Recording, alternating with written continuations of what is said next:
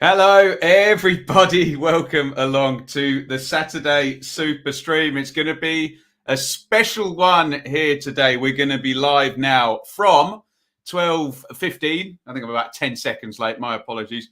All the way through to 5 p.m. Why? Because it's League One final day at 12:30. We go through the championship goings on from 3 p.m. We've got some Premier League at 12:30. And at 3 as well. And lots could happen. I put the shout out, how do you want me to play this? And the consensus was just go all the way through. So here we are. And to be completely transparent, my internet crapped out just before we started, or rather when I logged on. So I just had to reset all the TVs.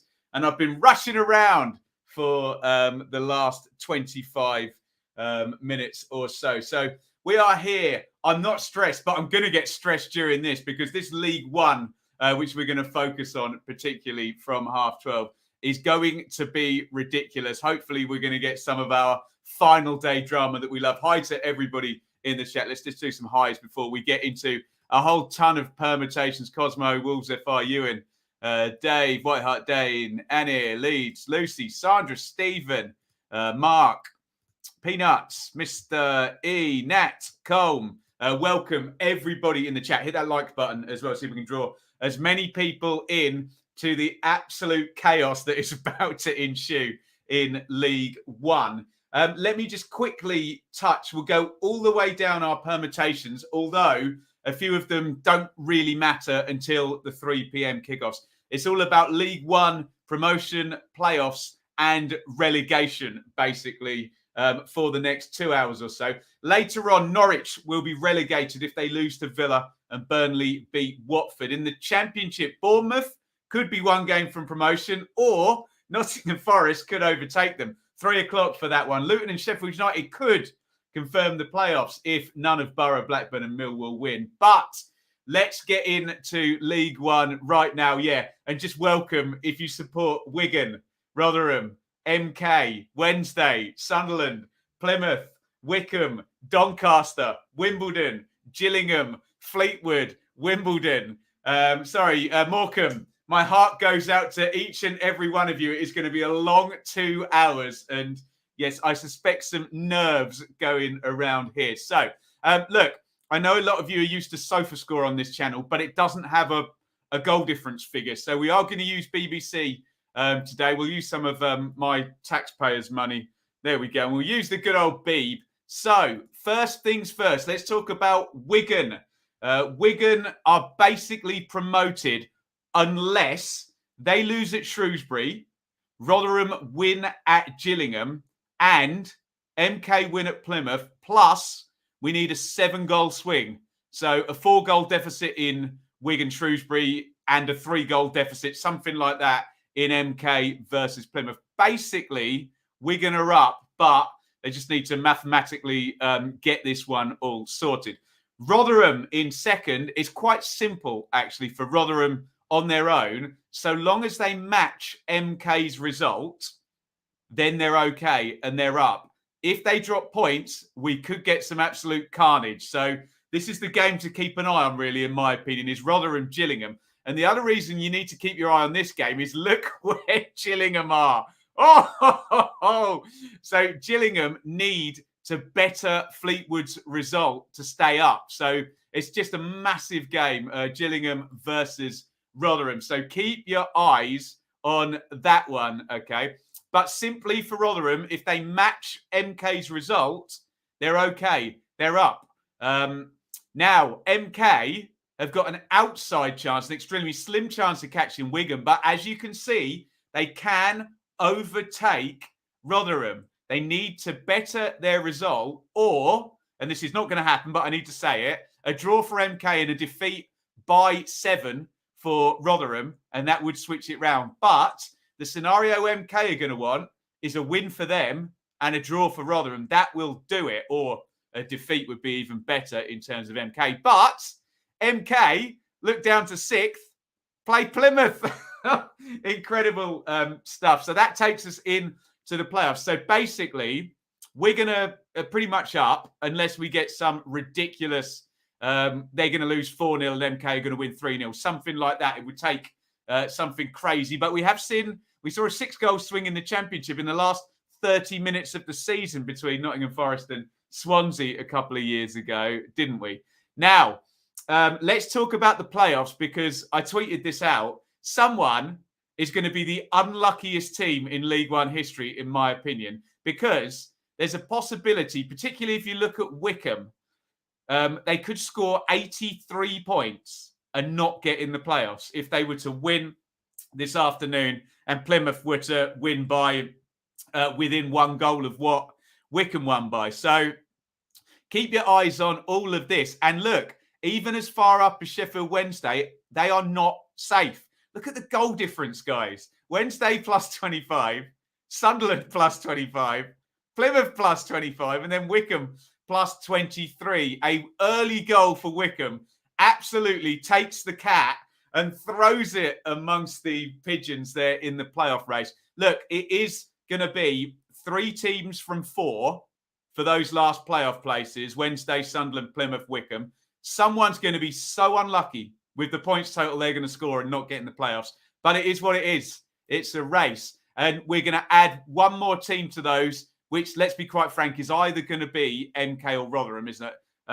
Unless we get that mad switch between MK and Wigan, which would take a 7-goal swing. But let's not rule it out. So essentially, in my opinion, 2nd to 7th, it will be 4 of those teams in the playoffs. One's obviously going up automatically. One is missing out with an obscenely high points total, and their fans will quite happily be able to say, well, unhappily, they are the most unlucky team in League One history to get that total and not do it. Down at the bottom, are you still following, you lot? We are 8 minutes from kickoff here, and we've got to do this all for the Championship at 2:30 as well. I need to keep my energy up. So, look, Doncaster are basically cooked, but mathematically they could still do it because of a 27-goal swing.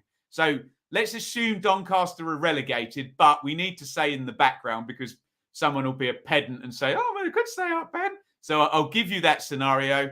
So Gillingham lose, Fleetwood lose, Doncaster win, and a 27-goal swing. So 15-goal win in one game and 12 in the other. It's not going to happen, but there you go. I wouldn't want to be a pigeon today. Absolutely not. Today is not the day to be a pigeon, Chris. 100%. Wimbledon, it's a bit less clear-cut because it is only, and I say only, a 7-goal swing, which is far more plausible than a 27-goal swing. But so Wimbledon can catch Fleetwood with a win, but they would need sort of to win by 4 and Fleetwood to lose by 3 or something of that nature to add up to the 7. Okay? So it looks very unlikely that Wimbledon or Doncaster would survive. Now, Gillingham, very interesting because they're in this huge game against Rotherham. If Gillingham can better Fleetwood's result, or if they can get a win and Morecambe do not win, or better still, lose, they can actually catch Morecambe as well up there in 19th. And look at the goal difference between Gillingham and Morecambe as well. It's only 2 different. So a win for Gillingham and a defeat. I mean, look, a 2-goal win for Gillingham and a draw for Morecambe would do it for Gillingham. Remember, Gillingham are playing Rotherham, who are basically needing to match MK in terms of getting promoted at the top of the league. So really just incredibly exciting game between Gillingham and Rotherham today. Fleetwood, all they need to do, simply put, is match Gillingham's result.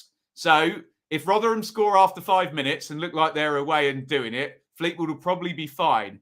But an early Gillingham goal, and that cat is so amongst the pigeons, it's not even funny there. So Fleetwood could go, but it really depends on Gillingham. We say this about relegation races a lot. If the team below the line loses, nothing's going to happen. A Rotherham goal after 1 minute, and this gets very boring very, very quickly, doesn't it? So Morecambe can still get caught. And even if they draw, Morecambe could still get caught by Gillingham if Gillingham actually going to have to win by 3, looking at the goals scored. They scored far fewer goals than Morecambe. So Gillingham really will be hoping Morecambe lose because the draw doesn't look like in terms of the goals scored. Then they would need to beat Rotherham by 3. stranger things have happened, haven't they? So look, we've got an incredible afternoon in League One coming up. That's before we get into Bournemouth and Forest and Huddersfield and those three teams chasing Sheffield United, who won last night as well. Got vibes of last season. It's always Rotherham in it as well, Iain, isn't it? I hope your ticker is okay, my friend. This is going to be crazy. And we've also got Newcastle versus Liverpool. That is a 12:30 in the Premier League as well. We've got Barnsley versus Preston in the Championship. Look, Barnsley, Preston fans, we love you. No one cares. Complete dead rubber in the Championship there. Barnsley, last home game for them there without manager. Preston going to be looking to bounce back from losing to Blackburn in midweek. But really, everybody's got their eye on League One automatics. Will it be, and let's assume it's going to be Wigan, will it be Rotherham or will it be MK? Then League One playoffs. Who's going to miss out with 80 points plus? God, that is going to be galling. I'm almost pleased Ipswich crap the end of the season, crap the bed at the end of the season, and we're 10, 12 points behind, because they're not going to miss out with 80 points, which somebody, and it could be 83 in terms of Wickham and Plymouth as well, could be so unlucky. And then down the bottom there, it is basically, you can forget Wimbledon probably and Doncaster, but it's all on for Gillingham, who are at home and playing Rotherham. Hard game, and could catch either Fleetwood or Morecambe. There we go. You got everything ticking along the bottom there. Look, Morecambe have got Sunderland, which does work well for Gillingham, doesn't it, in terms of maybe a couple of goals going against them. Incredible.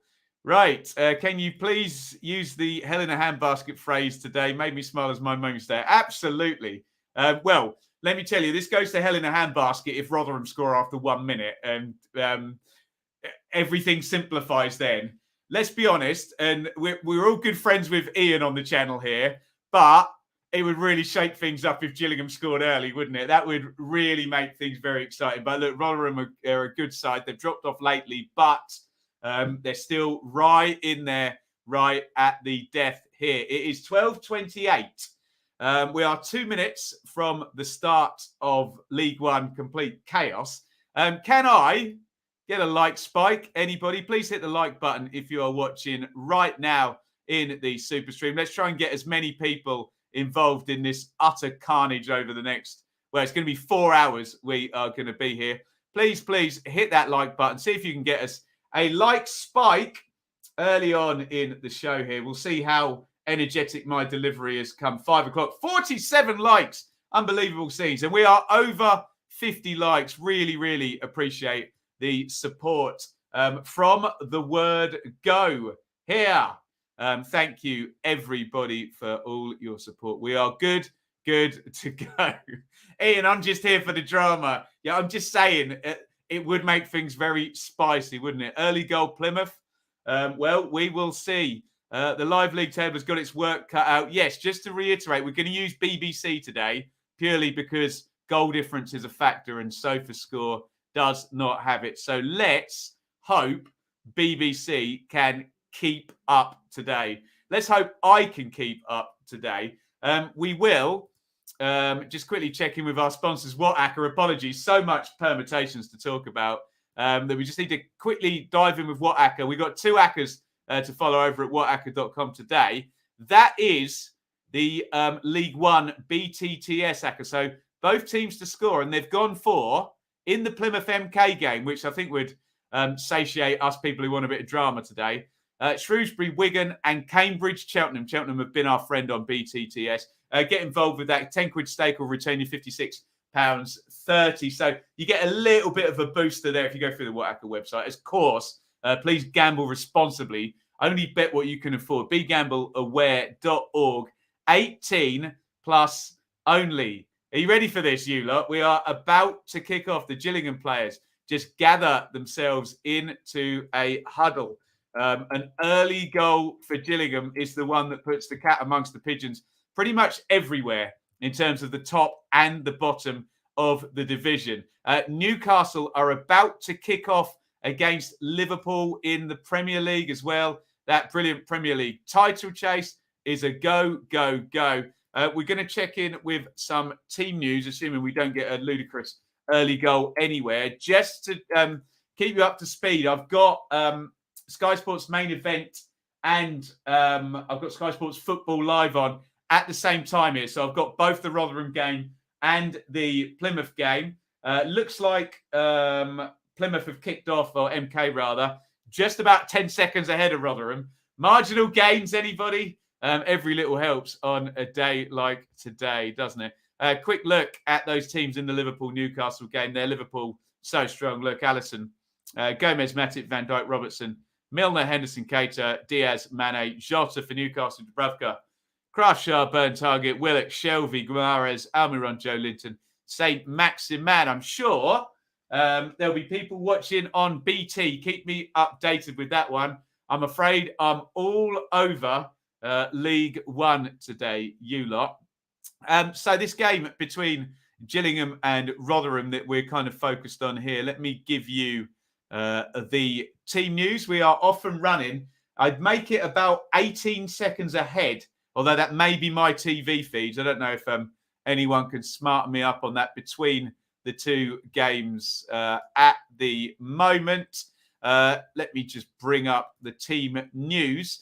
Remember, familiar names to us in the Championship. Obviously, we had Rotherham in the Championship covering them last season. They missed out on the last day. Neil Harris, the former Millwall and Cardiff manager, is the Gills boss, replacing Steve Evans. And we're expecting a long throw-in coming in from Jackson into the near post. Oh, headed up in the air, but it's grabbed by Johansson, the Rotherham keeper there, on the back stick. 0-0 in all of the games so far. We are awaiting our first goal. Will it be a cat in amongst some pigeons, the first goal today? Will it be in any of the games involving the top six? Wigan, Rotherham here. We'll see that one firsthand. MK, Plymouth obviously are in sixth, involved in the other game. And then we've got Wednesday.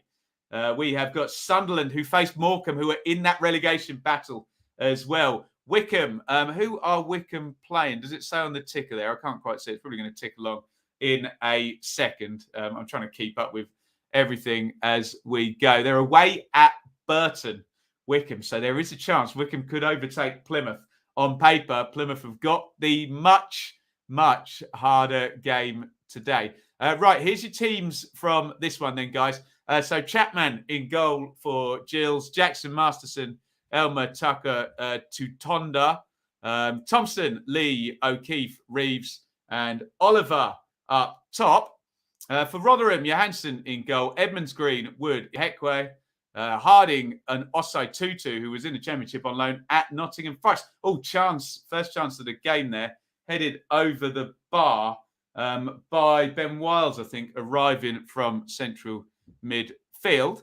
Rathbone, Barlasser in central midfield for Rotherham, Ogbene, Wiles, who I just mentioned, and Michael Smith up top, a League One guru and very well sought after player. Right, we're 3 minutes in and we haven't had any goals thus far. Let me just check you in with MK and Plymouth. Wickham, Burton, thank you, Nat. Sat for a few of the watch-alongs. Brilliant. Yeah, David, I have got your messages. Thank you so much. Really appreciate them. And he'll be checking out Forest later. Time sync on the Gills game. I've got 3:25 on the clock. I've got 3:46 on Plymouth and MK Dons. Let's just check in with some team news from Plymouth and MK, and then we'll start to ruminate on that live league table. This is very un-League One-like.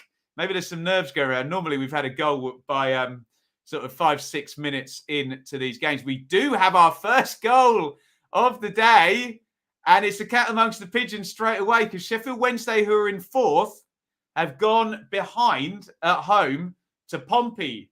That's a bit of a surprise. Pompey are 1-0 up at Sheffield Wednesday. The door now opens up for everybody below Wednesday. Our Wednesday friends won't like that, but in terms of that playoff chase, that is a very, what's the right word, drama-inducing goal.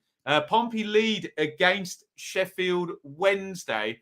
Right, should we just get to this this live league table where we're going to be for most of the afternoon? I think everything is updated, has it? No, that is not correct. Yeah, I don't think BBC has caught up yet with that goal that's just gone in for Portsmouth. First goal of the day. So Wednesday would stay on 82 as things stand, which, given they're a goal behind, will put Sunderland above them once that table updates there. Plymouth know that if they were to take the lead, I think, yeah, they've added the point on. I think the big one, though, is Wycombe, as things stand, know if they win, Sheffield Wednesday are now a lame duck and they could go above them. So we have a cat amongst the pigeons straight away. Fourth place, Sheffield Wednesday are behind. Pompey 1-0 up. George Hurst, and off we go with the goals. George Hurst, contract up at the end of the season. So I keep being told in my Ipswich Town WhatsApp groups. I think a few people are interested in him. And he's done well for Pompey up top on his own, hasn't he? Here comes a throw-in for Rotherham. First goal of the day has gone to Pompey. More prevalently, it's gone against Sheffield Wednesday. So have a look at that table there. In comes across to the near post. It's glanced over. I think that was a Hector up from the back, big centre half. Rotherham with the territory so far. So that's the state of things now. Sheffield Wednesday are okay unless someone below them scores, i.e. Plymouth and Wycombe. So Wednesday fans will now be very much behind MK and Burton as well. In terms of Wednesday, it does need both of those teams to take the lead to go past them. So Wednesday still have it strong, put it that way. I would say no one cares, but it's Ipswich. Ipswich have taken the lead. Thank you, James. Tyreek Backinson with a worldie, says James. Ipswich 1, Charlton 0. Even with my Ipswich hat on, there are other things we're concentrating on today, but Ipswich League 1-0 against Charlton. Looked like a chance there. Kasumu going head-to-head with the keeper in the Plymouth MK game. So, as things stand, everybody level. Sheffield Wednesday are behind. So, glimmer of hope now for Wycombe. Plymouth are already in there, but glimmer of hope for Wycombe. Plymouth on the attack, actually. Let's just switch to the other game. Plenty in the box as well. We never got to the team news for this one. Charged down there. Nerves kicking in here. Only one goal so far in the League One final day, but it is a big goal. Sheffield Wednesday are behind to Pompey. Obviously, Ipswich are 1-0 up as well, but that has no implications on either promotion or relegation. So nothing doing with Gillingham, who we're watching right here. Nothing doing with Fleetwood. Oh, I was just going to say nothing doing with Morecambe. Morecambe have gone behind. That is very good news for Gillingham. And wait for this TV coverage. The Gillingham fans are about to find out in the stands there that Morecambe are behind. So they now know that a win will take them above Morecambe, and Sunderland will now go above Sheffield Wednesday as well. Are you keeping up? Morecambe 0, Sunderland 1 is a big goal at both ends of the table. The drama is starting to ramp up. Let's see if BBC have caught up with that one. I don't think they quite have yet. So we'll await on the live league table. Sunderland are going to be projecting 84 now, which would mean Plymouth can't catch them, Wycombe can't catch them. So Sunderland, as things stand, confirmed in the playoffs. But down the bottom there, Morecambe are a sitting duck now for both Fleetwood and Gillingham here. They can both overtake Morecambe with wins. Remember, Rotherham are playing in this game we're watching right now.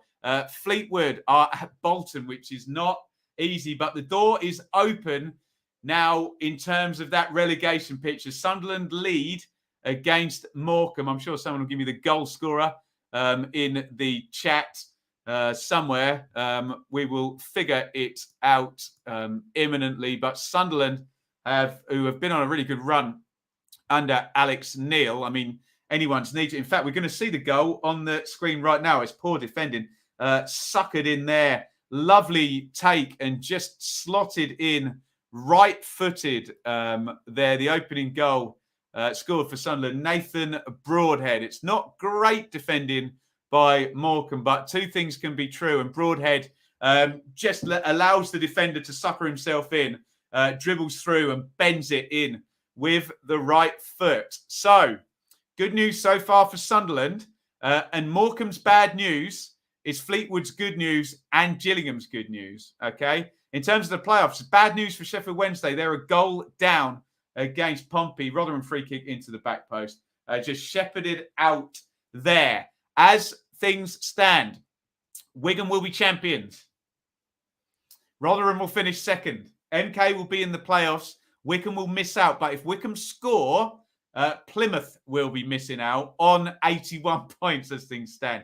Down at the bottom of the table, Gillingham would go down, but both Gillingham and Fleetwood know that if they take the lead, they overtake Morecambe in 19th place. Ipswich have gone 2-0 up. I don't know why they're doing this to me when no one cares on the last day of the season, but it's Ipswich 2, Charlton 0. Again, I love my team, but we have more important things to focus on this afternoon. Ipswich 2, Charlton 0. Here come Rotherham on the attack. Oh, they're inside in the box. Geordie offside 2-2. Good defending. Very good defending there on the cover. And Rotherham are threatening now. Last few times I've glanced across at the screen, it's been Rotherham in the ascendancy. Wes Burns is the Ipswich goal scorer. Made the League One Team of the Season. MK hit the bar in the... We'll have a look at that. Oh, I've just seen that, Stephen. Thanks for the heads up. All I saw was a ball raining in from long range, so I'll assume it was Twine, but it probably wasn't. The camera's on Kasumu, so maybe it was him. I didn't see the incident.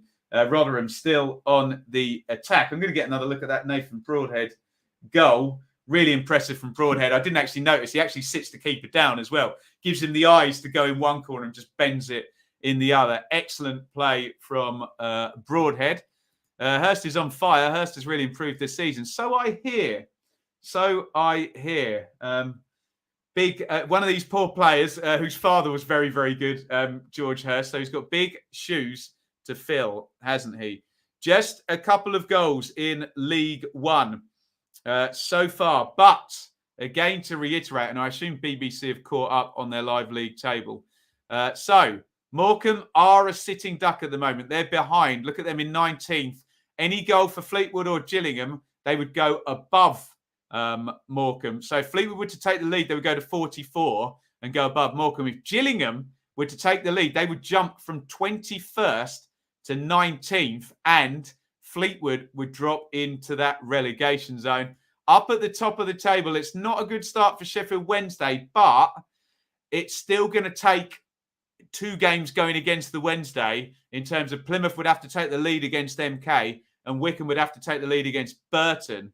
And then, incredibly, Wednesday, who have looked pretty solid in there, but mind you, everybody's looked solid at times this season in League One. That would see Wednesday drop out of the playoff positions. But at the moment, Wycombe are going to miss out with 81 points, which is just astonishing. And you can see that gap in the table from Ipswich down to Charlton. You can just see where the sort of top 10 or 11 have been quite a lot better than everybody else. And quite a lot of points have been accumulated by these sides up at the top of League One. Rotherham, 65% possession. They're on the attack again. They are the better side. And all the way through the middle, I think Edmonds Green has done well. I'll say 2-2. Oh, puts it across again. Last-ditch defending. I'm going to say they're defending well, Gillingham, but Rotherham are starting to cut through and do look far the more likely to take the lead. Keep your eye on Plymouth and MK. Plymouth now asking questions. Didn't realise Wigan were in that bad a form. Jay, Wigan could have gone up about 4 games ago and they're trickling over the line. It would still take something incredible for Wigan not to go up with a 7-goal swing needed in between Wigan's game at Shrewsbury and this game here, Gillingham versus Rotherham. We need a 4 and a 3 or a 5 and a 2, something of that nature in terms of the winning margins. Oh, and it goes to the lip. Oh, great save. Oh, Rotherham are looking very likely to score in this game. I don't know if the flag went up there, but it's a lovely reactions save by Chapman in goal. Just bobbles up off Edmund's screen. I think he might have been offside. Maybe Wood's been penalised for climbing afterwards. Didn't look a lot wrong with it. It's a good save from Chapman. And yeah, Rotherham are looking very likely here, I have to say. But 0-0. Gillingham 0, Rotherham 0, Plymouth 0, MK 0. The big goals so far. Morecambe are behind, which means Sunderland are in the lead. And Fleetwood have taken the lead. Oh, we've got a goal in the relegation zone. A bit of a surprise one. Bolton 0, Fleetwood 1. They will now go above Morecambe. And that is bad news for Gillingham. But remember, Gillingham can still catch Morecambe. Fleetwood have taken the lead. No disrespect to Fleetwood. Don't trust them to hold a lead. They've flunked this position many times this season. But I did not expect Fleetwood to be the first team down at the bottom there, going in front. It's Bolton 0, Fleetwood 1 down at the bottom. We'll check the live league table. And we're going to see Fleetwood are going to be above Morecambe. So Morecambe are behind and Fleetwood are leading. And MK Dons have taken the lead. Wow! And Scott Twine has done it. So as things stand, MK are into second position. Scott Twine has been amazing this season. He's done it again. And if we freeze the live league table now, and Rotherham will know this within seconds at the stadium.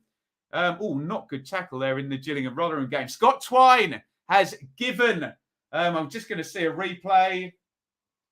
What a player. Just bends it over the wall into the corner. And we've got a glut, guys. Sheffield Wednesday have equalised. You would think a point simply would be fine for Wednesday today, especially now with Plymouth behind. It's all happening now. So Fleetwood took the lead down at the bottom. Wednesday have equalised, but the big cat amongst the pigeons is Scott Twine has given MK the lead. As things stand, it's Wigan and MK going up. Rotherham would miss out. 89 points, MK at the moment. Rotherham 88, but Rotherham have been knocking on the door. Oh, it's getting interesting now, you lot. We haven't had that goal updated on BBC there. I'm sure it will catch up in just a jiffy. Gillingham on the attack. I don't know who threw themselves into that tackle, but there was a horrible tackle in the Gillingham-Rotherham game, just as MK scored in the other game. I'm going to get another look at Scott Twine's free kick. It's not quite in the corner, I would say, from the keeper's point of view, but his technique is so good. Scott Twine saw him score a free kick against Sheffield Wednesday for MK a couple of weeks ago in the flesh. Tremendous player, Twine, who will very likely be in the Championship, whether MK go up or not. And this is the table now as things stand. And we have, well, it's not been boring, put it that way. So MK, as things stand, lead against Plymouth and are going up to the Championship. Kasumu hits this. Oh, goodness me. Very, very close. So it wasn't Kasumu. It was the wing-back who plays for Chelsea, whose name I can't remember. Going really close to putting MK2 up. So if Rotherham cannot score, they are going into the playoffs. But a Rotherham goal, everything flips around and Rotherham go to 90. And MK would be another unlucky team, going to miss out with 89 if that were to happen as things stand. I'm giving you hypotheticals here. In those playoff places, so Sheffield Wednesday, I don't think that has updated, has it? I think they should be on 83 because they have equalised. I'm going to see the goal right now. In fact, let me just look to the other screen. Driven across. That's a really good goal, actually. And looks like Hillsborough's absolutely ram-packed there. Nice finish, just kind of glanced in outside of the right foot. And I can't keep up. I'm about to see the Fleetwood goal, which is an absolute perler for Fleetwood there. Bent in to the far corner, left-footed. Hopefully, your ticker down the bottom there is all adding up. I don't think BBC's live league table is. There we go. Sheffield Wednesday have just bumped up a point, as they should have. We've had goals in the Premier League and the Championship as well. Not many people will care that Barnsley are leading 1-0 against Preston, but a lot of people will care because it's the title race. Newcastle 0, Liverpool 1. Let me know if you're watching on BT. It's been eventful so far, guys, hasn't it? Absolute carnage in the Super Stream so far. Lee Gregory with the goals for Wednesday. Lovely finish. Gregory's been in good form, scored a hat-trick at Fleetwood the other day. Who scored the Fleetwood goal, guys? Lovely, lovely finish there. Let me know if you're watching on BT. Liverpool are leading, we think, against Newcastle. I'll try and get you a goal scorer. Naby Keita has scored for Liverpool, who up in the big league are going back to the top. They will be 2 points clear of Manchester City, who will play Leeds United later on in the day. Titonda has been booked now for Gillingham. I think they have a couple of yellows now, don't they, Gills? They're certainly straining to keep pace with Rotherham here, who are the better side in this game. Even though the Rotherham fans are going to be very tense at the moment, you would think if this game runs the course that it's going at the moment, that they will get a goal at some point. Right. Let me just check in with the Championship. See who scored that goal for Barnsley. In one of our BTTS games, there's going to be a chance. Is there good last-ditch defending again? I'm a bit conflicted saying that last-ditch defending is good. Aidan Marsh is the goal scorer for Barnsley. Sorry, I should have listened to Sheffield United FTV there. Thank you. Yeah, he told me that. I didn't need to look it up. But yeah, I keep saying Cardiff. Neil Harris, blue shirt, Cardiff and Millwall. Gillingham are defending well, but they're giving away chances here. It's last-ditch stuff 2 or 3 times now for the Gills. Come on, Argyle, says Iain. Yeah, and I believe Cambridge took the lead, which is one of our BTTS games over with WatchAlong. Sam Smith, won't you stay with him? He was on Mount Rushmore for a while. Apologies today. There will be no Mount Rushmore. We might do some CV game when anything calms down. But yeah, it's going to be one of those streams today, I think. Let me just pop Cambridge's goal on the ticker. Check in with that WatchAlong pick. It is BTTS all the way as Gillingham line up a long throw-in. There it is. We got Plymouth and MK BTTS. MK have scored. Cambridge, Cheltenham, Cambridge have scored. Shrews, Wigan, nothing doing in that one yet. So they're on the way. Long throw-in, well dealt with in the end on the back post. Then we do have one of those games we can tick off that I was just talking about, because Cheltenham and either May or Wright, who always score every week, have equalised. So we do have BTTS in Cambridge, Cheltenham. So tick that one off if you're following on WhatAcca.com. Please gamble responsibly if you do. Another set play for Gillingham, which you'd imagine is their biggest hope here today against a good Rotherham side. Oxford 1, Doncaster 0. Well, Oxford, we know, are missing out on the playoffs for sure. And Doncaster need a 27-goal swing and a win. So that just dots some I's and crosses some T's. Rotherham defend the set play well. Rathbone clears away. And we can add that goal in for Oxford. Oxford 1, Doncaster 0. at the Kassam. And Gillingham are having their best spell in this game thus far. Let's be fair, it's set plays and it's hemming Rotherham in, but we're fans of tactical diversity here on the channel. However, any team wants to play is fine by me. May the best team win. Oliver is trying to get some space. In goes the long throw. Rotherham, easy first contact there by Richard Wood. Headed down. Gills have won the second ball. Good defending, though, by Rotherham. It's belted back in long. It's Ben Thompson there, tried to chest it down. And Rotherham are going to clear. Woof. Let's check out that live League One table. So, as things stand, Wigan will be champions. MK will get second because they lead at Plymouth, who are outside the playoff places. Does that mean Wycombe have scored? No, it just means Wycombe 11. I hadn't realised that. So, yeah, as things stand, Plymouth are out of the playoff. I hadn't noticed that. I was too busy looking at MK when that goal went in. Let me start over. Wigan, as things stand, will be champions. MK, by virtue of that Scott Twine free kick, will finish second, and Plymouth are out of the playoffs. This all depends now on Rotherham, who are 0-0 in this game we're watching with Gillingham. Gillingham just having their best spell, really, first time they got into the game. Remember, a Rotherham goal, everything changes. Barnsley 1, Preston 1 in the Championship. Not top of our priority list, but Preston get the equaliser there. Marsh had given Barnsley, managerless Barnsley, the lead. In the playoff positions, Sunderland are leading at Morecambe. Wednesday were behind, but are now level. I can't even remember who Wednesday are playing. So much is going on. It's going to come up on the ticker in just a sec. Wycombe and Burton are level. And Plymouth are going to be in the wrong place where the music stops in 7th place on 80 points as things stand.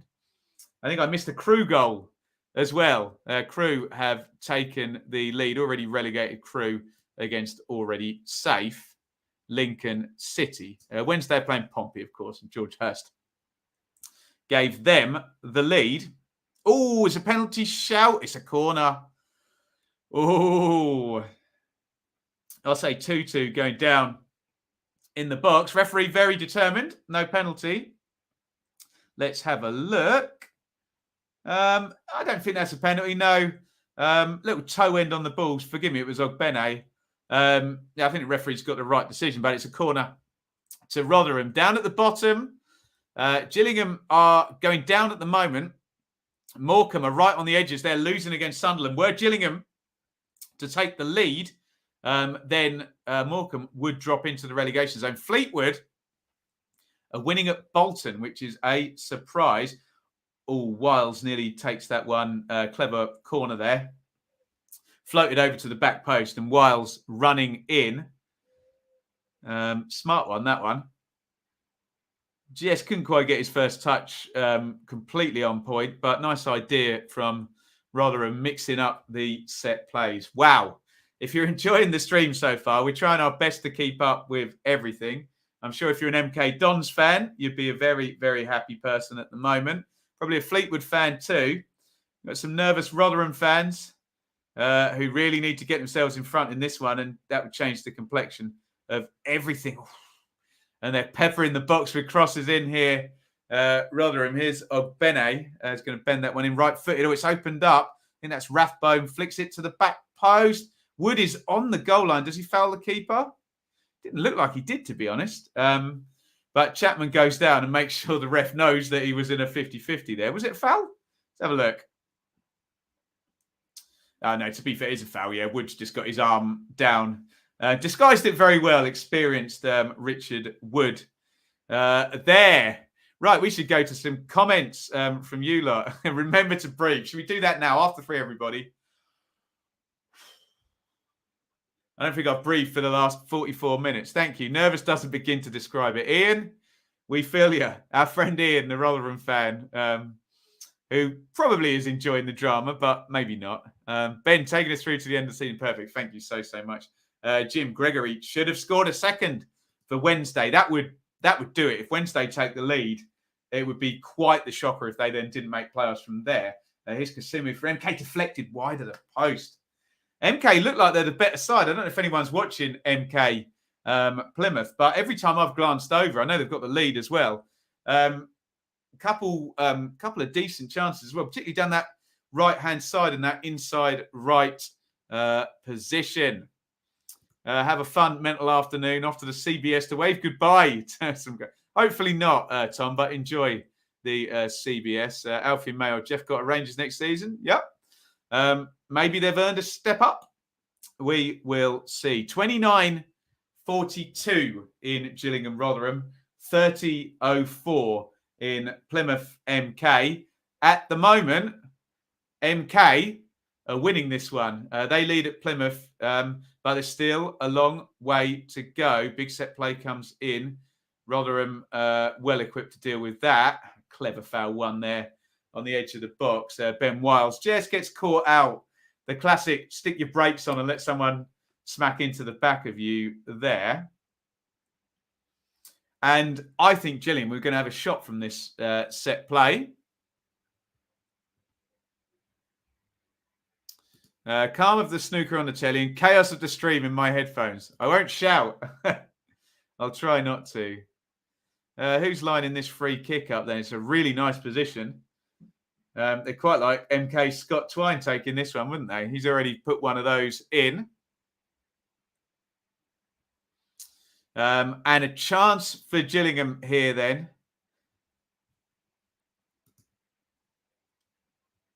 Johansson, the Rotherham keeper, just lining his wall up. Potential takers. Oliver Lee's there. Looks like the right footer. Ben Reeves, possibly the left footer. Can they get it on target in front of those Rotherham fans all stood and gathered behind the goal? Who does this favour then? The right footer or the left footer? If this goes in the goal, cat amongst pigeons. MK fans would celebrate this one and Gillingham would go above Morecambe. Here comes Lee. Is it going to be right-footed? He's taking his time. It's only going to be a two-step run-up. No, it's going to be Reeves. Over the wall. Not enough pace on it. It's a nice enough line, but Johansson makes the save easily enough. And those Rotherham fans behind the goal can breathe a bit easy again there. Plenty of bend on it, but not enough pace at all there from Reeves. And you'd like to have this guy, because Scott Twine is having another go from a set play. He's put it in to the wall. A bit of a free kick guru is Scott Twine, but then he's a bit of an everything guru, isn't he? He's a brilliant player for MK. So enjoyable when your team isn't involved in the last day shenanigans, isn't it, Jest, hey? I always say to people, I was at the playoff semi-final between West Brom and Villa that went to penalties. And I was the most relaxed person in the stadium as a neutral. It was great. The Baggies fans I was stood with weren't particularly enjoying it, but there we go. Here is Rathbone for Rotherham.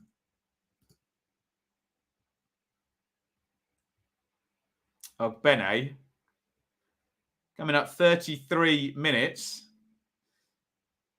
Rotherham, and you need a goal. Clean sheet and a goal. Doesn't matter when that goal comes. And they've won themselves another attacking set play. Cross was coming in from the sort of inside right position from Barlassa. That's another corner for Rotherham, who have been reasonably dominant in this game. 62 on the possession. Should be a fourth corner to 1. 5 shots to 2.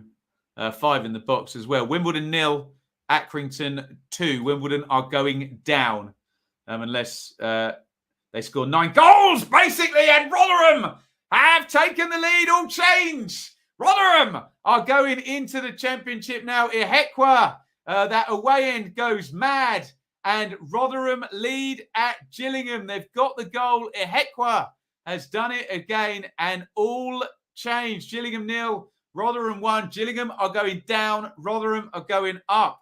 It is that straightforward. forward. It is a goal for Rotherham. Ihekwa heads it in, and Rotherham, as things stand, are heading back to the Championship. It's been coming, you'd have to say. I know Gillingham had a few set plays in that free kick there. I wonder if Edmonds Green actually got the final touch there. Ihekwa on the back post. Yes, he does, doesn't he? Or maybe even Wood. There's two of them following it in. We're going to get really good. The Rotherham fans won't care. Who scores this? Ihekwa, great header. No, it's Edmonds Green's goal. He just flicks it with the outside of his right foot and gives Rotherham the lead. We're going to get to that live league table. That is a huge goal, and it will, of course, relegate Gillingham as well as things stand. I need to say a big thank you to Dylan. £10 on the Super Chat. Thank you so kindly. Thank you for your content. Always enjoy Super Streams. I'll be watching from the Premier League next season. Dylan, thank you so much. You too can contribute via Super Chat, and it's a huge thumbs up to Dylan. In fact, I'm going to drink to Dylan and say a big thank you. And that is a big goal. I think the MK players are just finding out that goal's gone in. MK are doing their bit, but it's not going to be enough as things stand. And Neil Harris looks a bit crestfallen. He's done a good job, but they are going down at the moment. Jeff, legend, thank you so much. £5 Super Chat. Word is Han Noah Masengo will be saying adieu to Ashton Gate. Do you know where he's going, Jeffrey? Do let us know. Thank you so much for the £5 Super Chat. Thank you to just click Dylan's up again. Very kind. Thank you, guys. This will always be free on YouTube, but you can support via Super Chat like Jeff and Dylan have. Sheffield Wednesday are looking fairly certain to make the playoffs now, and Bolton have equalised against Fleetwood. Right, keep up, Ben. Wednesday have taken the lead. So Wednesday were 1-0 down against Pompey. They are 2-1 up. I never doubted them. Wednesday lead 2-1. But I said don't trust Fleetwood to keep a lead, and they haven't. Bolton have equalised. We'll get across that in a second. It's going to be another... Oh, my goodness me. How have Rotherham not gone 2-0 up there? This could have been out of sight and done there. Michael Smith arriving.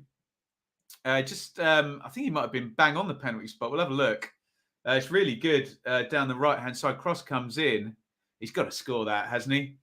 He just doesn't quite sort his feet out as he's arriving. It should just be a little cushion back into anywhere near the corner, and he scores. Keeper's not getting there.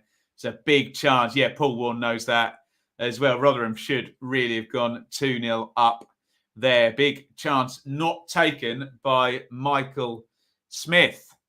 Right. Let's dive in and see if that's been updated down the bottom of the table, because a lot has just gone on. Fleetwood, they need to take 2 points off at the moment because we know Bolton have equalised. So as it stands, Fleetwood are back at 41, but they've got a 15-goal advantage over, well, before that goal goes in, it's going to be 14, is it? Oh, no. They hacked a goal off Gillingham there. Anyway, they've got a huge advantage over Gillingham in terms of goal difference. So as things stand, Gillingham are going to be going down on... No, Gillingham shouldn't have 40 points. That table's 41 points. That table's way behind.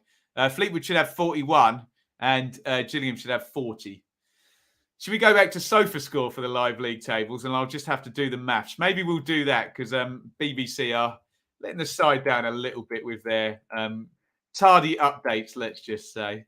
Right, let's try, and I'll see if I can add up the goal difference as we go. We'll try the SofaScore live league table, and it should, there you go, that looks a bit more accurate, doesn't it? So Gillingham are on 40, they are behind. Fleetwood are level, but do have that big goal difference advantage. Gillingham really need to score a couple of goals if they're going to get past either Fleetwood or Morecambe.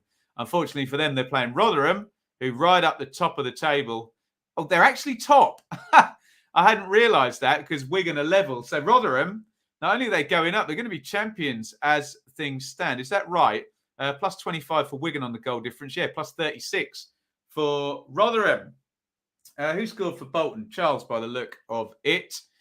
Are you keeping up, everybody? It's going to be a long throw in to Gillingham. I tell you what, it's going to be a long afternoon as well. The goals are coming and the big goals are coming. None bigger than that Edmonds Green goal here for Rotherham which is the one that's deciding everything at the moment. That one goal pretty much decides promotion and relegation, doesn't it? It's going to promote Rotherham and it's going to relegate Gillingham. That one goal. We said that was the key goal. We did have some other goings on, but that goal is far more powerful than anything Scott Twine or anything Fleetwood can do down at the moment. Fleetwood less so, but MK look like they're playing really well, to be fair. And I think Plymouth are still set to miss out on the playoffs, aren't they? Yeah, they're still in 7th spot. Wycombe are going to sneak past. So Plymouth really need to do something about this. Oh, and they've gone 2-0 down. You have to say fair play to MK and the utterly brilliant Scott Twine, who has scored again. MK take a bow and Plymouth are banging trouble here and looking like they're going to miss the playoffs. In terms of MK as well, if Gillingham were to equalise, they are right there, ready to go and overtake Rotherham. Scott Twine, take a bow, son. He's been brilliant all season. He's coming to the Championship or higher, whatever. Moved from Swindon to MK this season. He's got his second. It's brilliant stuff from Twine. And I think Sheffield Wednesday are going into the playoffs on fine form. They are 3-1 up against Pompey, having gone a goal down. Twine, dancing feet inside the box. What a player. Just drills it in with his right foot. Look at that first touch. Engages his man, who knows he's going to go on his right foot. Gets a bit of a lucky bounce, to be fair, Twine. Let's have another look at that. Yeah, it just bounces off his thigh, but look at that finish. Just swerves it away from the keeper. Liam Manning, the MK manager, celebrates. Celebrate having Scott Twine in your team, right? Stephen Schumacher does not look happy, and I'm not surprised because he now needs a favour from Burton, doesn't he? If Burton were to score against Wycombe, that would drop Wycombe's goal difference to 22. And what is Plymouth's? 20. Oh, it's 23. Oh, wow. So if I've added that up correctly, if Burton were to take the lead, or have they added that Lex goal on there for Plymouth? It's so close, it's not even funny. Let me just do that maths. I think if Burton were to take the lead, Plymouth would be in the playoffs by 1 goal. I think if I've added that up correctly, we'll see if it's BBC tables. Yeah, 23 and 24. So, no, they wouldn't. They'd be out of it on goals scored. Oh, God. It could get ridiculously tight between Plymouth and Wycombe as the day goes on. Wycombe are going to want to solve that just by taking the lead themselves, aren't they? Just seeing that Rotherham goal, the most important goal you'll see today so far, by Rahani Edmonds Green. Paul Warren celebrates it. Rotherham doing Rotherham things in League One. Tremendous stuff. Twine will be playing in the Championship next season. I think so. And so will Wigan. Shrewsbury 0, Wigan 1. We said a minute ago, Rotherham are top. They ain't top anymore. Wigan take the lead. Wigan have been champions-elect for weeks now and fumbling and slipping their way over the line. But they've got the lead here. And, oh, my goodness me, it's 3-0. Plymouth are absolutely crapping the bed here. Plymouth 0, MK 3. I think that's Harry Darling has headed that one in. And Plymouth are having an absolute nightmare here. They've been in the top 6 pretty much all season, even despite Ryan Lowe leaving for Preston. They are going to miss out on 80 points as things stand. And we know goal difference is important here. And that goal, I think, now puts the goal difference in favour of Wycombe. And Wycombe haven't done anything yet. They're just 0-0. MK, fair play. If Gillingham equalise, MK are right there, ready to go past them. They are 3-0 up. So well played, MK Dons. They lead 3-0. They're not going up automatically as things stand, but they're putting a dagger in Plymouth's heart. And speaking of a dagger in Plymouth's heart, oh, Gillingham nearly got in. Wycombe have just taken the lead. This is a really bad afternoon for Plymouth. It's Burton 0, Wycombe 1. And if anyone's watching the Plymouth game, you're about to hear the air completely get sucked out of the stadium because Wycombe have just taken the lead, which is even worse news. Wimbledon 0, Accrington 3. Wimbledon are going down with a whimper. They are 3-0 down to Accrington Stanley. Let's see if SofaScore has caught up with everything. Looks like it has. So, Wigan take the lead. They are top, ahead of Rotherham, 92, 2 points per game. You love to see it, hey? MK and Rotherham in hot pursuit. So, what we do know is that a Gillingham goal will swap Rotherham and MK. So, Rotherham really would want a second goal because anything can happen. 30-yarder, set play, whatever. 1 goal lead, you never know. Plymouth, yeah, look at that. And look at their last 4 games. They are going to be so unlucky if they miss out, Plymouth. They were on 77 points, Plymouth, 4 games ago. And as things stand, they are not making the playoffs. Wycombe are winning. Sunderland are winning. Wednesday are winning. MK are winning. Plymouth are 3-0 down. It is the worst possible. So you couldn't have written it worse. Losing 3-0 at half-time and everybody else is winning. I don't want to pile in and on the misery for poor old Plymouth fans, but it just could not get any worse for them at the moment. They really need a favour from somebody else, Burton or Morecambe, particularly in those games. Pompey are 3-1 down against Wednesday, so it doesn't look like it's coming there. But they're not going to score any points themselves as things stand at 3-0 down. A horror of a first half. We're going to see the Wigan goal here over at Shrewsbury. Set play, whipped in from the left. It's an incredibly lucky goal. Bouncing off Will Keane, possibly.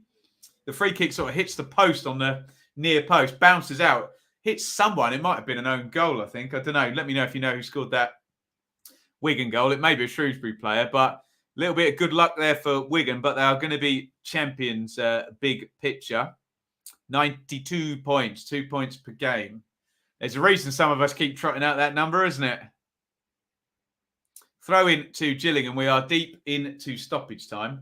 3 minutes of stoppage time. We've already played nearly 1.5 of them. Throw-in goes to the near post, and it's going to be a corner to Gillingham, I think, to end the half. Yes, it is. Again, just to reiterate, if Gillingham score, MK and Rotherham swap places. So Rotherham really do need that second goal, and that's not me just trying to big up the drama for a little bit more. It's a fact. A Gillingham goal would switch the 2 teams in second and third. Plymouth are down to 10 men. I said it couldn't get any worse. It's just got worse. Jordan Houghton has been... Oh, Gillingham have hit the crossbar. Oh, MK were that far away from going back into the promotion places, courtesy of Gillingham. What has Houghton been red carded for? It's a second yellow. Oh, it's stupid. What's he doing? He's holding Kasumu on the arm. It's a clear yellow card, and he's already got one. I don't really see how you can argue with that one. The MK players are pointing out that you just can't do that. And let's have a look at this Gillingham effort that just hit the crossbar. Set play goes to the back post. Flicked on. Thompson's onside. He's unlucky. Spin, swivel, volley. Hits the bar. Johansson's beaten. Rotherham that close to dropping out of the top 2 there. Ben Thompson hitting the bar. And Plymouth are just cooked, aren't they?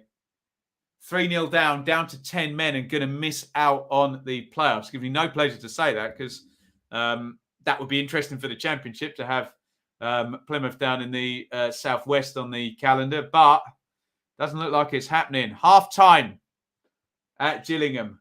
It is Gillingham 0, Rotherham 1. Half time's coming in everywhere. Plymouth imploding now. Houghton off. Goodness me. What else have we got? Mental last day. You love to see it. Can change in a second. That hold the celebrations. He's celebrating that. Don't do that. Oh, no, he's wishing in celebrations. Up the ticks. They are going up.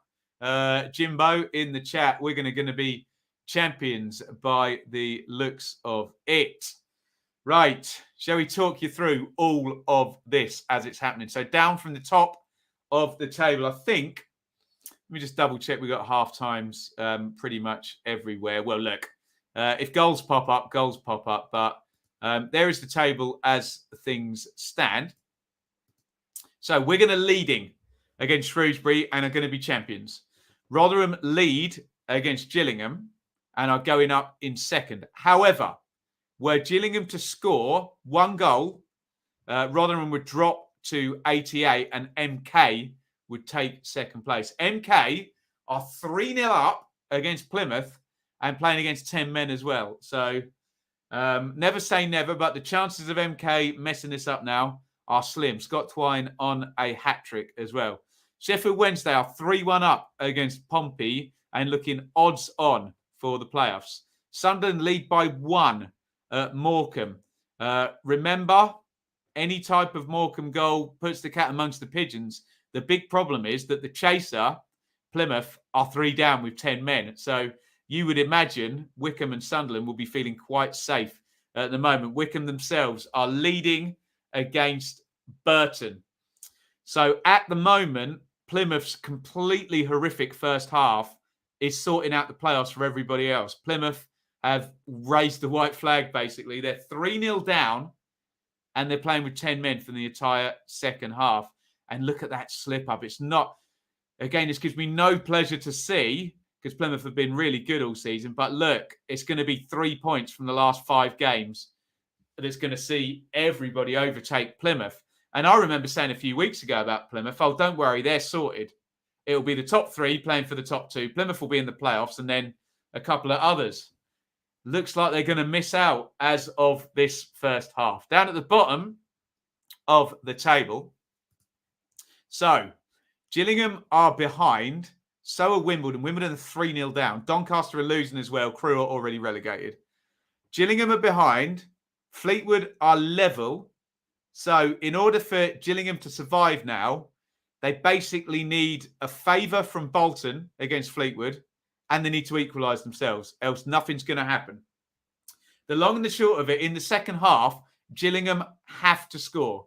Doesn't matter what Bolton do to Fleetwood, unless they're going to win by 15 goals or whatever it is.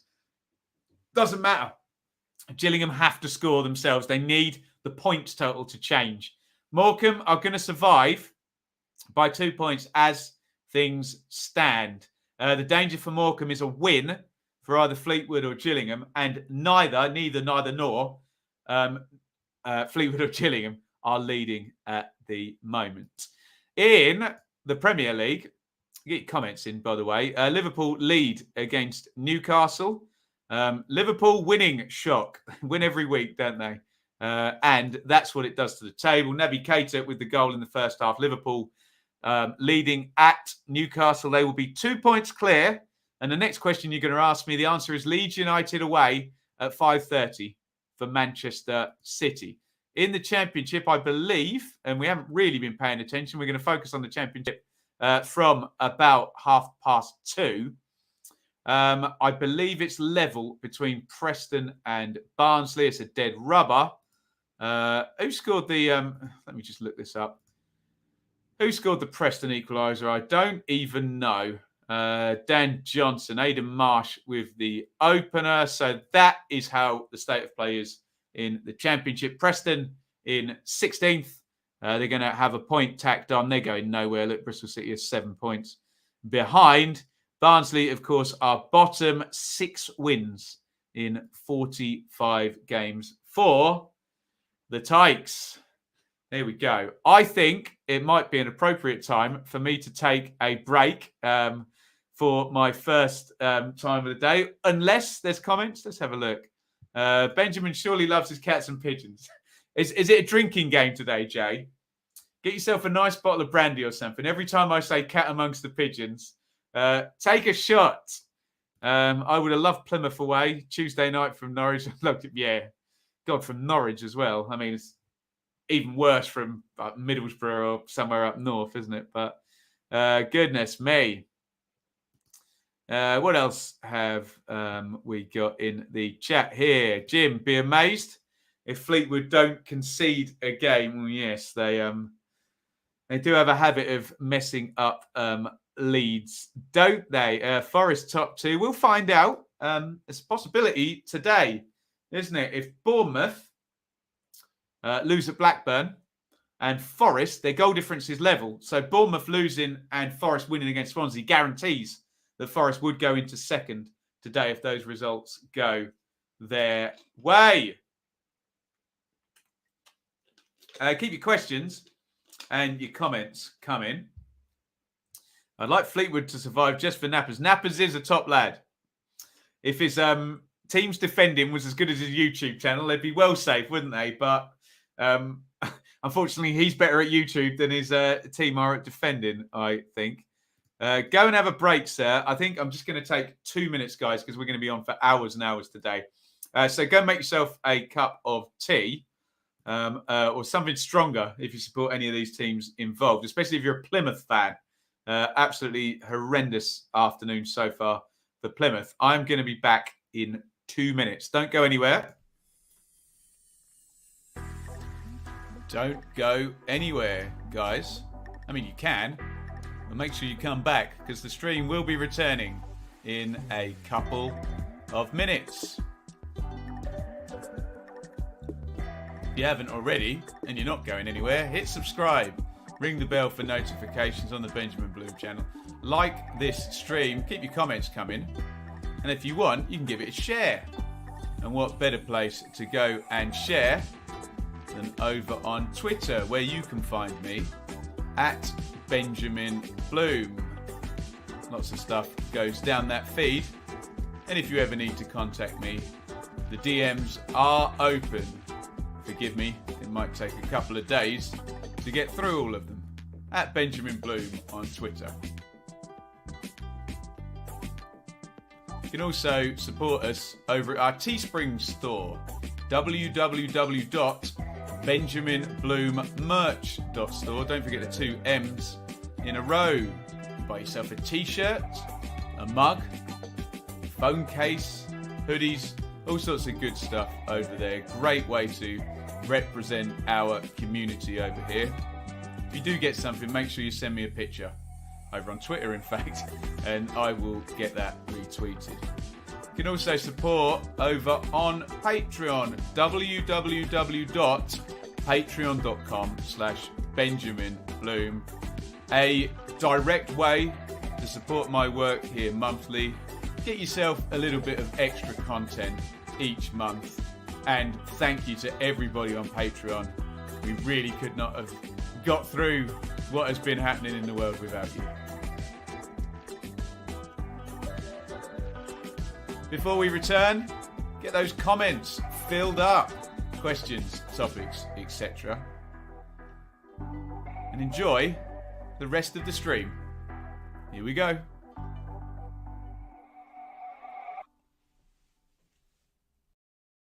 Welcome back, everybody, to a crazy super stream so far. Headlines: Wigan are going to be champions in League One in 45 minutes' time.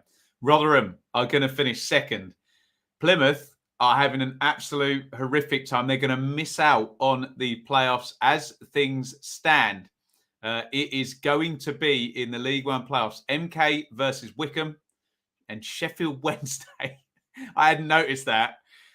Sheffield Wednesday versus Sunderland in the playoff semi-finals. If you want 2 big clubs meeting there in 2 massive games, how about that? Anyway, early comments on those 2 potential playoff games. At the moment, I can't believe that. Sheffield Wednesday versus Sunderland. That is going to be brilliant, isn't it? MK versus Wycombe, which is a lovely clash of styles, isn't it? And Sheffield Wednesday versus Sunderland. Get your comments in on that. In terms of our sponsors, wrong side, WhatAcker, what have we got? How are we doing? Plymouth MK, we've got BTTS. I'm not sure Plymouth are going to score today. Shrews, Wigan, we're halfway there. Cambridge and Cheltenham have already done it. So we need a Shrewsbury goal and a Plymouth goal. And your WhatAcker 12:30 tip is in. There is a 3 p.m. tip. There it is. And we'll read that out properly later on. Down at the bottom, Crewe are already down. Doncaster and Wimbledon were pretty much already certain. Wimbledon 3-0 down. So Wimbledon are down pretty much, aren't they? And Doncaster 2, they're losing. And I think they needed a 27-goal swing. Gillingham are going down as well. And in terms of the Gills, they need a big favour from Bolton and they need to equalise against Rotherham. Basically, the key to the second half and any drama is a Gillingham goal. But we said a Gillingham goal was the key to a lot of stuff. We got a Rotherham goal. We got the complete opposite, didn't we? Let's see any comments here in the chat. Wouldn't want to play MK on that Wembley pitch. You're going to have to get past, I know Jim's Wednesday, isn't he? You have to get past Sunderland first. That's a hell of a semi-final, isn't it? That'll be 2 massive attendances as well and big games. I love it. Sheffield Wednesday and Sunderland. That'll be great. What else have we got in the chat? Straight on the M1 makes it a lot better. Yeah, that's my position for away games. Great guesser. Welcome, Helen, who's a Blackpool fan, if I'm remembering all the people that watch our streams here. Wednesday and Sunderland final would be better. Doesn't look like it's going to be happening, though, does it? What else have we got in the chat here?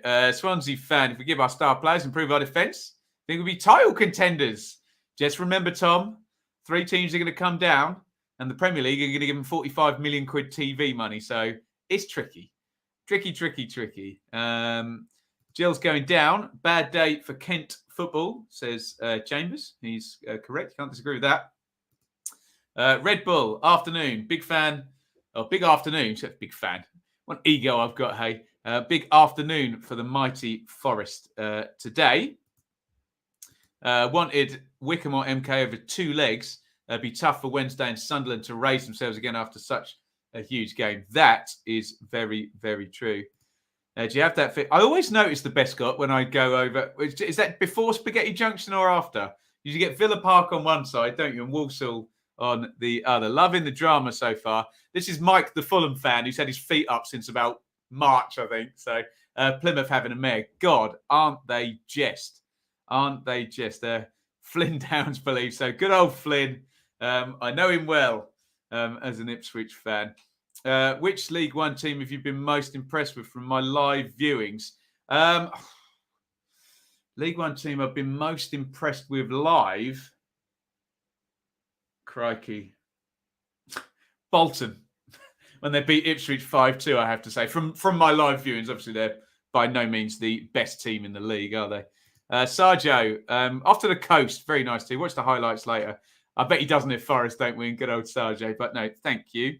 Double whammy for Kent with Dover relegated. Didn't Dover get deducted a whole ton of points? We are, I assume, not long. Yeah, I can see the Gillingham players coming out in the background of the graphic that's up on Sky Sports. Later on, i.e. at 3 p.m, you're going to get this. In the Premier League, you can get Villa Norwich. Norwich have relegated today if they lose. And Burnley beat Watford, which you can see there. Wolves, Brighton. Sorry, I missed one out there. Saints Palace as well. Championship, Blackburn, Bournemouth, Wolf. Blackpool, Derby, Bristol City, Hull. Cardiff, Birmingham. Coventry, Huddersfield. Huddersfield still might have something to say if we get a double slip up from Bournemouth and Forest today.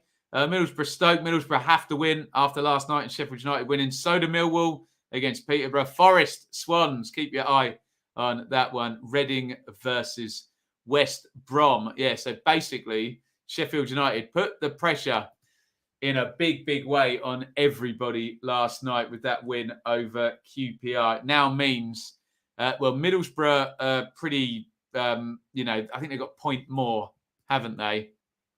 But Blackburn and Millwall both have to win as well. Else, playoffs could be done today in the Championship. If those 3 sides don't win, then we know our Championship playoffs will definitely contain Sheffield United, Luton, and it may well contain Huddersfield and one of Forest or Bournemouth. But we'll find out a lot more later on. This is a hyper, super, mega, super duper stream today. Why don't we do a like spike? If you're watching the stream right now, oh, wow, we've already got 100 likes. That is so good. Thank you, everybody, for the support. So if you are watching, please, right now, go on, do it. Takes you a second. Just hit that like button. Give us a like spike and see if we can get ourselves up to 150 likes. Wouldn't that be a fine thing? Support the channel. We're going to be here until like 5 p.m. today doing all the Championship stuff. I can see that's already gone up 128. Fantastic. The support on the channel is magnificent. And we thank, of course, WhatAcker, who are our partners here. Head over to whatacker.com. 131 on the likes. Brilliant, brilliant stuff. Thank you all so much. Channel will always be free. Lovely people do support me on Patreon and via Super Chat. Dylan and Jeffrey already Super Chatting today. Thank you to both of them. But it's absolutely free. And if you just hit that like button, that's a great way of helping if you don't have the money to support financially. So I'm really, really grateful for that. Right. We've kicked off at Plymouth. They are going to be, not that it really matters now because they're 3 down in Plymouth terms, but so they're going to be about 25 seconds behind, I think. Ref is still keeping it waiting. It's going to be more like, it's going to be 30 seconds behind, basically. Rotherham are going to finish, or they're going to get to 90, 30 seconds behind MK. Plymouth actually doing a little bit of rare attacking. They are 3-0 down and down to 10 men. Right, let's give you the state of play as it stands on League One final day. Here it is one more time as we await for the second half to boom into life. I've put some charge on my phone. There we go. That's got to last the whole afternoon. Right, we're going to be champions. They're leading at Shrewsbury. Rotherham have got a free kick, by the way. Rotherham are going up in second place. They really need a second goal, though, because any goal by Gillingham and MK would overtake Rotherham, and Rotherham would be in the playoffs, and MK would go up automatically. Wednesday are leading, Sunderland are leading, Wickham are leading. They're all going to finish in the playoffs at the moment. Oof. Someone's gone down after that free kick. Referee's gear. He's got to stop the game. It's a head injury. So double substitution as well for Plymouth, who, just need to try anything now. So it looks like Plymouth are going to miss out unless we get something insane happening, especially with 10 men. I just don't see that happening. But, hey, stranger things happen. Down at the bottom, unless Gillingham score, nothing is going to happen here. Even if Fleetwood lose, look at the difference in goal difference. Fleetwood have just scored so many more goals. That is going to make all the difference in the end.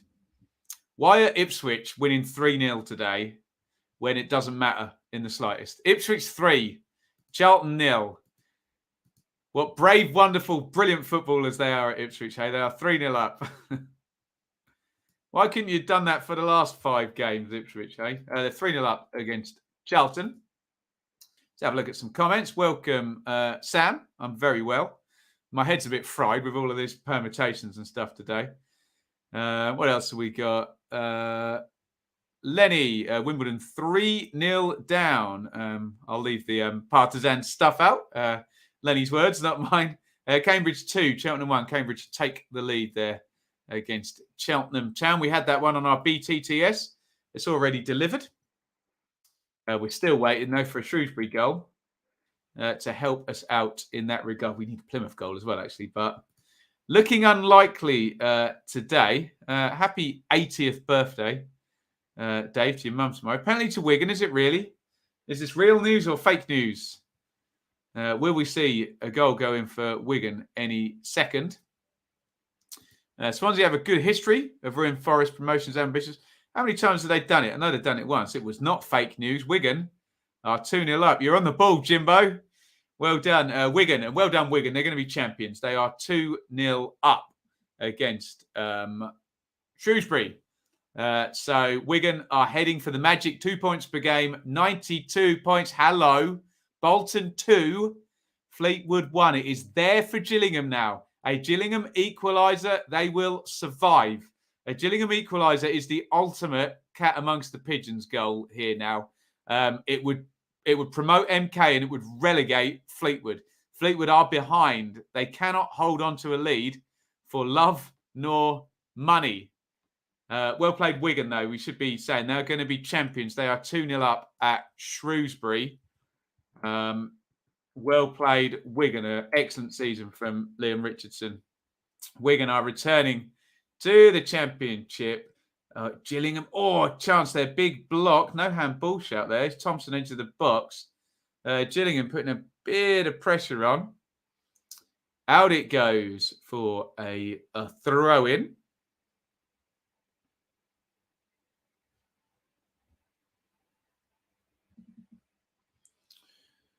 They did well, actually, there. Down the left-hand side. In comes the cross. No danger. I think it hit his legs quite low down there, the block there. I don't know. I always worry when a shot gets blocked that someone's going to give a handball against somebody, whether it is or not,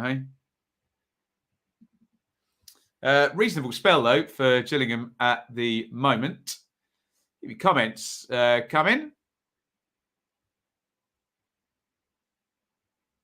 And drink. Get that cat amongst those pigeons. Looking forward to Bees v Fulham in the Premier League next season. Yeah, no QPR, sadly. Oh, I'm not. It's not that I'm not taking it seriously, Lenny. It's that I wasn't there and I can't possibly comment on anything to do with violence or things of that nature that I haven't seen or I wasn't there. So I'll plead the fifth on that. But I'm not discounting anything you're saying, of course. Will Keane, who's had a great season, scored the penalty for Wigan. How many goals has Will Keane scored this season, for goodness sakes? That'll be his 25th, and he'll overtake. That's a quite significant goal, actually. He'll overtake Ross Stewart. There, Will Keane, 25 for the season. Although Scott Twine has got 2 today, although he's just got the 18. I suppose he's more of a wide forward, isn't he, as opposed to Will Keane, who's very much a old school centre forward, isn't he? Target man. Well, actually, 9.5, I think you call him. Good with his feet, Will Keane. Gillingham win a free kick there. Rathbone, it was a silly tackle that. And knowing Gillingham, they're going to stick this one in the box. Sky just shown us the second Bolton goal, which could be significant. Oh, it's a muggy one as well. Left back cutting inside. Not a great shot, deflected past the keeper, though. You'd hate to be relegated by a goal like that, wouldn't you? Goodness me. So, free kick, Gillingham. I've said a couple of times, might be their sole way of getting something from this game. Reeves and Lee are there again. Those were the two, when it was a shot at goal. This is way, way too far out, obviously, for that. So it's just going to be knocked into the box, one would imagine.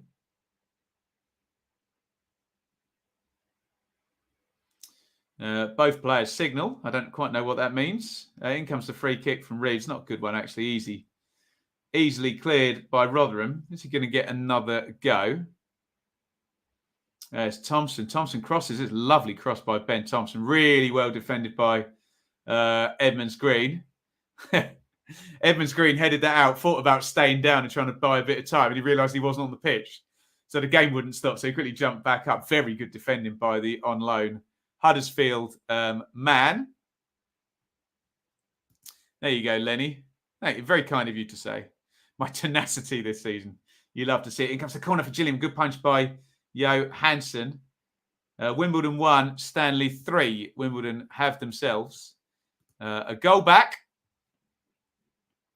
They're still going down, though. Wimbledon are going to be, what my English teachers say, they're going to be in League 2 next season. Sort your life out, Ben. I hear you all say. Guys, we are 6 likes off 150. Please do hit that like button if you're watching now. We've got 144 likes. I would love to see that go over. Headlines here in League 1. Let me press a couple of buttons. Wigan and Rotherham are going up automatically. It will be MK versus Wickham and Sheffield Wednesday versus Sunderland, which I like a lot. Oh, chance for Ogbene there, edge of the box for Rotherham. In the playoffs, going down will be Crewe, already down, Doncaster, Wimbledon. Gillingham and Fleetwood is so tight at the moment, and we do still have the possibility that a Gillingham goal at any point, if things stay the same, would simultaneously promote MK relegate Fleetwood, put Rotherham in the playoffs, and give Gillingham survival. That Gillingham goal would be a huge, huge goal if they can get it. They're playing quite well at the moment, Gillingham. They're winning set plays and getting territory and putting pressure on, which is certainly what Steve Evans built them on before Neil Harris took over. I totally agree with Jim on that. It's a very odd league table where you've just got the top 10, 11 who are obviously just beating all the bottom half and the points so high. Wimbledon 2, Stanley 3. Wimbledon are still done and dusted, but they're coming back in that game. There you go. You beat me to it, Daryl. Right. Another set play, which Reeves and Leah over again for Gillingham. They haven't quite delivered with too much quality so far.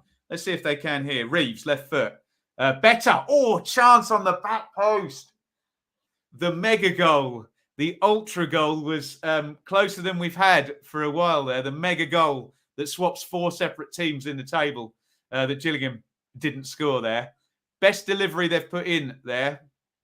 Reeves looked like, to be honest, the offside flag should have gone up there. But we don't have VAR down in League One. To be fair, the player who was offside didn't take on the shot. It was Aimer who took the shot. 15, forgive me. My Gillingham player knowledge is not great. He looked offside, just leaning offside, but didn't take on the shot. So maybe you get away with that one on VAR. Like the sound of a mega goal. I think it's more than a mega goal, isn't it? It's the hyper ultra mega goal. If Gillingham were to score one goal that could swap both ends of the table in terms of Rotherham and MK would swap places and Gillingham and Fleetwood would swap places just with that one goal. I'm bigging it up so much, it'll probably never, ever happen now. I'm sure lots of Gillingham and MK fans would hope it to happen.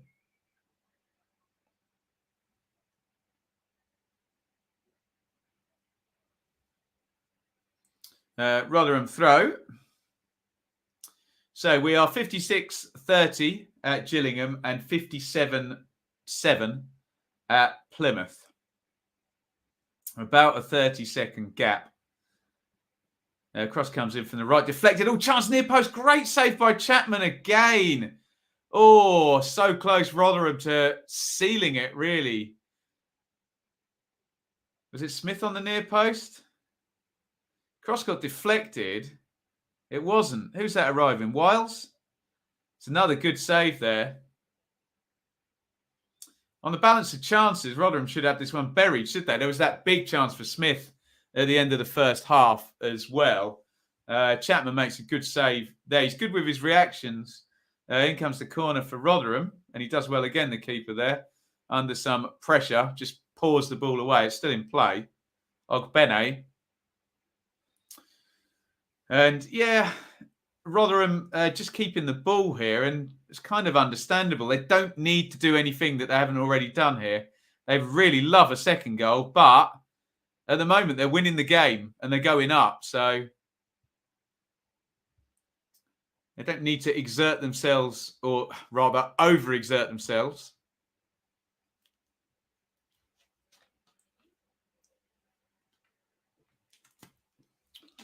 Barnsley 1, Preston 2.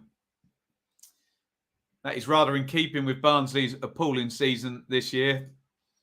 The Tykes. We all fell in love with them last year, didn't we? Finished 5th. They've been dreadful this season. It's 6 wins all season. They are losing today to Preston in the 12:30 in the Championship. Preston were in no danger of dropping any places with Bristol City 7 points behind. What I will say is, as things stand, Preston 61, Swansea 61, West Brom 61, Stoke 61, and Scott Twine, I'm going to applaud him again. It's a virtuoso last day for Scott Twine, who has scored a hat-trick in one of these gigantic end-of-season games. Plymouth 0, MK 4. Plymouth just... There are no words to describe how badly this has gone. Scott Twine has scored a hat-trick, a very good hat-trick, as well. A free kick, a little dribble and finish, and a striker's goal there, just getting on the end of a cutback and firing home. Let's just have a look at the replay. A lovely finish by Twine, who is a lovely player, as Barry Davis would say. Long throwing comes in from Gillingham. Plymouth are, well, let's just top this up now. I don't think there's any way back in terms of, I mean, obviously not in Plymouth's game. They're 4-0 down, for God's sakes. But there's no possible way that this is going to end with Plymouth in the playoffs now, is there? Even if Wycombe conceded 2 goals and went behind against Burton, what would the goal difference be? 74-24. And yeah, they've conceded 4 today, haven't they? So the goal difference has gone so heavily against Plymouth today that even if Wycombe were to turn around and lose their lead and drop back to 80 points like they were on, the goal difference just doesn't work. Here come Gillingham in the box here. Thompson sorts his feet out, puts it in low. Oh, goodness me. Really good defended by Dan Barlasser for Rotherham. I think it was Lee that was arriving, and Gillingham would have had a big chance if that one had gone through. Good defending by Barlasser, central midfielder, on the cover. If you've ever seen Rotherham play under Paul Warne, their central midfielders are asked to do a lot of running, and Barlasser certainly did well there. Encouraging for Gillingham, though. 60 gone. That hyper mega ultra goal is still on the cards, whilst it's only 1-0. Remember, a Gillingham equaliser would promote MK, relegate Fleetwood, put Rotherham in the playoffs, and it would mean Gillingham survived as well. It's a crazy situation. Just that one ball in the net for Gillingham, and everything would change for 4 different teams, with Fleetwood losing over Bolton and with MK absolutely battering Plymouth 4-0. Another big throw in from Jackson for Gillingham. Good header away by Wood. And Rathbone just boots that one out of the stadium. And on we go. Can't see Twine staying at MK regardless if they go or not. Yeah, you'd imagine a parachute team would probably come in for him, won't they? Brilliant player. Did Twine score a hat-trick? I don't know. I'm not sure about that, but he certainly scored a hell of a goal at Portman Road for Swindon last season, Twine. What a player. He's going to have quite a career, isn't he? DJ again. I assume that means Daniel Johnson scoring the second Preston goal. Wimbledon 3, Accrington 4. That is a very last day of the season scoreline, isn't it? Wimbledon 3, Stanley 4. Wimbledon are going down, but they're going to give their fans a minimum of 7 goals on their way out. 62 gone. Wigan are going to be champions. Rotherham are going to be second. MK are going to play Wycombe in the playoffs. Sunderland are going to play Sheffield Wednesday in the playoffs. And God forbid Plymouth, MK have got a free kick on the edge of the box, and Scott Twine has already scored a hat-trick. I'm just going to keep my eyes on Plymouth at the moment. Here comes Twine. And he puts that one over the bar. And congratulations, Wigan. Get your round of applause in the comments for Wigan. They're 3-0 up now. Well played, Wigan. They are going to be champions in League One. Well done, Liam Richardson, Paul Cook's assistant for the longest time. He's stepped up. He's done the job. Congratulations to Wigan. I don't think we're getting ahead of ourselves saying that. Shrewsbury 0, Wigan 3. Wigan are going to win League One, and they are going to be coming back to the Championship as things stand. Shrewsbury 0, Wigan 3. Well played, Wigan. Congratulations. Yeah, well done. Round of applause from me.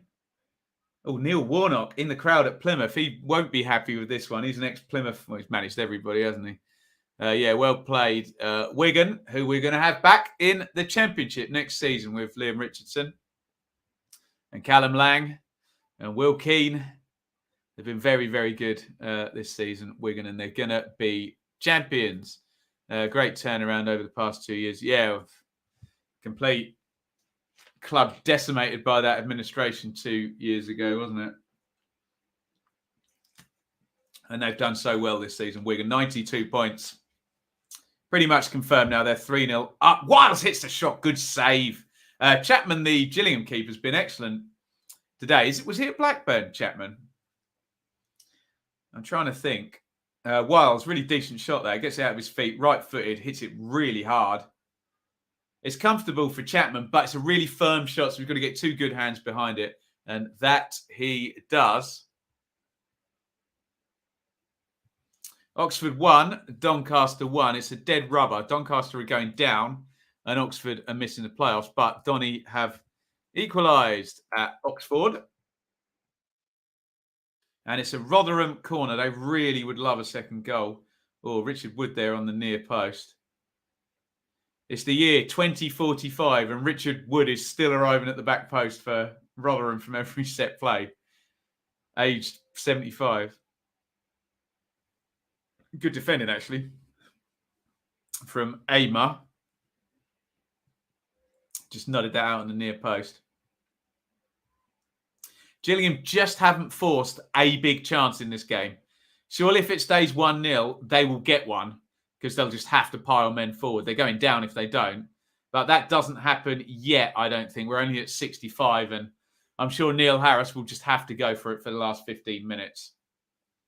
So I would suggest there'll be another goal in this game because Gillingham just can't. They can't sit there and lose 1-0 and go down. This always troubles me. The Rotherham fans are just throwing the ball and keeping it around. No truck with the Rotherham fans, but they will be the first to complain when the ball goes up and it says 7 minutes at the end. And they'll forget that they threw the ball around the stand there for 30 seconds and a minute got added on. Never ends well doing that, does it? But there we go. You think Brannigan is leaving for a championship from Oxford? Yeah, that might be a bad shout. Good player. Good player indeed. He was on Mount Rushmore for a while, Erdin, wasn't he? Cameron Brannigan. In fact, scored. Gillingham's task today would be a hell of a lot easier if it wasn't for Cameron Brannigan because he scored 4 goals for Oxford in this stadium when they lost 7-2, which did not help their goal difference. Richard Wood is down. I think the players will be able to get a drink now. Physio's coming on. Game has stopped. Plymouth 0, MK 4, Gillingham 0, Rotherham 1, Shrewsbury 0, Wigan 3. It is Wigan and Rotherham going up automatically as things stand. Going down, deeper and down. Crewe already relegated. Doncaster and Wimbledon, although Wimbledon are losing 3-4 at the moment to Stanley. Gillingham will be joining them unless they score. And I will reiterate, if Gillingham were to score, they would swap places with Fleetwood and MK would also swap places with Rotherham. There is that hyper mega goal potentially there up for grabs if Gillingham want to take it. I'm sure they want to take it. Can they take it? Championship and a bit more Premier League coming up at 3 p.m. All of those games ticking along the bottom there. In the Championship is Barnsley 1, Preston 2, Newcastle 0, Liverpool 1. So those people who like Man City or don't particularly like Liverpool will be hoping for a Newcastle equaliser. That's a 12:30 kickoff as well. So about 25 minutes to go. Neil Harris trying to motivate the players by saying Bolton are winning. I like that. Will it work, Liam? Will it work?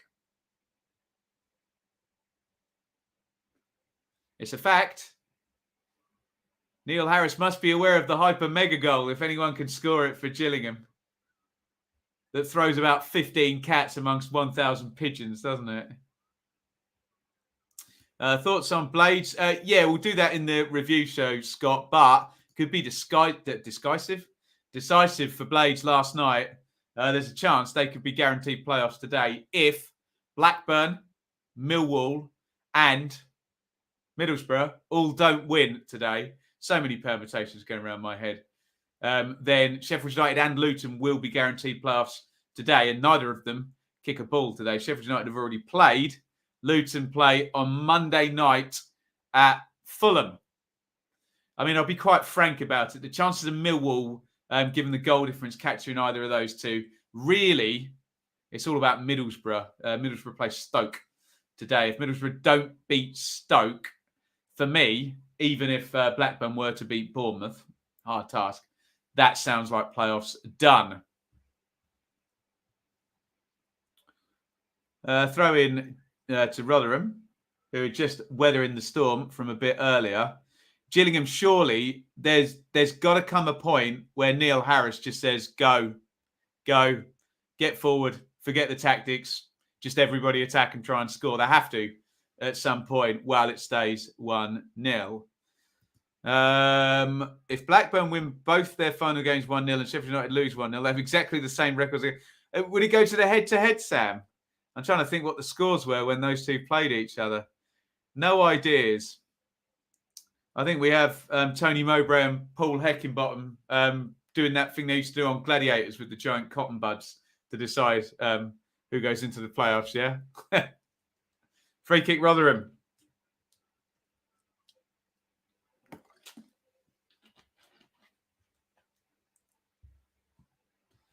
Harris should have done that already. Jill, I just think it's just a little... I think in about 5 minutes, if they haven't conceded, they've got to defend this free kick. I think Neil Harris will just go, right, go. Attack. Oh, brilliant save. Scott Twine nearly getting his fourth goal there. Great save there. Just guided the header to the far post. All good defending by Gillingham. They get the free kick clear. Blackburn won 4-1 at home. Blades won 1-0 at home. So Blackburn have got the head-to-head then, is what we're saying, by 4-2. Will it happen, hey? Will it happen? Possibility, isn't it? That does involve Bournemouth not scoring today, and Bournemouth really need to score today, don't they, for goodness sake? Second half, Rangers... Yeah, Rangers did visit the beach in the second half, didn't they, against Blades last night. Rotherham managing this quite well now. They're on the attack, but I've just taken the sting out of Gillingham, who were looking all right for a sort of 10-minute period, weren't they?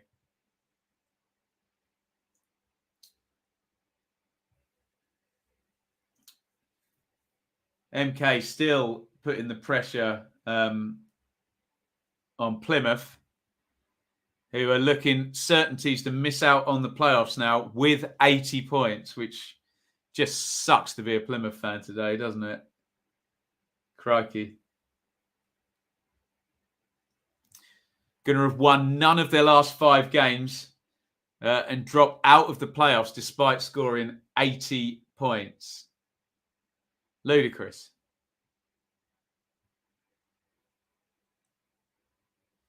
So, tell me in the chat, what would you do if you were Neil Harris right now?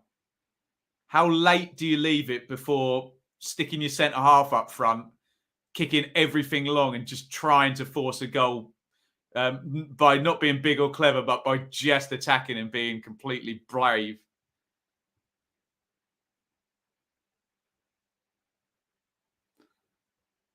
Surely it's Luton looking over their shoulders. I don't think either of them really looking over their shoulders. Like I say, it would take double win for one of Middlesbrough,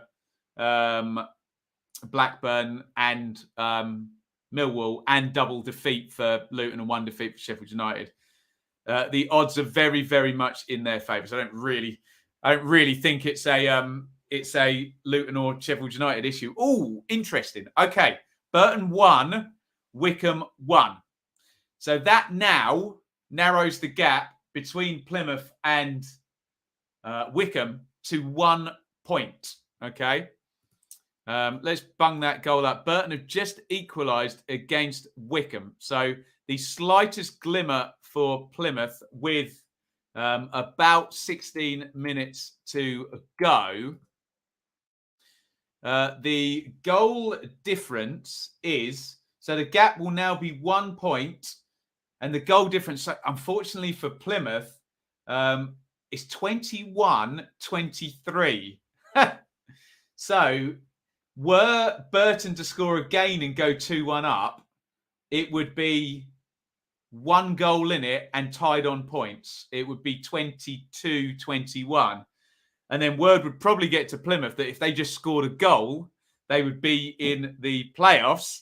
And as I say that, there's an equaliser for Fleetwood. This is bad news for Gillingham.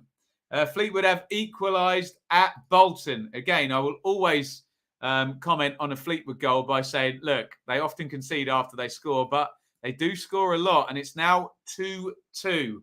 Bolton 2, Fleetwood 2. Gillingham absolutely have to attack now. They are going down. They have to attack in these last 15 minutes. They can't leave anything out there, especially because Fleetwood are now a point ahead of them. Fleetwood are no longer losing. Gillingham, not only do they need 1 goal, they need 2 goals now. Do the Gills. The goal difference it's a big difference as well. It's 15 different. Ahadme was the goal scorer for Burton against Wycombe. We'll await the Bolton goal scorer. But Gillingham are going down. They need to just attack. Goodness me. Napper's on the Fleetwood roller coaster. I'm sure he'll be loving it, won't he? Pass the gin. Starting early, Jill. Yeah, I'd go 10 minutes left. Harris has to. He's got to go for it, hasn't he? All-out attack. He needs 2 goals. 1 isn't going to do it anymore unless Bolton score again, which they might, knowing Fleetwood. It's a Rotherham free kick. Joe Garner. Thank you, Anir. Oh, my God. Sorry, I'm literally salivating now. Scott Twine, just ludicrous. That's his 4th goal of the game. He's just smashed one in off the far post. This is utterly virtuoso stuff by Scott Twine.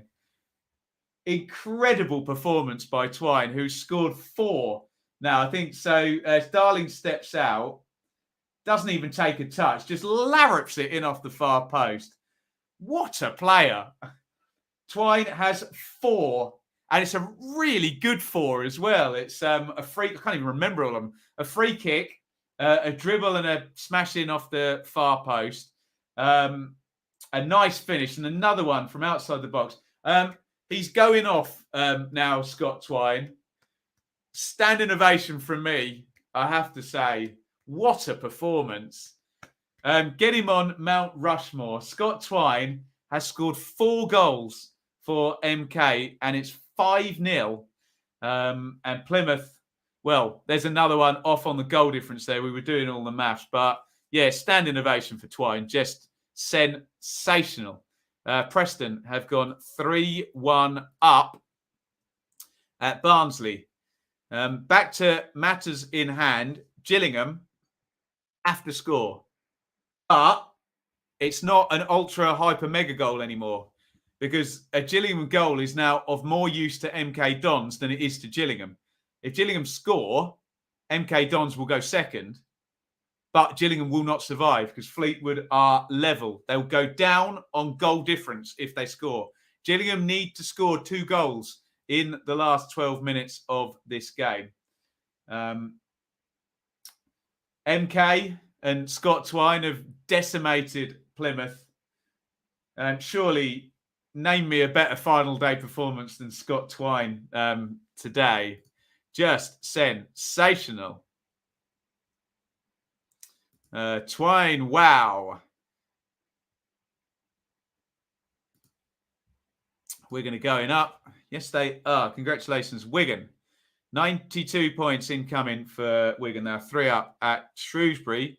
It's Lincoln 1, Crew 1. It's a dead rubber. Crew are already down. Lincoln are already safe. And Lincoln, who were in the playoff final last season, lost to Neil Critchley's Blackpool, are going down.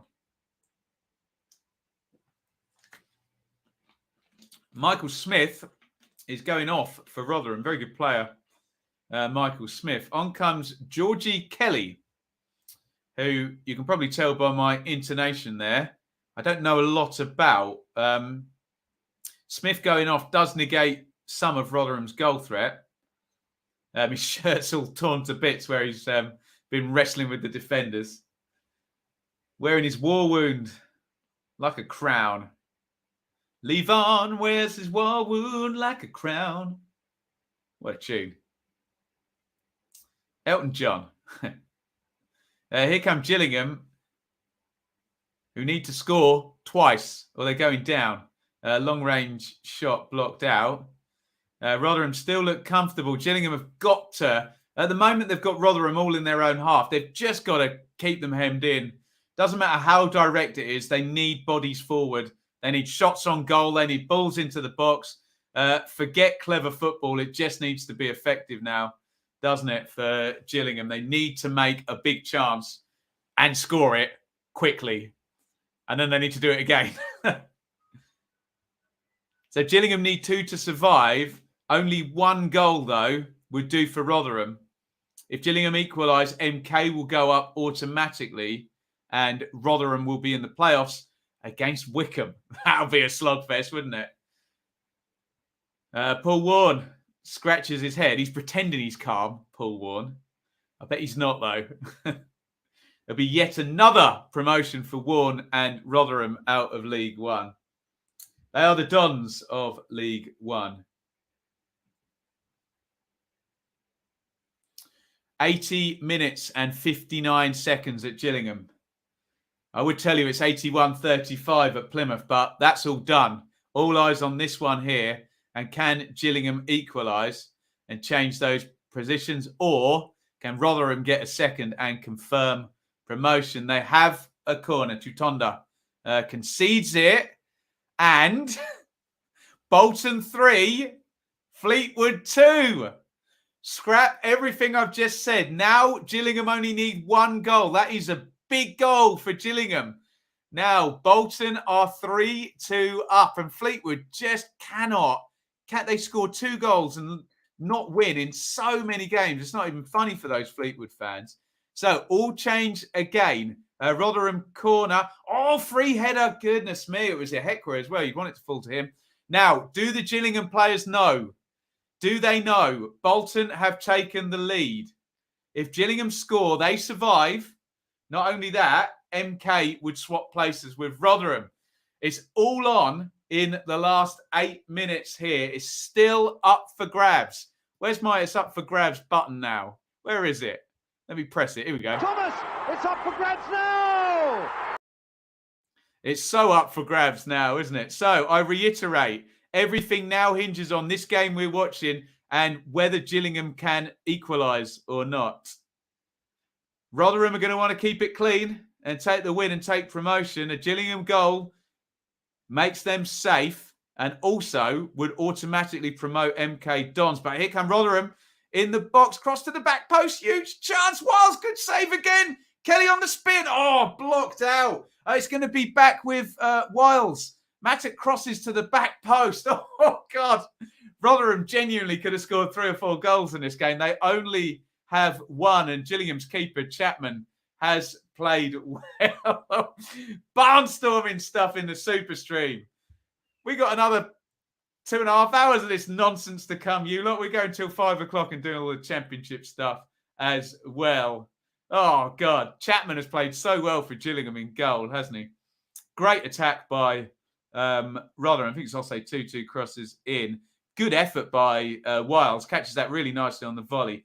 Rathbone's arriving and it's a good block. And fair play to Gillingham. They've put themselves in some pretty tricky positions and some great last-ditch defending several times this game to keep Rotherham from having more than that 1 goal that they've got.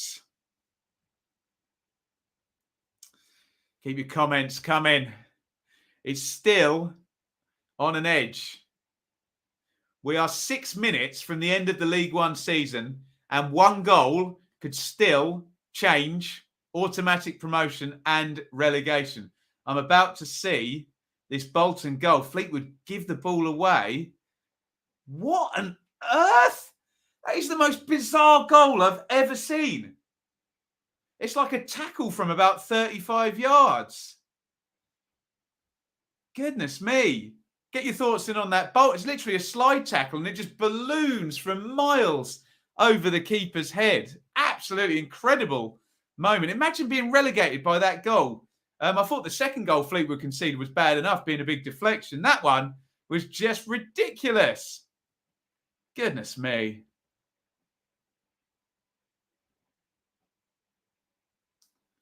Rotherham continue to manage this game well. Ipswich 4, Charlton 0. Why now? Why win 4-0 now? What a waste of time. Goodness me. What is that Bolton goal? No idea, Annie. The best slide tackle you'll ever see. Ipswich 4, Charlton 0. What heroic stuff from Ipswich when it doesn't matter. Neil Harris is making a change now. You'd have to assume it's an attacking change.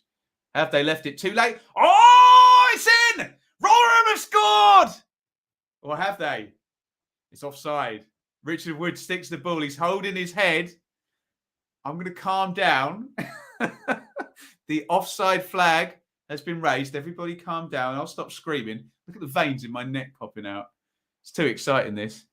Yeah, it's a fair call. Wood is offside, isn't he? Nods it in on the back post. Oh, actually, to be fair, James Norwood has scored that goal for Ipswich and he is about to leave the club. So a nice send-off for Norwood. Those Rotherham fans behind the goal didn't quite realise they're all going crazy that it had been given offside. I thought Rotherham had it in the bag there, guys. There's a red flare on the pitch as well. Again, that could be some more stoppage time. Oh, I think I've just seen a very big goal. Did I just see that Wickham have taken the lead again? If that is, that's the playoffs absolutely done.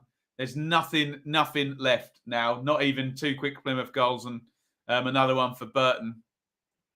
I believe Wickham, I think Wednesday have gone 4-1 up as well. I mean, they're pretty much confirmed in the playoffs. And we think they're going to be playing Sunderland. And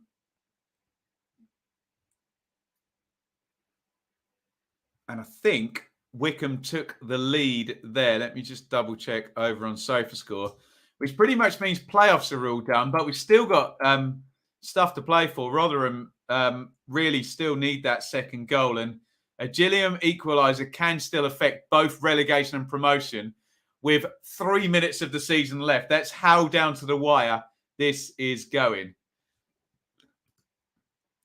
Now let's double check. Yes, Wickham are winning.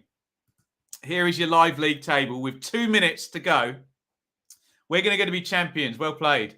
Rotherham are going to finish second unless Gillingham score.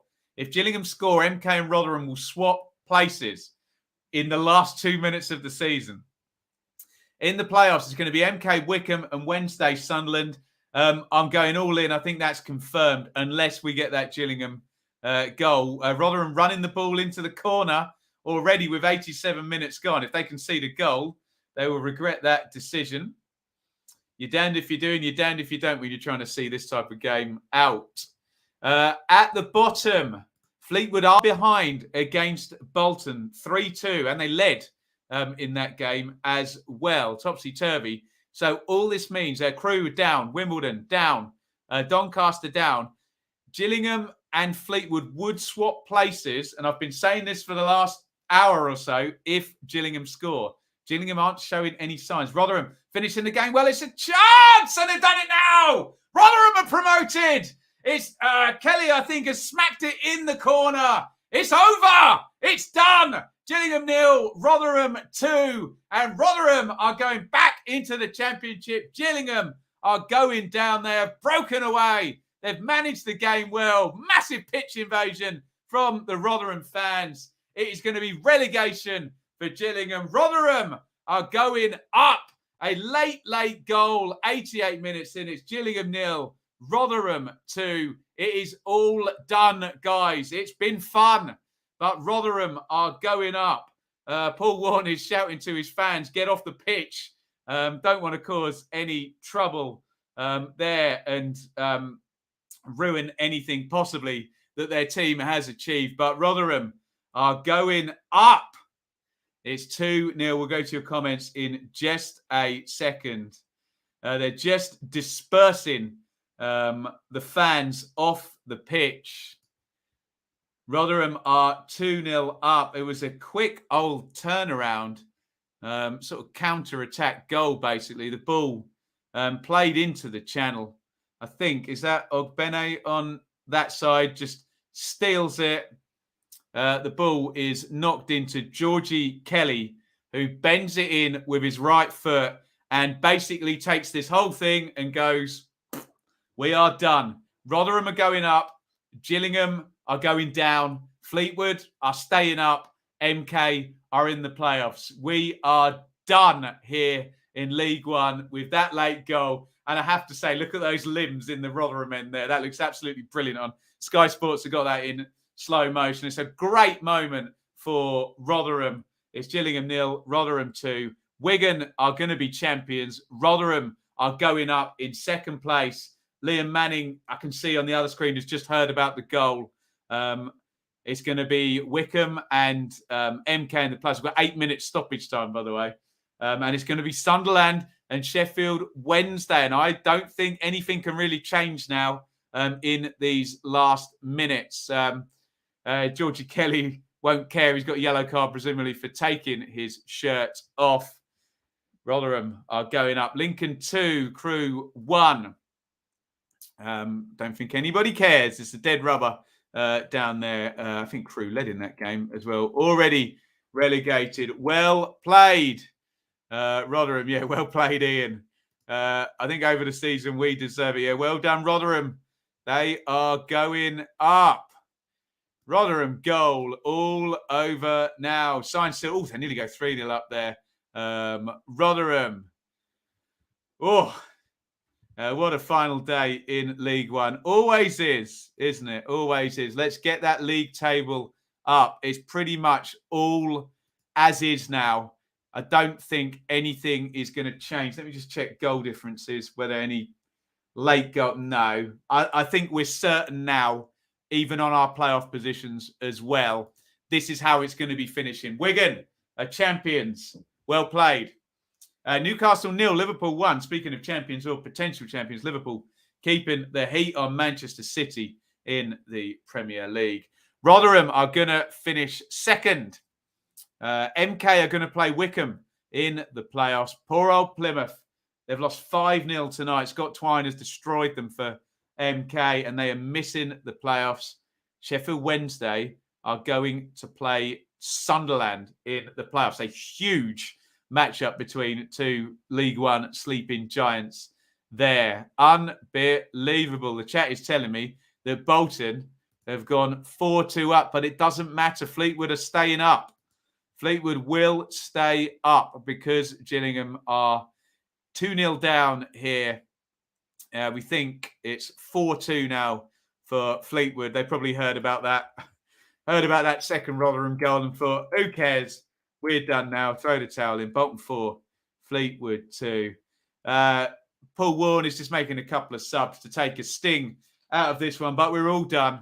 We are absolutely all done, unless we get 2 stoppage time goals from Gillingham. And let's be fair, they haven't really looked like scoring today. I don't think Neil Harris has done a terrible job. They were in huge trouble when he took over, and he took them basically to the last 3 minutes of the season. If they'd scored, they would have stayed up. They did not, and they will not be staying up. Gillingham will be down in League 2 next season. Yeah, congratulations, Iain. He's always our Rotherham go-to guy. I can try and get my blood pressure under control now. We never do it easy. Championship survival. Yeah, well played, Iain. Well played, Rotherham. Very likeable manager, Paul Warne. Well played, Scott Twine. You have to say the performance of the day is not by Rotherham or Gillingham. It is by MK and Scott Twine.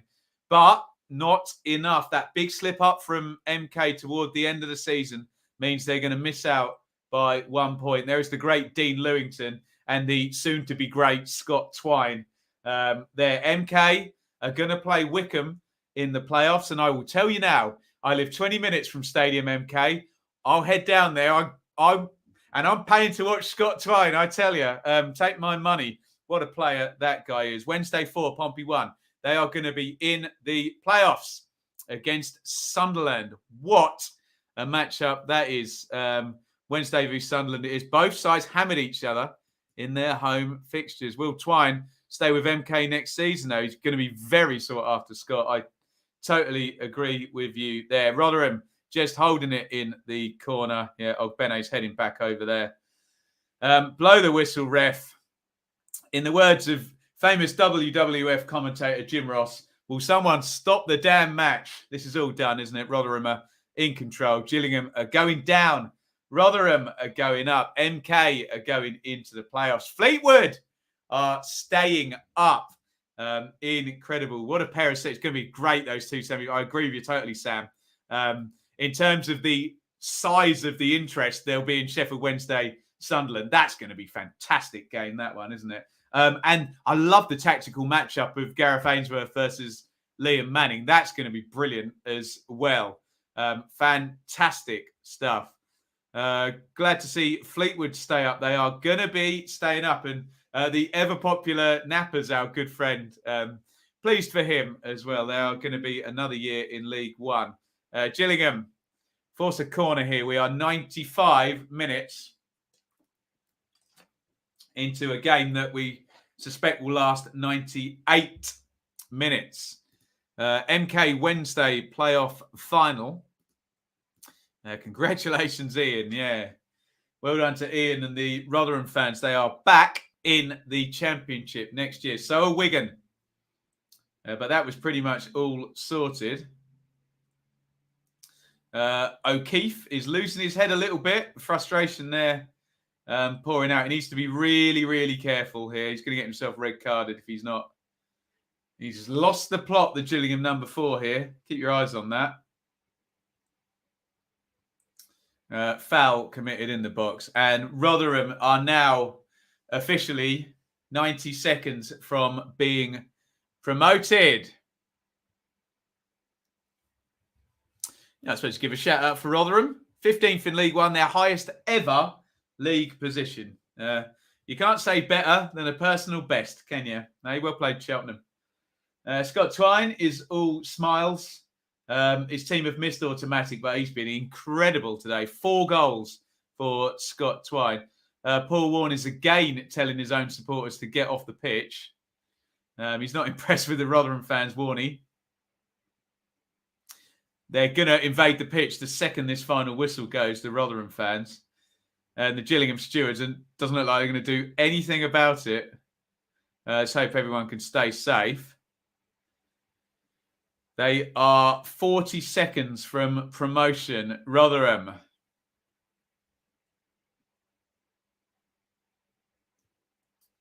Gillingham just trying to play out from... clear their lines rather than play out from the back. Not really that side to side. Barnsley 1, Preston 3 is all over in the Championship. Dead rubber there. Let's hope the stewards and the police are on the ball here because the Rotherham fans are about to invade the pitch in about 15 seconds' time when Rotherham are promoted. The referee's just having a word with his linesman saying, run in 10 seconds. And congratulations, Rotherham. Well played. They are promoted. The Rotherham fans invade the pitch. Georgie Kelly comes on and scores the winner. Rahani Edmonds Green with a first half goal. Paul Warne makes for the tunnel. Gillingham are relegated to League 2. Hopefully there's no trouble on the pitch there if we've got Rotherham and Gillingham fans mixed there. It would help if people just got off the pitch here. Hopefully this all stays good-natured and does not boil over. Gillingham are down. Their fans console their players.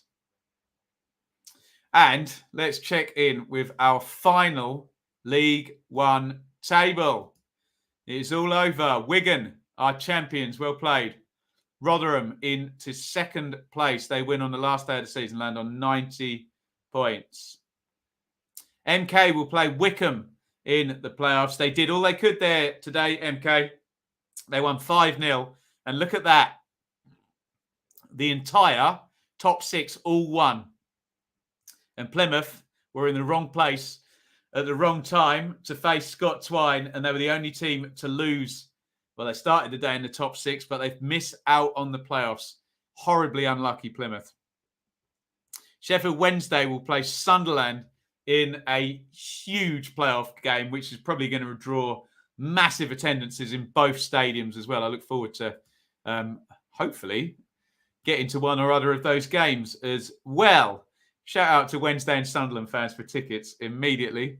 In the relegation zone, Crewe were relegated a couple of weeks ago. Wimbledon were as good as down last week. So were Doncaster. Gillingham could have still survived 3 minutes from the end of the season. A goal and they would have survived. But they have been relegated on goal difference. Fleetwood lose today. Gillingham lose today as well. 14 goals difference. And it is Gillingham in the wrong place when the music stops. Morecambe lost as well. Look at that. Everybody in the bottom 7, except for Doncaster, who drew. So nobody won. Everybody else other than Doncaster lost. And that is about the size of it in League One. I am going to take a minute or two one more time. Congratulations to Wigan. Worthy champions. Congratulations also to Fleetwood and Morecambe. Absolutely, they step or stop up. Indeed. Congratulations, Rotherham, from your neighbours up the road. Thanks, Ben, for streaming early. It's been fun. Iain, you absolute legend. Look, he's promotion happy. He's super chatted a tenner. Thanks, Aaron. To be fair, I met Iain at the Rotherham Ipswich game the other day, and he brought me a pint as well. So very, very kind. Thank you so much for your hard work, thrilling and entertaining in equal measure. And well done, you lot, Iain. Congratulations on another promotion. Thank you, guys. Don't you lot worry. I'm not going anywhere. We're hanging around for the championship. We're going to be on here. Can't believe this is a check that I've written that I can't cash, isn't it? I'm going to be on here for another 2.5 hours, and we're going to be doing the championship. It is a hyper mega stream here as the Rotherham fans invade the pitch. It all looks good natured. I was a little bit worried when I saw the Gillingham fans come in from one end and the Rotherham fans coming from the other, but it's stayed good natured. The Gillingham fans haven't boiled over, which is good news. And we don't have a Luton versus Millwall 1980s situation. As usual, we understand people's exuberance and celebrations, but shouldn't really be on the pitch, should they? But hey, it's what happens, isn't it? Right. I'm going to take a 2-minute break, and then we're going to basically do the same thing all over again. And I'm going to do another 2.5 hours on this stream, and we are going to look at the championship. Don't go anywhere. I will return. Fill things up with comments, and I'll be back in a couple of minutes. Don't go anywhere, guys. I mean, you can, but make sure you come back because the stream will be returning in a couple of minutes. If you haven't already and you're not going anywhere, hit subscribe. Ring the bell for notifications on the Benjamin Bloom channel. Like this stream. Keep your comments coming. And if you want, you can give it a share. And what better place to go and share than over on Twitter, where you can find me at Benjamin Bloom. Lots of stuff goes down that feed. And if you ever need to contact me, the DMs are open.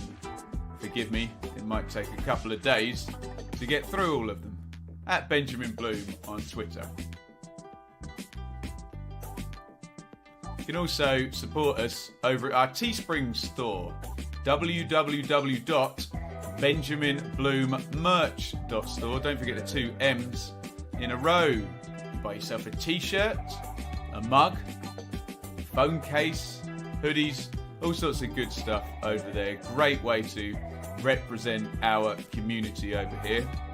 If you do get something, make sure you send me a picture over on Twitter, in fact, and I will get that retweeted. You can also support over on Patreon, www.patreon.com/Benjamin Bloom. A direct way to support my work here monthly. Get yourself a little bit of extra content each month. And thank you to everybody on Patreon. We really could not have got through what has been happening in the world without you. Before we return, get those comments filled up.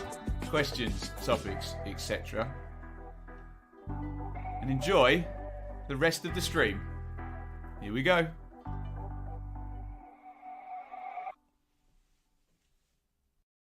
Hello, everybody. It's welcome back to the Saturday Super Stream. We'd normally be saying welcome at this point on a Saturday, but we're going to do it all over again now, and we are hanging around until 5 p.m.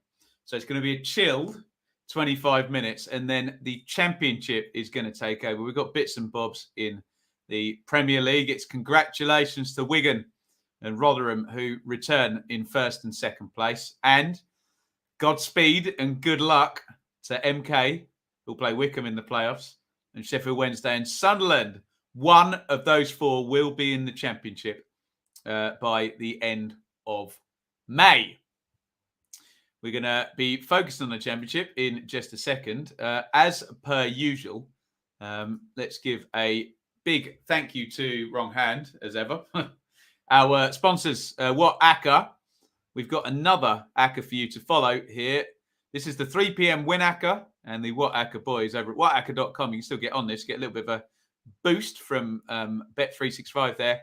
They're behind Millwall, Forest, Swindon and Sutton. So a couple of League Two games for you to keep an eye on. We now know, the playoff schedule. So the first legs are going to be on the 5th and 6th of May, and the second legs are going to be on the 8th and 9th of May. So plenty to look forward to as I look up on my calendar to make sure I can get to those games. Woof. Very, very exciting. Right. Let's get into the 3 p.m. stuff. And if I hit this button right here, buff, everything will change down the bottom there, and you'll see a new set of fixtures. First of all, let's just clear up what happened in the Premier League and in the Championship in the 12:30s. There were games at Newcastle and at Barnsley. It was Newcastle 0, Liverpool 1. The machine that is Liverpool continues to purr. Naby Keita's first half goal is enough, but look, 24 shots to 4. Looks like, on the basis of purely just looking at the numbers, which is never the only way you should analyse a game, but it's all I've got at the moment. I've been busy. Looks like Liverpool were worthy winners there. And they go 2 points ahead of Manchester City once again, with Manchester City heading off to Leeds at 5:30 tonight. In the Premier League coming up, let's see if I can get a nice graphic for you on here. There we go. It will be Aston Villa versus Norwich. If Norwich lose and Burnley win at Watford, Norwich will be relegated today by 5 o'clock. It's Southampton versus Crystal Palace.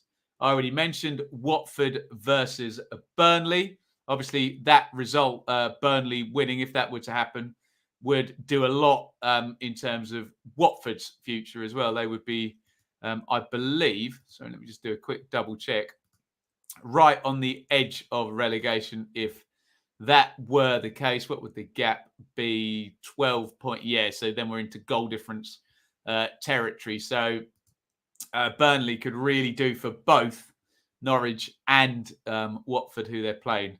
It's Wolves versus Brighton, and up at the top, Leeds versus Manchester City.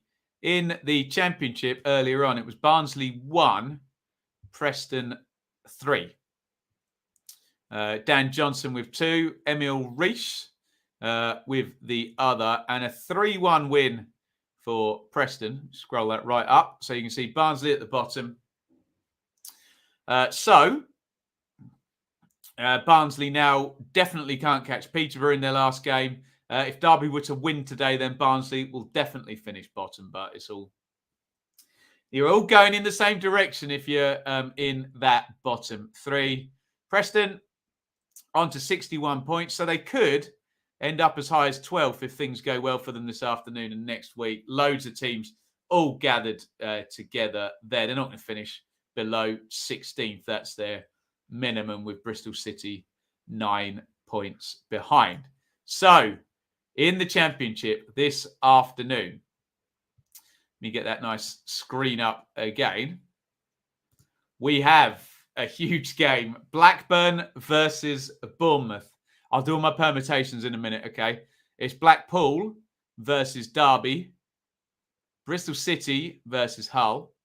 Cardiff versus Birmingham. Coventry versus Huddersfield. Middlesbrough versus Stoke. Millwall versus Peterborough. Forest versus Swansea. It's Reading versus West Brom. So, I'll bring the table up and we'll go through the permutations together so you can see it all on the table as we go. I need to open up some notes on this laptop down here real quick. Right, Bournemouth. If Bournemouth win and Nottingham Forest lose, the gap will go to 6 points and Bournemouth would be 1 game away from promotion. That 1 game is obviously the big head-to-head on Tuesday night. So if you get the best case scenario for Bournemouth today and they win and Forest lose, then Bournemouth would know if they draw, they just don't lose their head-to-head, they would be promoted on Tuesday night. The flip scenario of that is if Bournemouth lose today and Forest win, Forest will go above Bournemouth on goal difference. You can see how tight it is. They're both plus 30. So a Forest win and a Bournemouth defeat would guarantee Forest would go into the head-to-head on Tuesday in 2nd place. Huddersfield are still in it. So if Huddersfield were to beat Coventry today and both Forest and Bournemouth were to lose, then Forest were to beat Bournemouth on Tuesday, you would go into the last day with Bournemouth, Forest and Huddersfield all on 79 points. Feels unlikely, but it's possible. It is possible. And that's the perfect storm for Huddersfield that would very much take it to the last day of the season. By the way, in terms of Huddersfield, if Bournemouth better Huddersfield's result today, then Huddersfield cannot catch Bournemouth because the gap would go from 3 to 4 points. In terms of the playoffs, Luton and Sheffield United will be guaranteed a playoff place today if none of Middlesbrough, Blackburn and Millwall win. Those 3 sides, Middlesbrough, Blackburn and Millwall, all have to win. And I dare say in Millwall's case, we're clutching at straws anyway because of the goal difference. I realise it doesn't give you the exact number, so I'll give it to you here. Millwall's goal difference is +6, and both Sheffield United and Luton have +14. So there's an 8-goal swing over sort of 2 fixtures for Millwall needed, and 2 wins, and either 2 defeats for Luton or a defeat for Sheffield United on the last day. So Millwall feels slim. Middlesbrough feels like the one, doesn't it? So Middlesbrough win today would put them 2 points off Sheffield United and Luton. Remember, Luton still have to play Fulham on Monday. So really, the big scenario in terms of there's no ifs, buts or maybes. If this happens today, then Luton and Sheffield United are in the playoffs. That would be all 3 of Middlesbrough, Millwall and Blackburn not winning. Then we are all sorted. Those are our permutations in the Championship. We're going to have a look at some team news. We've got time today as well. So to reiterate, Best case scenario for Bournemouth, they're one game from promotion. Best case scenario for Forest, they overtake Bournemouth. Best case scenario for Huddersfield, they tie things up and then they hope for a draw in the... they hope for a Forest win in the head-to-head and everyone goes into the last game on 79. Best case scenario for Luton and Sheffield United is that all three of Middlesbrough, Blackburn and Millwall, I'm keeping up, don't win.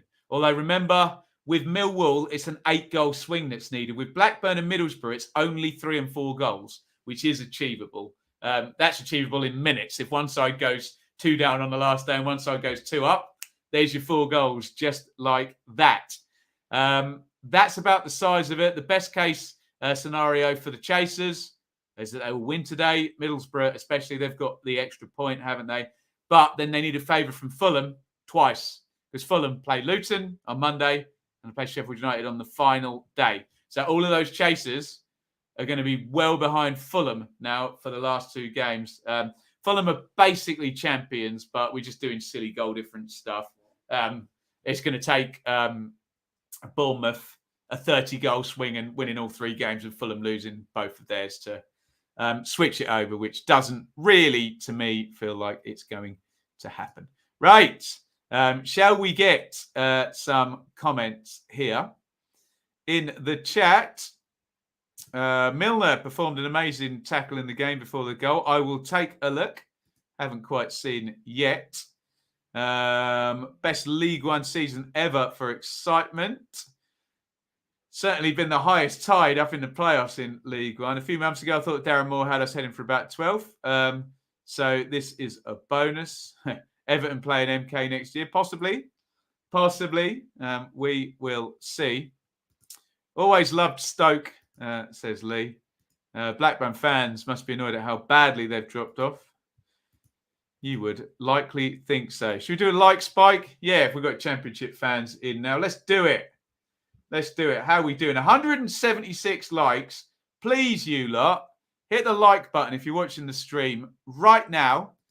Press like and see if you can get us over 200. Let's go for a like spike. We have got it's just gone straight up to 180. Amazing support. Thank you, you lot. That's 186 now. It's flying. Unbelievable. See if you can get us over 200 likes. Very, very much appreciated. Let's go to some more comments, then we'll do some team news. Fulham and Luton should play for a point. That would work, wouldn't it? For both sides, actually. Yeah, we could get... who was it? Denmark and Uruguay did that? I can't remember. Chris Kamara to leave Sky Sports. Unbelievable. Unbelievable, Jeff. 4,000 Rams fans at Blackpool today. Tremendous stuff. Thanks for your coverage on it. No, you're very, very welcome, Richard. And good luck, to Darby with the takeover. Uno, I was certain from the start that Plymouth would go up. As a Borough fan, nice journey from Borough down to Plymouth, isn't it? You deserve all the likes. Thank you very, very much. Fulham Luton will be a draw. We will see. Still with you. No better place I would rather be for Norwich's relegation. It might not happen, Sam. But yes, a Norwich defeat and a Burnley win at Watford and Norwich are relegated. We will see how that pans out in the Premier League today. Worth 204 likes. Thank you so much for all of your support. Oh, I remember that one, Denmark and Sweden. And I remember the odds were all normal and then 2-2 was like way shorter than everything else. And lo and behold, it ended 2-2, which completely suited both teams, didn't it? Right, let's look at some team news then. Let's dive straight in with Bournemouth, who we've had our eyes on for the longest time. Let's see what Scott Parker is coming up with today. Faces Blackburn and Tony Mowbray. I'm sure we all saw that interview where he said he hadn't heard from his club about a possible new contract, which feels very, very odd considering he's been there about 5 years, hasn't he? Blackburn, Kaminski in goal. Lenihan centre-back. I don't believe that team shape. Well, there's probably a 3 at the back there. I'd imagine it's Lenihan, Van Heck and Wharton as a back 3, Pickering. Not sure about Hedges. I assume he plays wing-back then, if that's the case. Travis Rothwell, Buckley and Diaz and Gallagher. Up top, I'm not sure Dara Lenihan is going to be doing a turn at right back, put it that way. But we'll see. For Bournemouth, Trevor's in goal. Smith, Phillips, Kelly, Zamira, Cook, Lerma, Christie, Billing, Anthony, and Dom Solanke. Again, I'll say this many times. Bournemouth, best case scenario, they win, Forest lose. Bournemouth then go into the head-to-head, knowing a draw would guarantee promotion against Nottingham Forest. And all is done. Let's move on. In fact, should we go and see what the Forest team looks like? I bet I can name it without even seeing it. But let's dive in here. Forest versus Swansea. And I would have got it right. Let's bring it up on the screen. Samba in goal. McKenna, Cook, Worrell, Spence, Colback, Garner, Yates, Zinkernagel, Johnson, and Surridge deputising for Keenan Davis. Top Swans, Fisher, Latabodier, Manning, Norton, Congreve. Interesting. Downs, Grimes, Christie, Pirro, Wolf, Obafemi. I suspect that one. I don't suspect Cyrus Christie will be playing on the right wing. So we could have Cyrus Christie at right wing back. Joel Latabodier has played left wing back before. Ryan Manning has played centre back before. So I expect it will be a back three with Latabodier not playing at right back and playing at left wing back. But we will find out, won't we? We'll wait until the game kicks off. But I suspect Russ Martin is matching up Nottingham Forest there. Huddersfield, who are not out of it. Now, I predicted Huddersfield would rest players and would lose today. Let's see if I'm going to be right on the first count. No, still pretty strong team there. Look, Scott High wouldn't normally start, and neither would Jordan Rose. But otherwise, it's strong from Huddersfield. Nichols, Lees, Colwell, Pippa, Toffolo, Hogg, Russell, High, O'Brien, Holmes, and Rhodes. O'Brien won't play up front. High probably will. In fact, probably a 4-3-3, won't it, with Dwayne Holmes. Off the right, Coventry have Wilson, Rose, McFadzean, Hyam, Bidwell, Kane, Allen, Hamer, O'Hare, Waghorn, and Gyökeres. Let's move on. And in terms of those other playoff places, neither Sheffield United or Luton play today. Sheffield United played last night. Luton play on Monday. So, Middlesbrough really need a win today. And here's their team. Daniels, Peltier, Fry, Dykesdale, Jones, Tavernier, McGree, Howson, Crooks returns after a 15 yellow card suspension. You love to see it. Sporar and Watmore. For Stoke, Bursick, Forrester, Jagielka, Harwood, Bellis, Alan Baker, Sawyers, and played for a while, has he? Timon, Smith, Brown, and Philogene Bidas.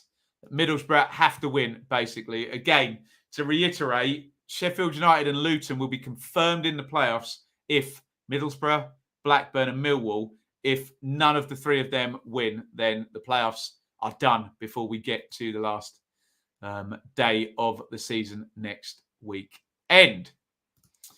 The other teams challenging to be in the playoffs, we've already done Blackburn. They play at Bournemouth. What has Gary Rowett come up with for Millwall versus Peterborough? Bialkowski in goal. Hutchison, Cooper, Wallace. Leonard, McNamara. Saville, Mitchell. Burke, Afobe, and Bradshaw. They need to win and they need goals as well.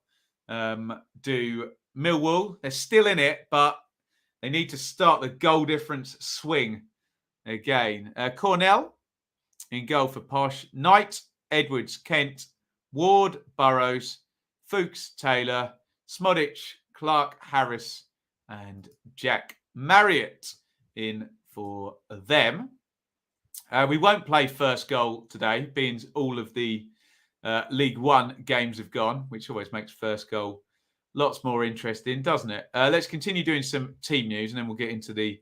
that should take us to kick off. QPR played last night. West Brom are on the beach. Where's the beach? Reading. Reading versus West Brom. Neeland in goal for Reading. Rahman, McIntyre, Morrison, Thomas. Drinkwater, Deli Bashiru. Ejaria, Laurent, Hoylett, and Lucas Yao. Up top for the Baggies, Button, Ajayi, O'Shea, Bartley, Reach, Townsend, Livermore, Mollenby, Phillips, Dean Garner, and Grant. Neil Harris is up on my screen at the moment.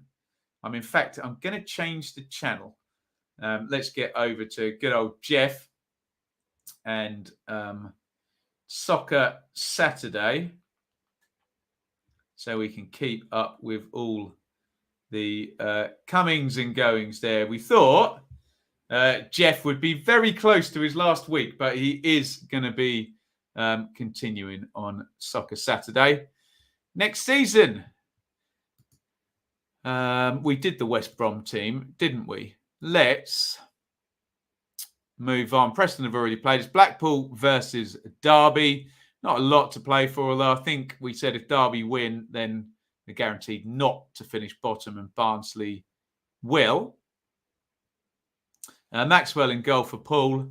Connolly, Keogh, Thornley, Husband. Kirk, Anderson, Dougal, Hamilton. Medine and Lavery up top. For Derby, Roos. For Saif, Cashin, Davis, Ebasele. Bird, Watson, Ebiowi, Morrison, Knight, and Luke Plange. And I think, is it just Birmingham and Cardiff, which we will quickly deal with. Doesn't feel like I've spoken about Bristol City. No, there we go. Bristol City versus Hull. Another dead rubber as we come up to 3 p.m. I'll just do all your team news and then we'll crack into the 3 p.m. and we'll get more into the comments. Bentley in goal for Bristol City. Cundy, Closer, Atkinson, De Silva, Scott, Williams, James, Vyman, Semenyo, Martin, and Hull, who are actually good away from home, aren't they? Baxter, Jones, McLaughlin, Greaves, Fleming, Coyle, Smallwood, Syed Manesh, Honeyman, Lewis Potter, and Eves. And finally, let's tell you all about Cardiff versus Birmingham in the deadest of dead rubbers down there in the bottom six. Neither of them are going down. Neither of them are going anywhere.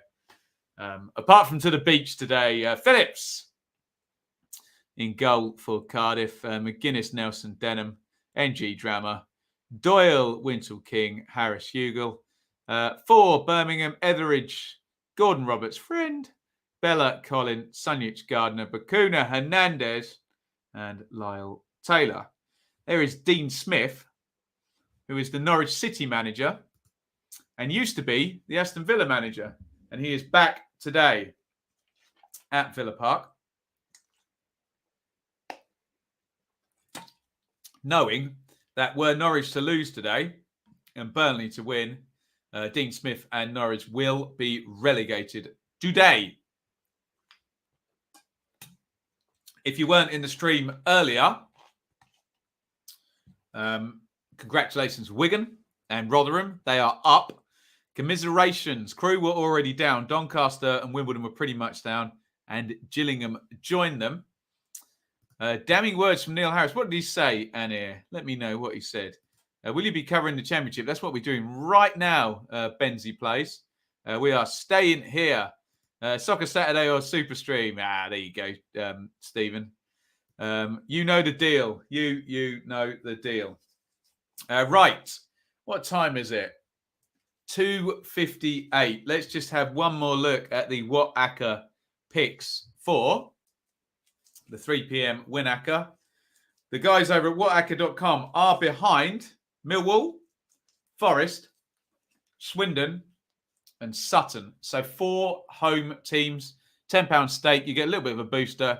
We return £63.17. We bet 365. If you want to go and follow that, get on it right now. You've got 2 minutes to go before all the prices change. Whatacker.com. Please gamble responsibly. BeGambleAware.org. Only bet what you can afford. 18 plus. Only. Are you lot ready? Let's have a look at some Premier League team news. Norwich in their approach to stay up. This is what they've come up with. Krill in goal. Aarons, Hanley, Williams and Byram. That's only one centre-back there. Interesting. Gilmore and Norman. Dowell, Lees Malou and Rasicha. Pookie, who's given it a good crack again in the Premier League this season, I have to say. in possibly another relegated team, still in double figures. Martinez in goal for Villa. Cash, Chambers, Mings, Digne, Ramsey. Excuse me, this is a new one on me. Tim Irogbenam. I'll work on that pronunciation. Never heard of him. Good luck to him. Sounds like a youngster over at Villa. Tim Irogbenam. Irogbenam. Yeah. John McGinn. It's easy to pronounce. Leon Bailey gets to start with Phil Coutinho and Ollie Watkins. Official Twitter had Byram centre-back. Yeah, that would seem to make more sense than Williams full-back. Still, Norwich haven't got any centre-backs by the look of it, or have only got one. Neil Harris said, stands at the football club a disgrace and that all 7 players that have contracted the club will not be there. Wow. Yes, sounds like a whole new squad, a whole new world. Let's have a look at some other Premier League team news. I think we've kicked off. First goal will be happening imminently, you'd hope, although we don't have the joy of League One to add to the carnage. Right, we now know the playoff semi-finals. League One. Wickham MK will be on Thursday. They've announced that very fast. Sunderland, Sheffield Wednesday will be on Friday. The first legs. I'm not sure when the second legs are going to be. I think might be Sunday and Monday following that. So look forward to that. And I dare say, fingers crossed, I might well get to Wickham. We will see about that. Sounds fun to me. Right. Bit more Premier League team news before we get into the goals. Let's look at that Watford-Burnley game, which is an important one because if Burnley win and Norwich lose, Norwich are down. And also, that would leave Watford needing goal difference and to win all of their last games and Burnley to lose all of their last games and Everton as well. So Burnley can pretty much stick the knife in on 2 separate teams today. One of those is Watford, who have Foster in goal, Camara, Samir, Kabasele, Firmino, Kuchka, Luza, Sissoko, Sarr, João Pedro, and Dennis. Burnley, I think, have won 3 and 4, haven't they? Excuse me. Pope, Robertson, Taylor, Collins and Tarkowski, McNeil and Lennon wide, Cork, Brownhill, Weghorst and Vidra up top.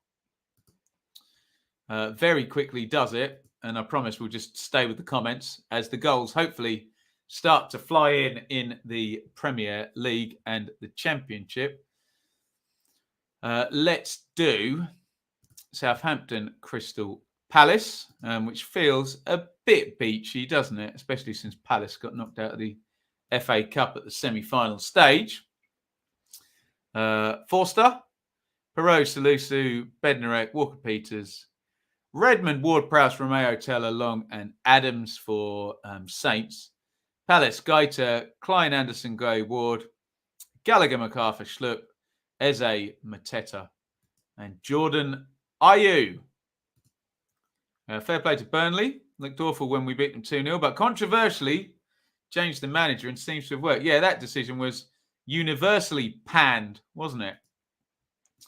Come on, Burnley, stick the knife in on Everton. It would stick the knife in on Everton as well because they would. I should bring up that Premier League live table. Excuse me, I have a polo in my mouth at the same time. Sorry. Apologies. If you see any spam, don't comment on it. I'll hit the block button and we'll all move on. Let's bring up that live Premier League table. It looks a little something like this down at the bottom there. So remember, Norwich will have had a point added on. So will Watford and Burnley at the moment. They've all been given a draw for their games kicking off. Obviously, if Burnley were to win, they would be 5 points ahead of Everton, who would then have 6 games to play. They would, of course, go to 34 points as well, which would make life very hard for Watford, and it would make life impossible for Norwich. Right. Oh,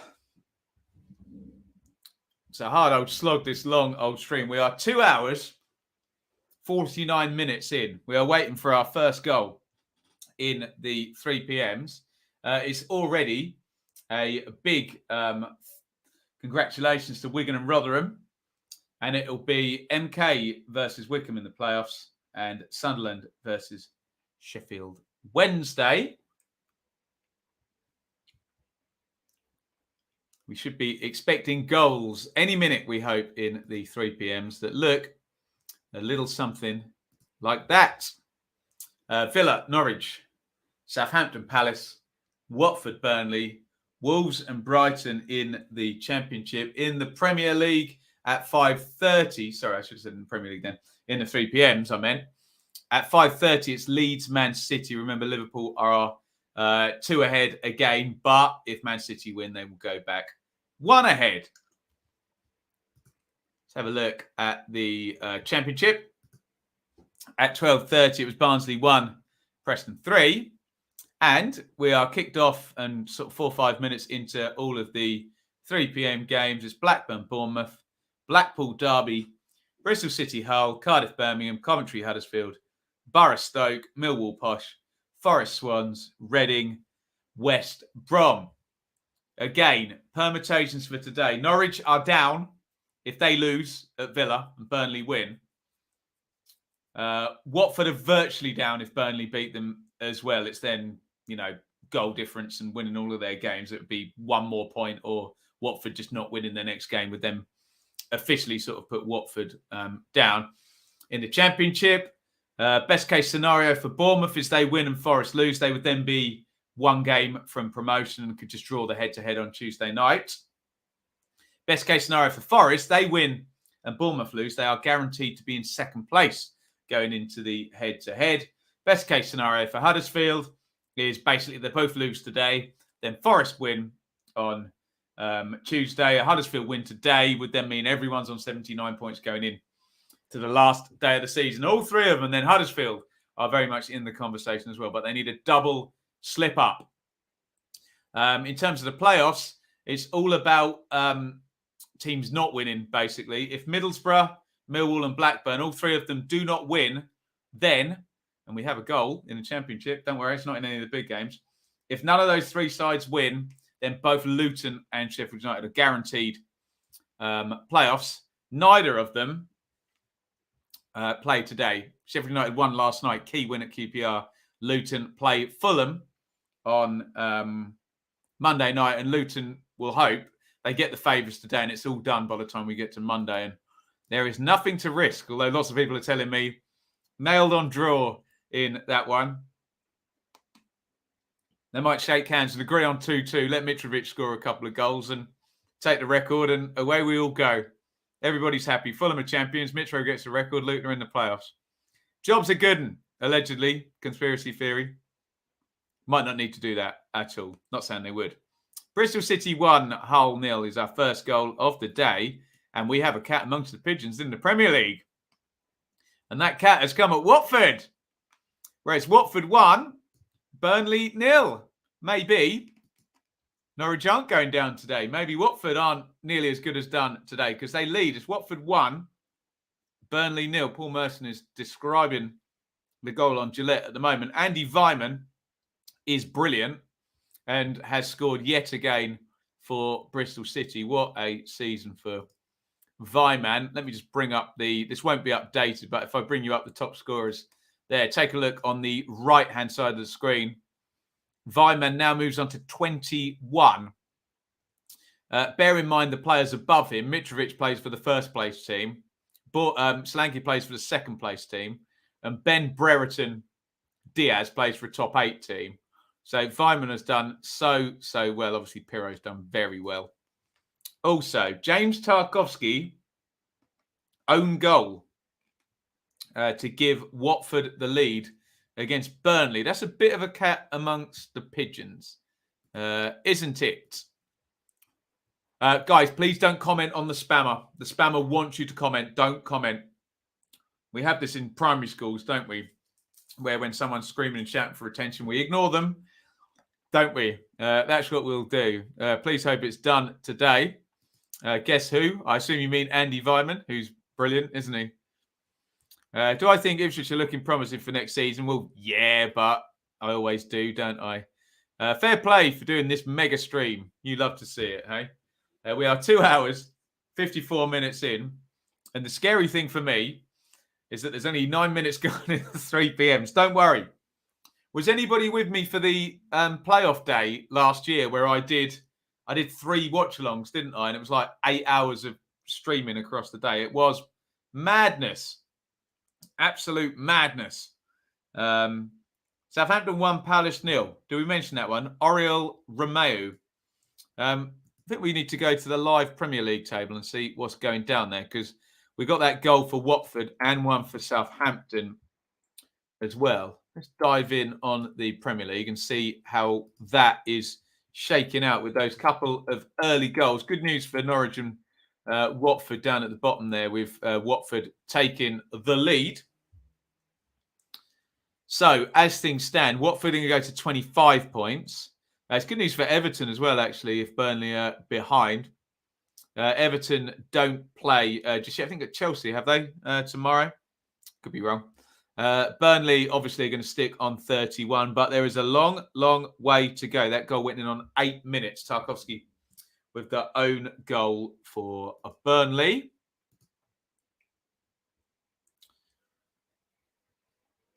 Didn't seem long ago you watched the Sheffield United QPR game. I didn't watch the Sheffield United QPR game. Which one? Oh, the one at the Lane. Yes, I did. Yeah, that was a few weeks ago, wasn't it? Great stream, Ben. 40 goals in League One. I don't know how many goals there was in League One. I was only really concentrating on about 4 games, but it was good fun, wasn't it? Rooney or Company, new Burnley boss. Yeah, I just saw Vincent Company got linked today, didn't he?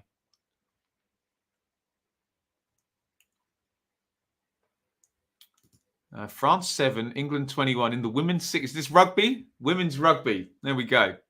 The stream does all sorts. Woof. So, a few early goals today. Southampton 1, Palace 0. Watford 1, Burnley 0. And Bristol City 1. Hull 0 in the Championship. Keep your comments coming in. Few goals going on in Scotland. Obviously, the Super Stream, this portion of the Super Stream is going to be a bit quieter than normal because League One aren't here to pad out a million goals for us, as they're very, very good at. But it should be plenty of action in the Championship. Nothing doing up the top yet. We are awaiting anything going on in terms of Forest and Bournemouth. We'll see who strikes first. The live league table looks like that. Obviously, we've added a point on for both Bournemouth and Forest, given they're both kicked off and they're both 0-0. So 3-point gaps all maintain. It is Bournemouth visiting Blackburn. Forest are at home to Swansea. Huddersfield are visiting Coventry. That is where we are with those teams in 2nd, 3rd and 4th.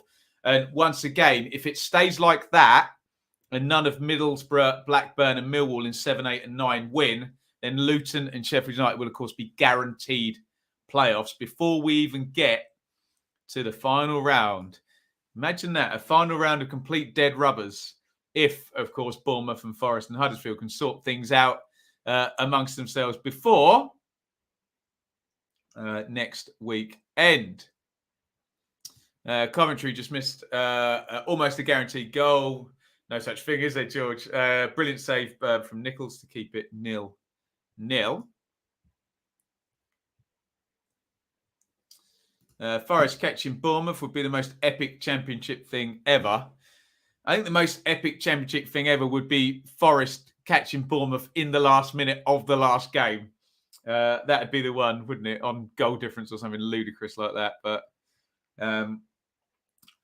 would it be the most epic thing ever? I suppose it'd be up there, wouldn't it? But the Championship does epic pretty well, doesn't it? All quiet on goals so far. Having League One not playing quietens things down big style, doesn't it? So a couple of goals in the Premier League. Watford 1, Burnley 0, Southampton 1, Palace 0. It's a big goal, that Watford 1, isn't it? Really good news, not only for Watford, but also for Norwich and for Everton. Of course, it's bad news for Burnley, who are on the receiving end of it. All very incestuous down there.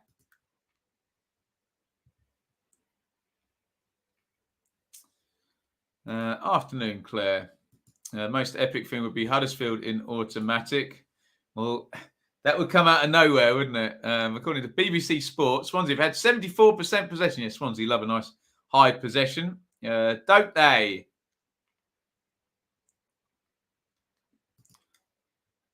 Read online, some Forest fans don't want us in the playoffs.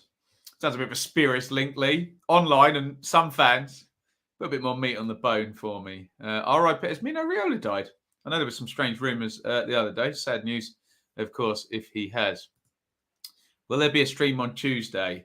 I can reveal, sadly, I'm working on Tuesday, which is very, very irritating because I did get offered a ticket for the big game as well, and I cannot go, sadly. What are you going to do, hey? Mr. Moss, feel very odd as a Bournemouth fan. Desperately don't want them to catch us, but wouldn't mind going up in the playoffs. It's a remarkable story, to be fair. 2 shots saved from Surridge already. Paying tribute to Cammy. He's tapping out as well at the end of this season.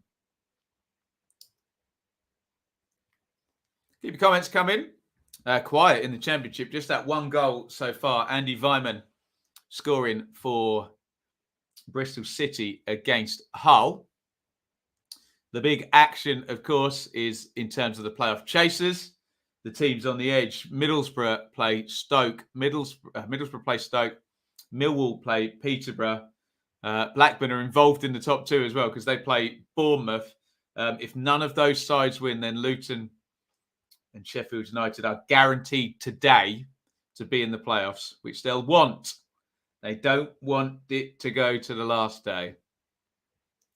Sutton 0, Bradford 1. It's bad news, isn't it, I think? Yeah. The WhiteHartDane pick has that one going the other way. A bad start to the 3 p.m. Winacker there over at WhatHacker.com. I hate to be miserable. That you think Barnsley could go down again next year? Surely not. No. We'd have to take absolute chaos for that. I'd have them up the other end of the table for sure. Barnsley, they need to bounce back. They need to get their next managerial hire right. They've got the last 2 very wrong and fired them both pretty quickly, haven't they? Bromley 1, Chesterfield 0, Stirling Albion 1, Edinburgh City 0, East 5-1, Cove 0, Sutton 0, Bradford 1. Plenty going on, just not in our games. Some goal from Backinson for your team. Well, I haven't seen him yet, to be honest. I've been sat here all afternoon, but I hear it was a good one. Ipswich winning 4-0 when it completely doesn't matter. You love to see it. And we are all quiet. 3:18 here on the Super Stream. Just a 1 goal in the Championship. And none of the big, issues just outside the playoffs involving Millwall, Middlesbrough and Blackburn, or Bournemouth, Forest and Huddersfield up towards the top 2. No goals in any of those games yet. Don't worry, there will be. Should press my there's always a late goal, but that's probably for an hour and a half's time. We are 3 hours and 3 minutes into the Super Stream. Has anybody been here since the start of the stream at 12:15 with me? I salute you if you have. We put the poll out on YouTube and said, what should I do? Just League One, just Championship, 2 split streams, or the whole shebang? And you lot voted in your masses. It's like 65% wanted me to do the whole shebang. And that is what we're doing. Dave, legend. Steve, legend. Jeff, legend. Anir, legend. Tremendous stuff. Ben, does Ipswich have a thing like we call Fulhamish, where a team hasn't won in 8 games? Well, my rules, that's not a Fulham thing. If you do my job, every set of fans think their team does that.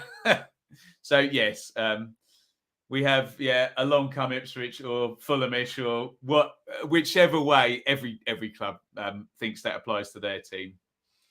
It probably does apply to some, but I know what you mean. Here from the start, Peanuts, legend.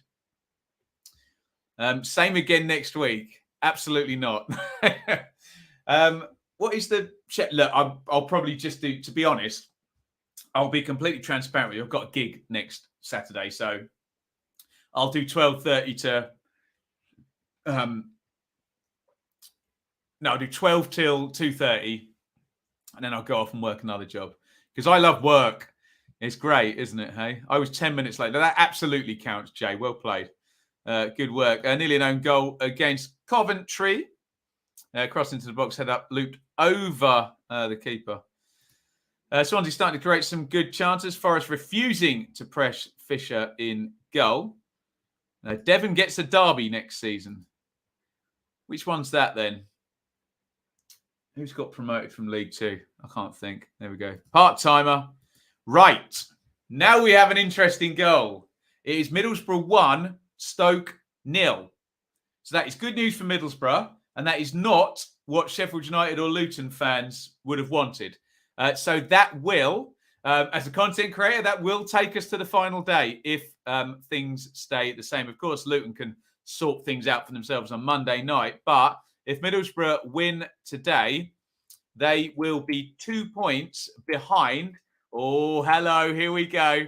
They will be 2 points behind Sheffield United going into the last day of the season. Of course, Sheffield United play Fulham, and Bournemouth have taken the lead. Blackburn 0, Bournemouth 1.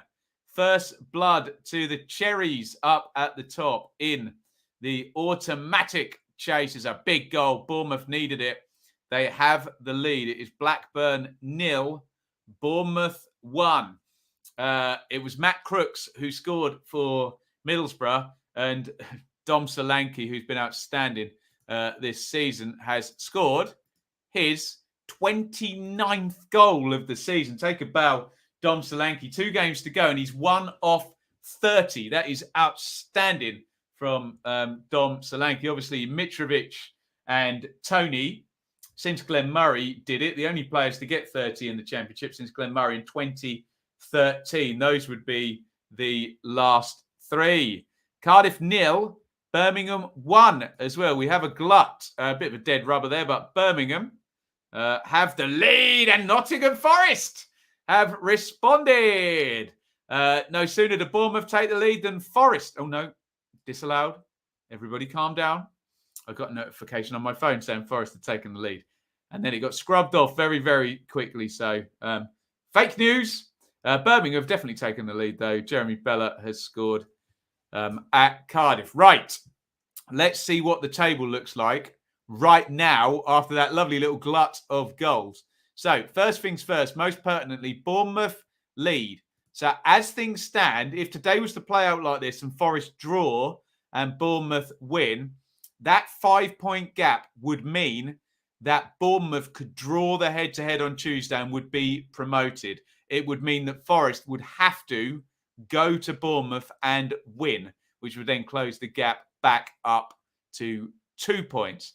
That's as things stand. If Forest score, everything changes. But it's good start for Bournemouth so far. Look, you saw what happened on Tuesday. No chickens are going to be counted just yet.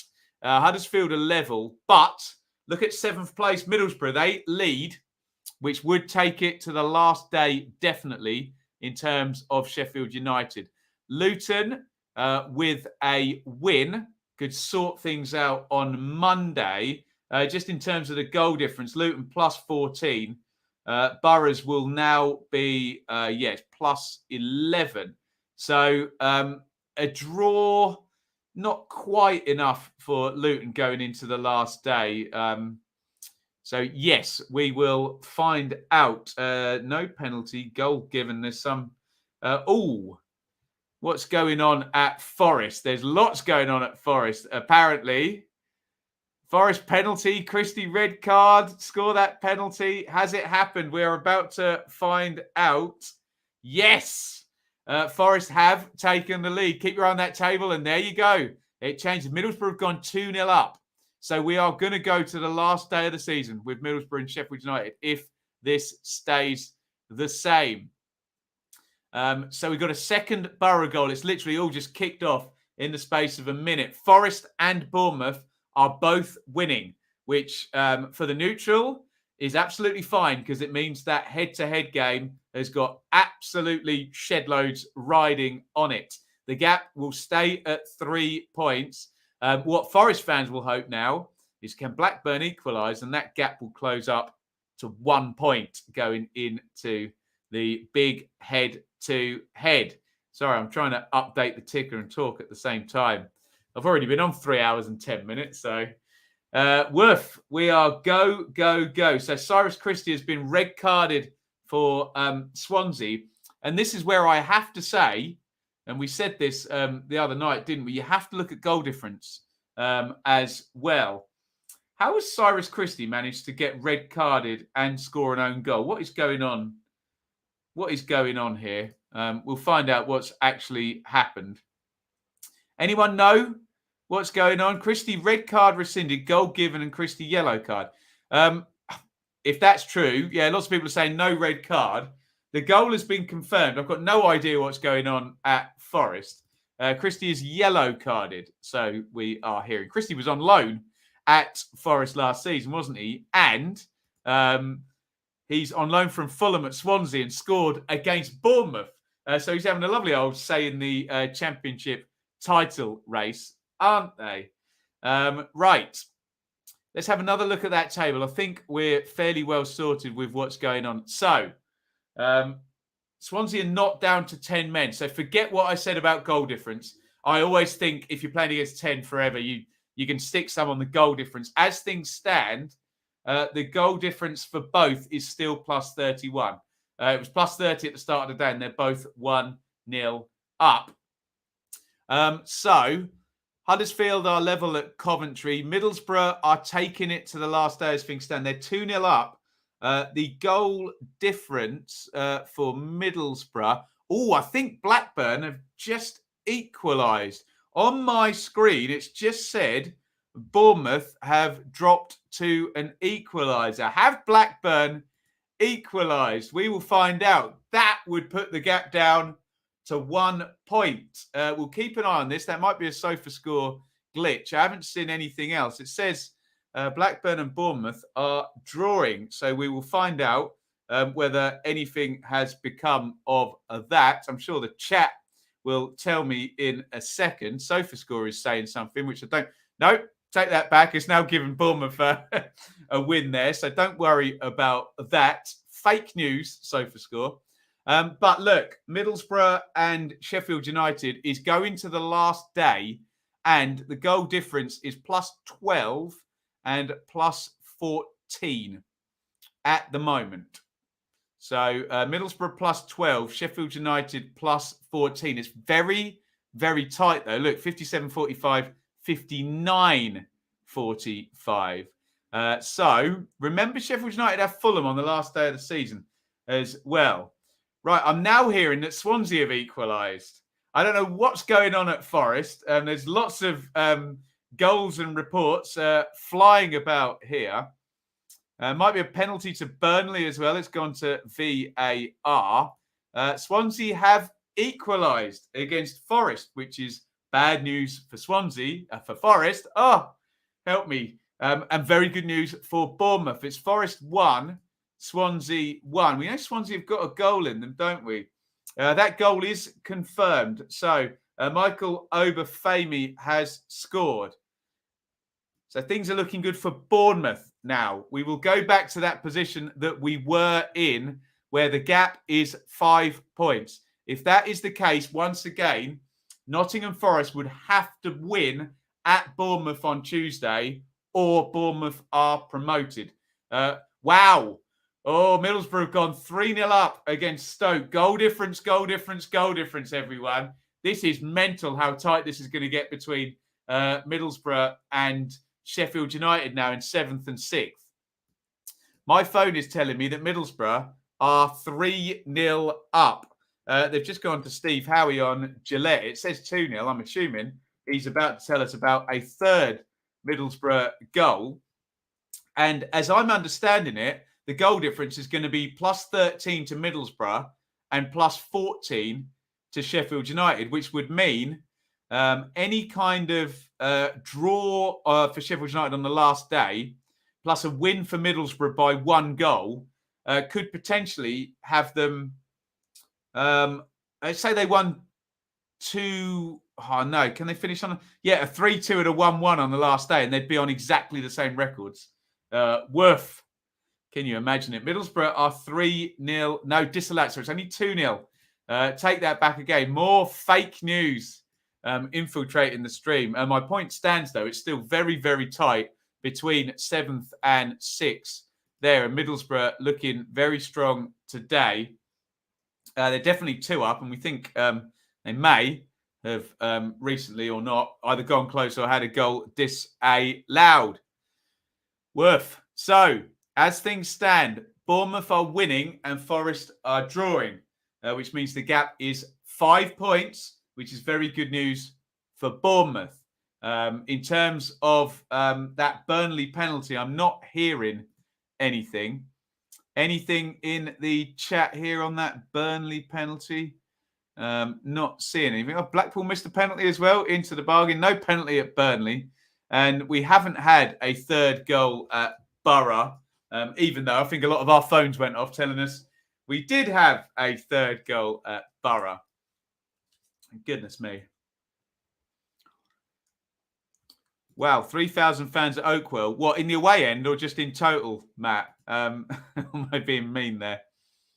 Borough third, disallowed. And we think Blackpool have missed a penalty as well. Who took their penalty against Luton the other way? It was Medine, wasn't it? So I assume it was Medine that took the penalty. In total, really? Oh, goodness me. Sounds like a very low attendance over at Barnsley. I don't think Sky broadcast that one in the end, did they? They just went with the League One games. So in the Premier League, Watford still lead, I believe, against Burnley. Southampton against Palace. It's Romeo scored there. It's the only other goal. So at the moment, it's a good day for Everton and a good day for Watford. They're leading. It's helpful for Norwich as well because Norwich could be relegated today. If Norwich lose and Burnley win at Watford, Norwich would go down. Burnley are not winning, which is helpful. Keeps Norwich alive for at least another round of games if things remain as they are there. The big news really is at the top of the Championship where Bournemouth lead through Dom Solanke's goal. And Forest are level. There was all kinds of chaos going on there. We thought Cyrus Christie had been red carded and then a penalty and then there was an own goal given and God knows what was going on and the red card was rescinded. But then Swansea equalised shortly afterwards with Michael Obafemi. So as things stand, Fulham is still not going to be champions until Monday night, potentially, even though the goal difference is ludicrously different. The gap will be 5 points between Bournemouth and Forest, of course. If Blackburn score, Bournemouth drop down to 80. If Forest score, Forest jump up to 79. So everything can change very, very quickly. With just a goal, a 2-point swing in either of those games could happen very, very quickly. Brighton have missed a penalty as well. What's everybody doing with these penalties today? Lots of penalties getting given. Not very many of them being scored. Swansea Forest is about as end-to-end as a game with Swansea can be. We've got another goal at Ashton Gate. Bristol City 2, Hull 0. We'll just assume Vyman has scored it because he scores all their goals, doesn't he? Bristol City finishing the season quite well, actually, aren't they? My brain is telling me that would be 4 wins in 5. Am I right? Let's have a look. Let me click on Bristol City's recent form here. No, I would be wrong. It would be 3 wins in 4. But it would also be 11 points in 5, which is a very fine end to the season. Before they visit Huddersfield on the last day. Bristol City. Watford. Still 1-0 to Watford. Could have been 2-0. Kiko hit the crossbar from a corner. Bournemouth can still win on points. Yes, they can. Yeah, they can still get to 88. Can't they? If they win 2 games and Fulham lose 2 games. Yeah, absolutely. Huddersfield 14 goal difference, nowhere near a Bournemouth. No. A 17 goal gap or goal difference gap between Huddersfield and Bournemouth. That's not going to matter if Bournemouth win today because, or as things stand, Huddersfield are level, so it'd be a 5-point gap. Anywho, Antoine Semenyo is the goal scorer for Bristol City. They lead 2-0 against Hull. And in the live league table, they go to 55 points. So maximum upside 58. I mean, look, I praised Blackpool for getting 60, didn't I? But hey, they were in League One last season. Won't they? But I didn't think Bristol City were going to get that sort of total, but a nice little splurge at the end of the season. Potentially they're 2-0 up today, so stranger things have happened, but they could still get the win. Guys, really appreciate your support. This has been a super mega stream since 12:15, doing the League Ones and the Championship. Today, I can still see loads of you watching, so do me a favour, and we'll do a like spike. If you're watching right now, please hit the like button. Give us a bit of a like spike. Bristol City 3, Hull 0 in the like spike. How about that? We've got 225 likes. I would love to get over 250 likes. That would be utterly fantastic. So please do hit the like button. It's just gone up. 236. Outstanding. Thank you. Appreciate it greatly. It's a bit of fun, the like spikes, but it does help other people reach the channel, helps our subscribers go up, and all of that good stuff. Did we see Bristol City have gone 3-0 up? Looks like they have. I'm putting it on the ticker, unless there's more fake news. Bristol City having a lovely old time. Yes, they are 3-0 up. Chris Martin has scored. Well done, Bristol City. All 3 of their forwards, Vyman, Martin and Semenyo, have all scored within 35 minutes of their game. Fair play. By the way, if you haven't hit subscribe on the channel, I don't normally like to ask anymore. You're already watching and I'm asking you to hit the like button and you're commenting and all of that stuff. But if you haven't subscribed, please do. We've got 21,785 subscribers, which is magnificent. I'd love to get to 22,000. And we are not far off as the season winds down here. I thank you all who have subscribed already. Keep your comments coming in. We are 3:38, so we're just coming up half time on the 3 p.m s. Congratulations again to Wigan. Congratulations to Rotherham.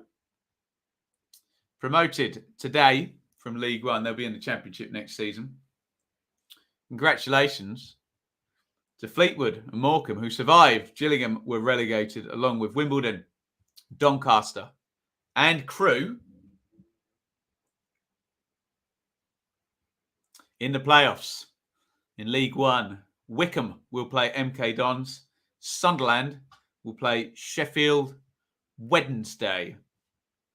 Interesting. Those games will be on Thursday and Friday, I believe, of next week, the 5th and 6th, the first legs.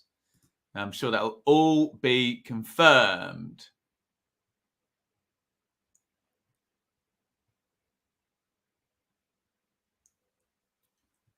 Keep up the good work. Worth. Outstanding. Thank you very, very much. Gillingham's 9-year stay in League One has ended. Oh, yes. We saw it happen first hand. On the Forest goal, the ref's watch for the goal line check is potentially not working. Fourth official had to let him know. Interesting.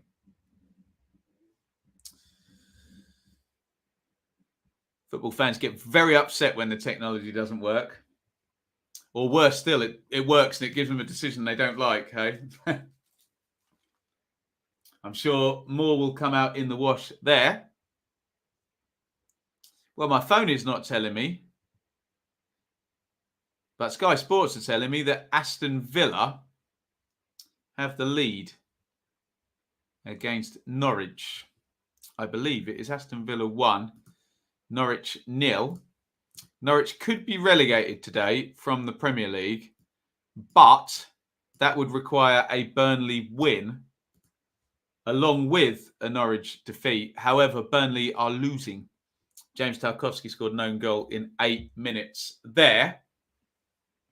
It's Aston Villa 1, Norwich 0. Ollie Watkins on 41 minutes. The England striker gives Villa the lead. Dean Smith back at Villa Park managing Norwich. And he is losing. There's a surprise, says Sam. I sense sarcasm, Sam. Deary me. Keep those comments flying in. My phone is on the go slow. So he just told me about the Villa goal. Michael Dawson told me about 5 minutes ago, hey?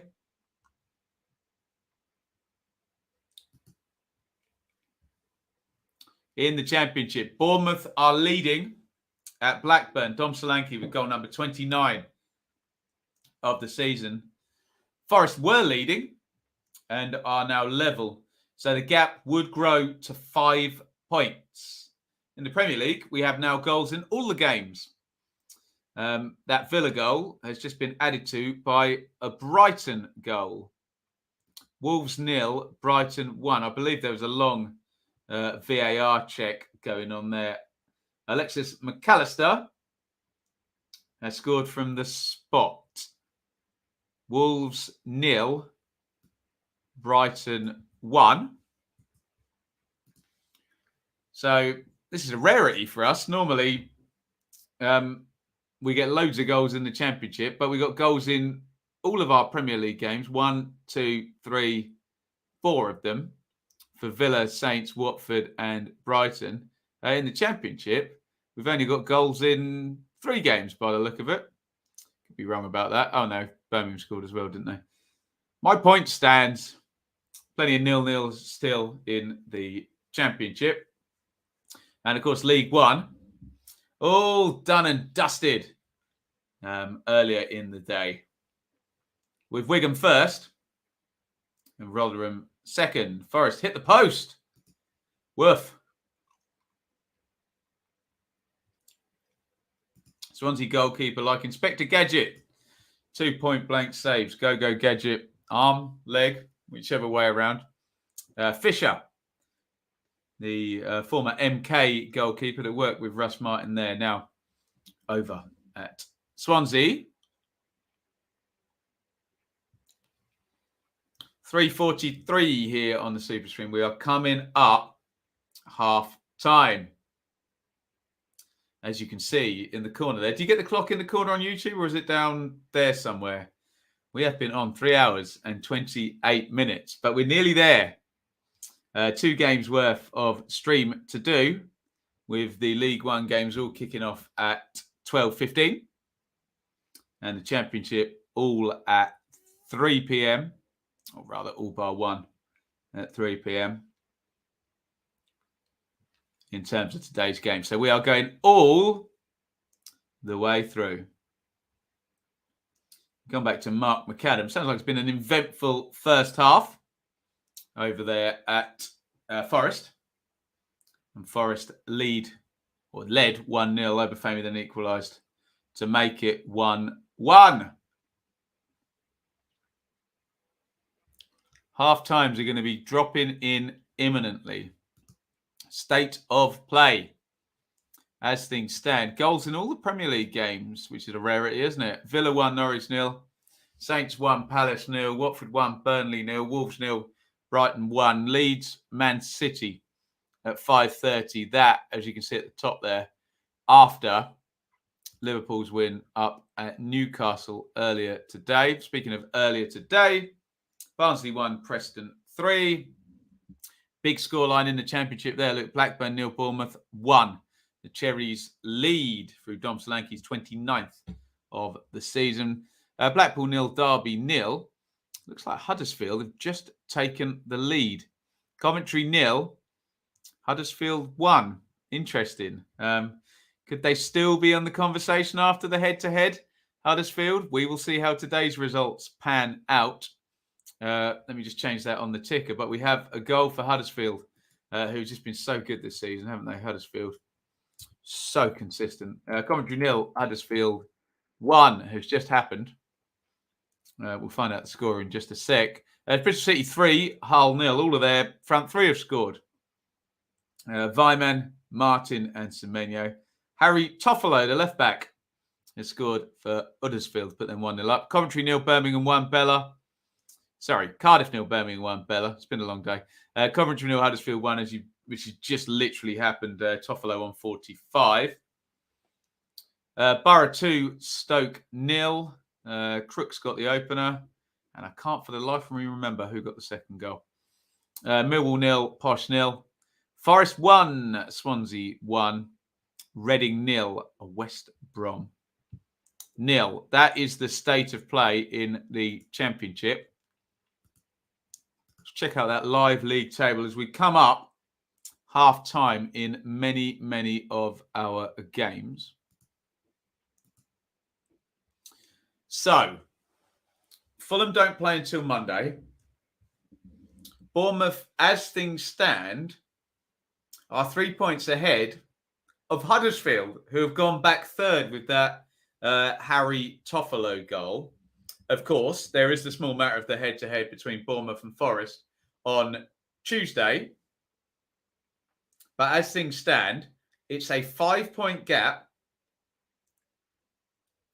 between Bournemouth and Forest and a 3-point gap between Bournemouth and Huddersfield. If that stays the same, on Tuesday night, Bournemouth would only need to draw and they would be promoted. That would stick a 4-point gap in over Huddersfield with one game to go, and it would maintain a 5-point gap. So Forest really need a goal, don't they? Or they need a favour from Blackburn as this afternoon rolls on. Look, I'm sure there'll be plenty more changes and things swinging around, particularly like it was on Tuesday night where 1 minute Bournemouth were 3-0 down and the next minute they were level 3-3 and Forest were winning away at Fulham. So keep your eyes on it. Keep your eyes on Middlesbrough as well. They're 2-0 up. Middlesbrough, Millwall, Blackburn all need wins to keep their playoff chasers alive.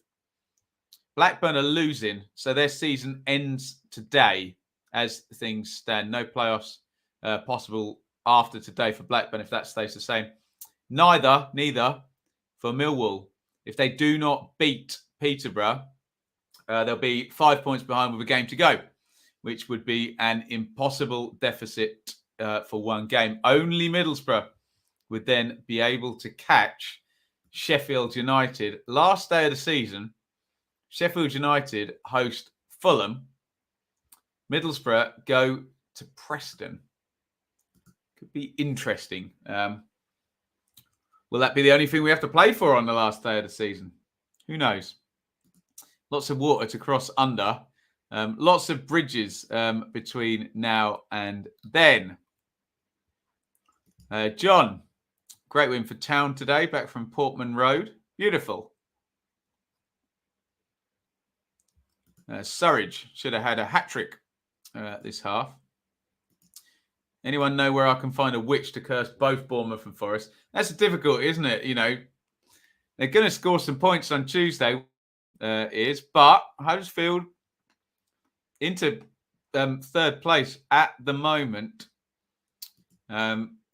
Apologies for the spammers in the chat. Please don't comment on them. Allow me to deal with them. And we'll all move on very, very quickly. 4 goals for Toffolo this month in 1 month. Very impressive for a fullback, isn't it? Woof. Right, half times coming in, we hope, from everywhere. They're up to 48 minutes at Forest. I think someone mentioned in the chat there'd be a lot of stoppage time there. I'm going to attempt to do a half-time sweep. Someone normally scores when I try to. Jeff has done his on Gillette. If it's good enough for Jeff, I'm doing mine now as well. So Villa 1, Norwich 0 is a half-time. So is Saints 1, Palace 0, and Watford 1, Burnley 0, and Wolves 0, Brighton 1 in the Premier League. In the Championship, it's looking good for Bournemouth. Blackburn 0, Bournemouth 1. Blackpool 0, Derby 0. I believe Blackpool missed a pen in the first half there. Bristol City 3, Hull 0. Lovely time on the beach over there, Bristol City. Cardiff 0, Birmingham 1. Coventry 0, Huddersfield 1. As things stand, Nottingham Forest are not third. Huddersfield are. Middlesbrough 2, Stoke 0. As things stand, Middlesbrough taking it to the final day in their approach to catch Sheffield United. Millwall 0, Peterborough 0. Millwall have to win, and even then, you probably do with winning by 3 or 4 also. Forest 1, Swansea 1. That won't be enough today for Forest. They need to win that one if Bournemouth win. They need to at least match them going into that head-to-head, don't they? Reading 0, West Brom 0. Quiet on the beach there. Right. I'm hoping everything's gone half-time and we don't miss any goals. I'm just going to get out of this chair for 2 minutes, take a little break. We can play some CV game when you return. Although, as you can see, my brain is already fried as I am 3 hours, 36 minutes into this stream. I'm not going to go just yet because I'm going to say thanks to Steve. Good effort, son. £5 on the super chat. Very, very kind. If Luton lose on Monday, they will drop behind us. We could be in a better position for the last day as things look. Yeah, that's true. Yeah, the goal difference is exactly the same. Middlesbrough could go past both of them on the last day, couldn't they? It's Middlesbrough, Preston, Luton have got Reading at home. So you fancy both of them, wouldn't you? Thank you, Steve. Very kind for the super chat. Right, I'm going to disappear for 2 minutes. As I always say, at times like this, don't go anywhere. I'm going to grab myself a drink, go make a cup of tea, and then we will be back for the second half of the penultimate weekend of the season. So I'll be back in 2 minutes, and we'll see you very, very soon. Don't go anywhere, guys. I mean, you can, but make sure you come back because the stream will be returning in a couple of minutes. If you haven't already and you're not going anywhere, hit subscribe. Ring the bell for notifications on the Benjamin Bloom channel. Like this stream. Keep your comments coming. And if you want, you can give it a share. And what better place to go and share than over on Twitter, where you can find me at Benjamin Bloom. Lots of stuff goes down that feed. And if you ever need to contact me, the DMs are open. Forgive me, it might take a couple of days to get through all of them. At Benjamin Bloom on Twitter. You can also support us over at our Teespring store, www.benjaminbloommerch.store. Don't forget the 2 M's in a row. Buy yourself a t-shirt, a mug, phone case, hoodies, all sorts of good stuff over there. Great way to represent our community over here. If you do get something, make sure you send me a picture over on Twitter, in fact, and I will get that retweeted. You can also support over on Patreon, www.patreon.com/Benjamin Bloom. a direct way to support my work here monthly. Get yourself a little bit of extra content each month. And thank you to everybody on Patreon. We really could not have got through what has been happening in the world without you. Before we return, get those comments filled up. Questions, topics, etc. And enjoy the rest of the stream. Here we go.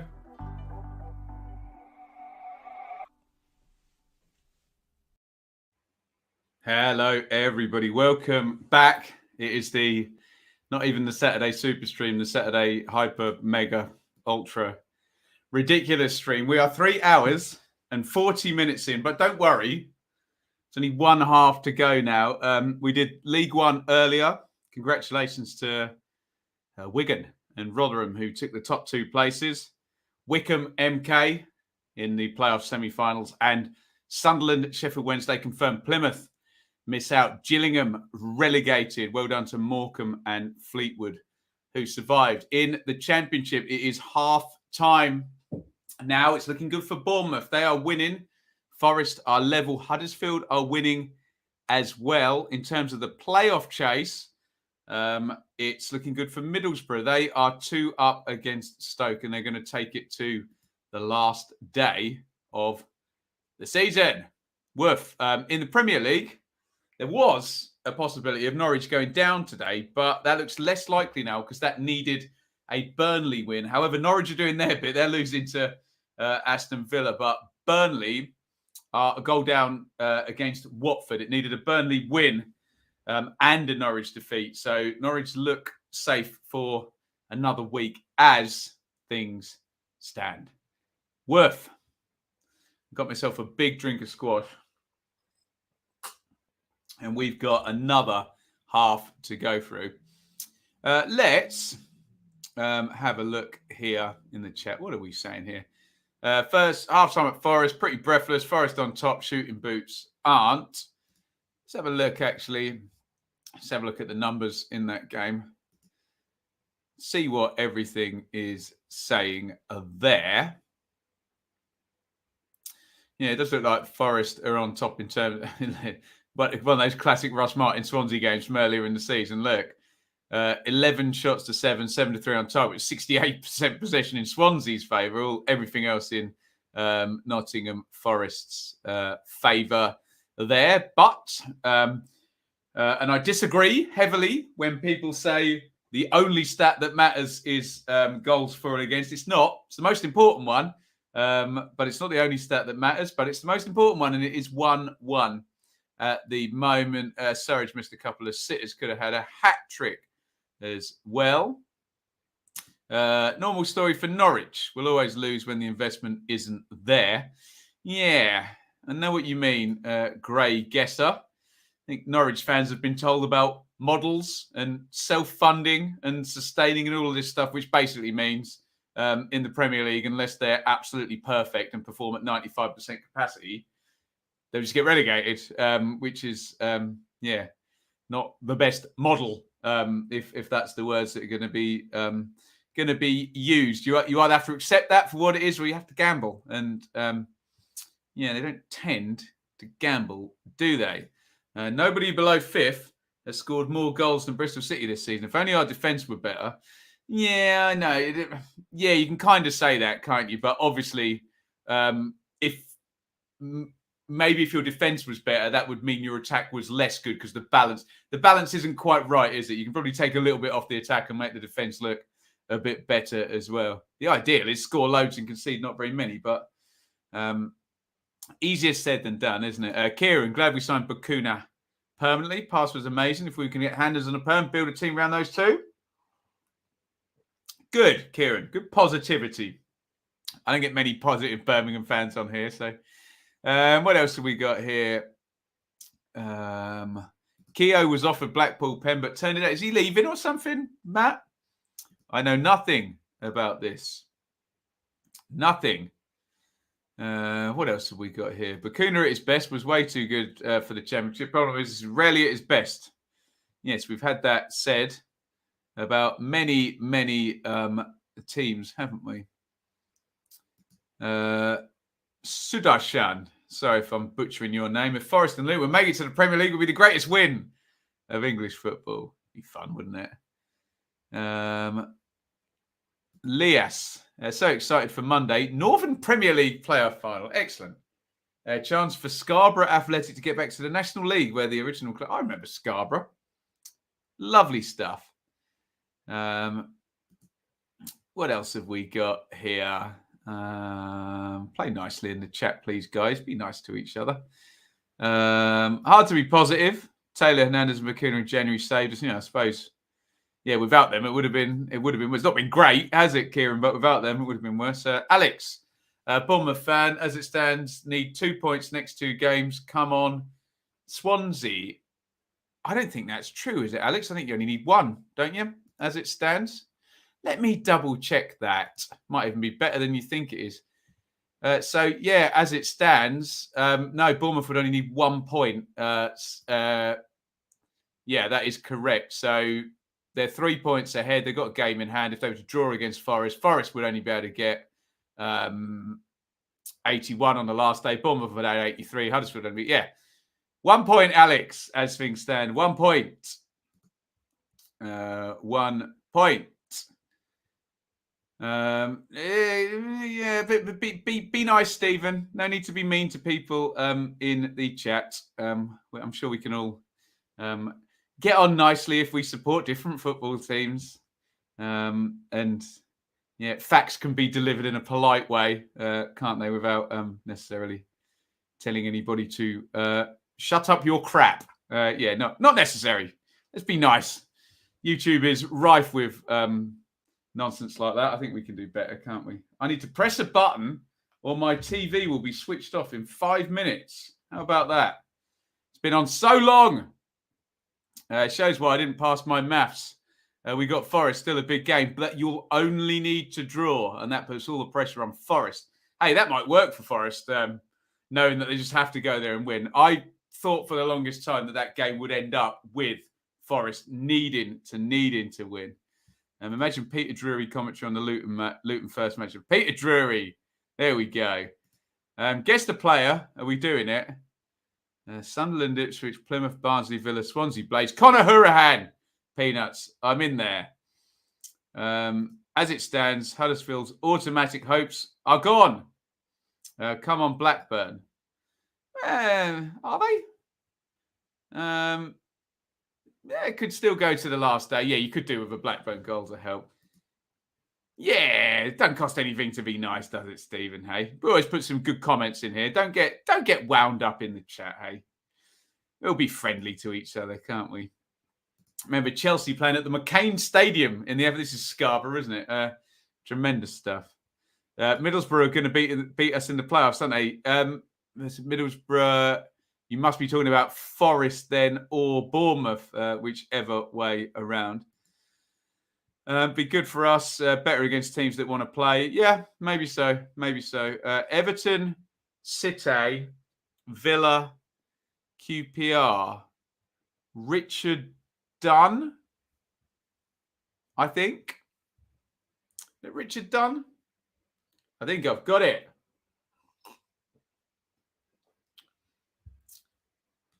What's Cooper's record like in the playoffs? Well, I mean, Simon Jordan was talking about this on the radio, and Simon Jordan comes up with a lot of good stuff, I think, on the radio. But I was totally wrong about Steve Cooper saying, being very black and white about it, saying if you get in the playoffs and lose, you're a loser.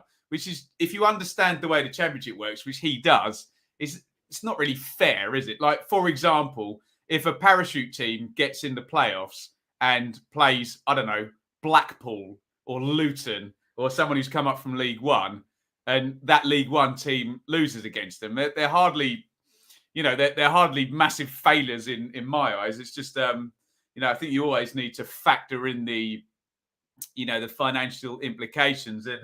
And in terms of Cooper and Swansea, he came up against Brentford twice, and Brentford never had parachute payments, but they were as good as a parachute team because of how many players they managed to sell to, kind of keep up. And obviously Swansea, since they've been down, haven't invested their parachute payments. Far from it. They've sold Dan James and Ollie McBurney and Connor Roberts and you probably name about Joe Roden.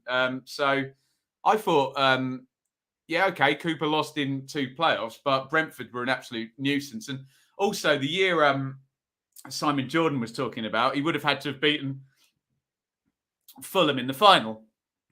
And okay, it was Fulham with Parker, but it was still Fulham with, a very stacked squad and Mitrovic. So, yes, I accept that Steve Cooper has been in 2 playoffs and not won either of them.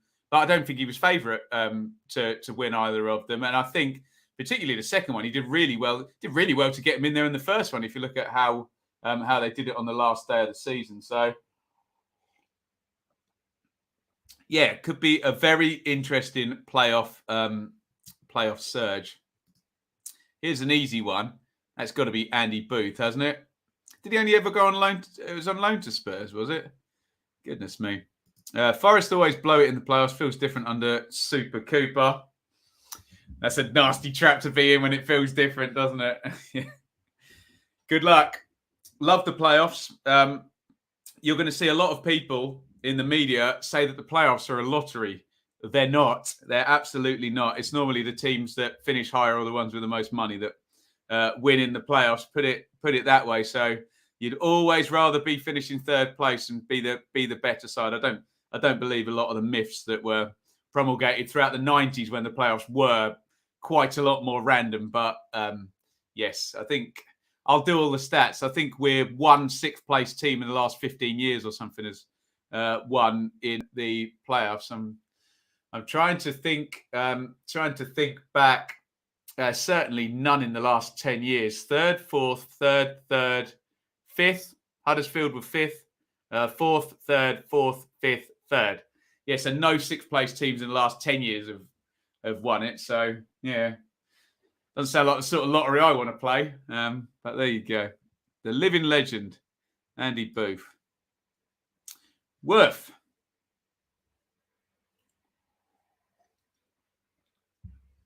Having seen Brentford lose 9 playoffs before winning the 10th time, I think it all works out in the end. Yeah, Ipswich are 1 in 8.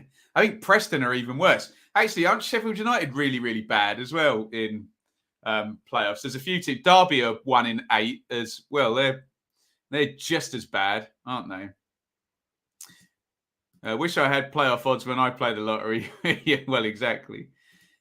It's just the wrong choice of words that annoys me. A lottery is where every entrant has an equal chance of winning. Don't tell me every entrant in the playoffs has an equal chance of winning. They absolutely do not.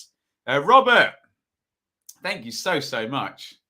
We're doing really well on the Super Chat. It's very, very kind, everybody. It'll always be free here, but you can support. Like Robert has done. There's a few Super Chats. Very, very kind. Robert, thank you so much. Best player final was, Sunderland Charlton was incredibly good. 7 attempts, 0 wins. Who's that? Sheffield United. Luton have a bad record too. Huddersfield are definite playoff specialists. I think Burnley are the kings. I think Burnley have been in it once, won all 3 games and didn't concede a goal as well. So, yeah, under Owen Coyle. Yes. We lost to Burnley, Palace, Huddersfield, and ouch. Yeah, not good. Thank you, Robert. Very, very kind. Really, really do appreciate it. Ipswich, yeah, that's even worse, isn't it? Ipswich in the playoffs 8 times, 7 semi-final defeats. It's only got to the playoff. Only got to the playoff final once. 100% record in the final. Absolutely. Worth. Right, we are awaiting goals in the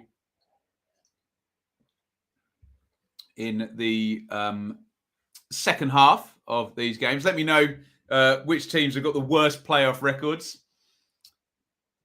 I'm sure someone's got a list of them somewhere. To join Ipswich, Derby, Preston. Who else have we had? Sheffield United, Luton. But yeah, the Dons, Huddersfield are good, aren't they? Burnley are good. I'll do a stats video before. There's already a couple on the channel from the last couple of seasons. I tell you what, Crystal Palace have won it the most times, haven't I think? Crystal Palace 5 times. There you go. Rotherham, 4 playoff finals, 3 wins. Decent. Very, very good.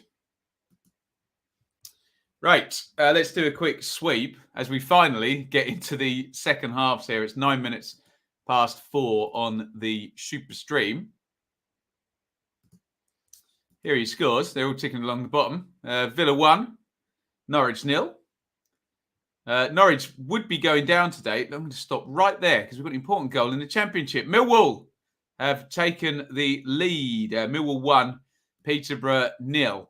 Now, Millwall are well behind in terms of goal difference. They could do with winning 3, 4, 5 here, but you just got to get the points on the board and keep things alive. And Millwall are keeping things alive. They now lead 1-0 against Peterborough, who are already down. So what that means is Millwall are plus 13. Is that right? No, I'm reading the wrong one. They wish they were plus 13. Sorry, yeah. Millwall are now plus 7 on the goal difference. Sheffield United and Luton are plus 14. So a couple more goals needed for Millwall. If you can get it to 5 or 6, that's doable. And we saw Swansea and Forest. And speaking of Swansea and Forest have just gone 2-0, 2-1 up. So it's all happening in the Championship. Forest have gone 2-1 up and Millwall lead as well. Millwall probably need a couple more goals to really make the final day something.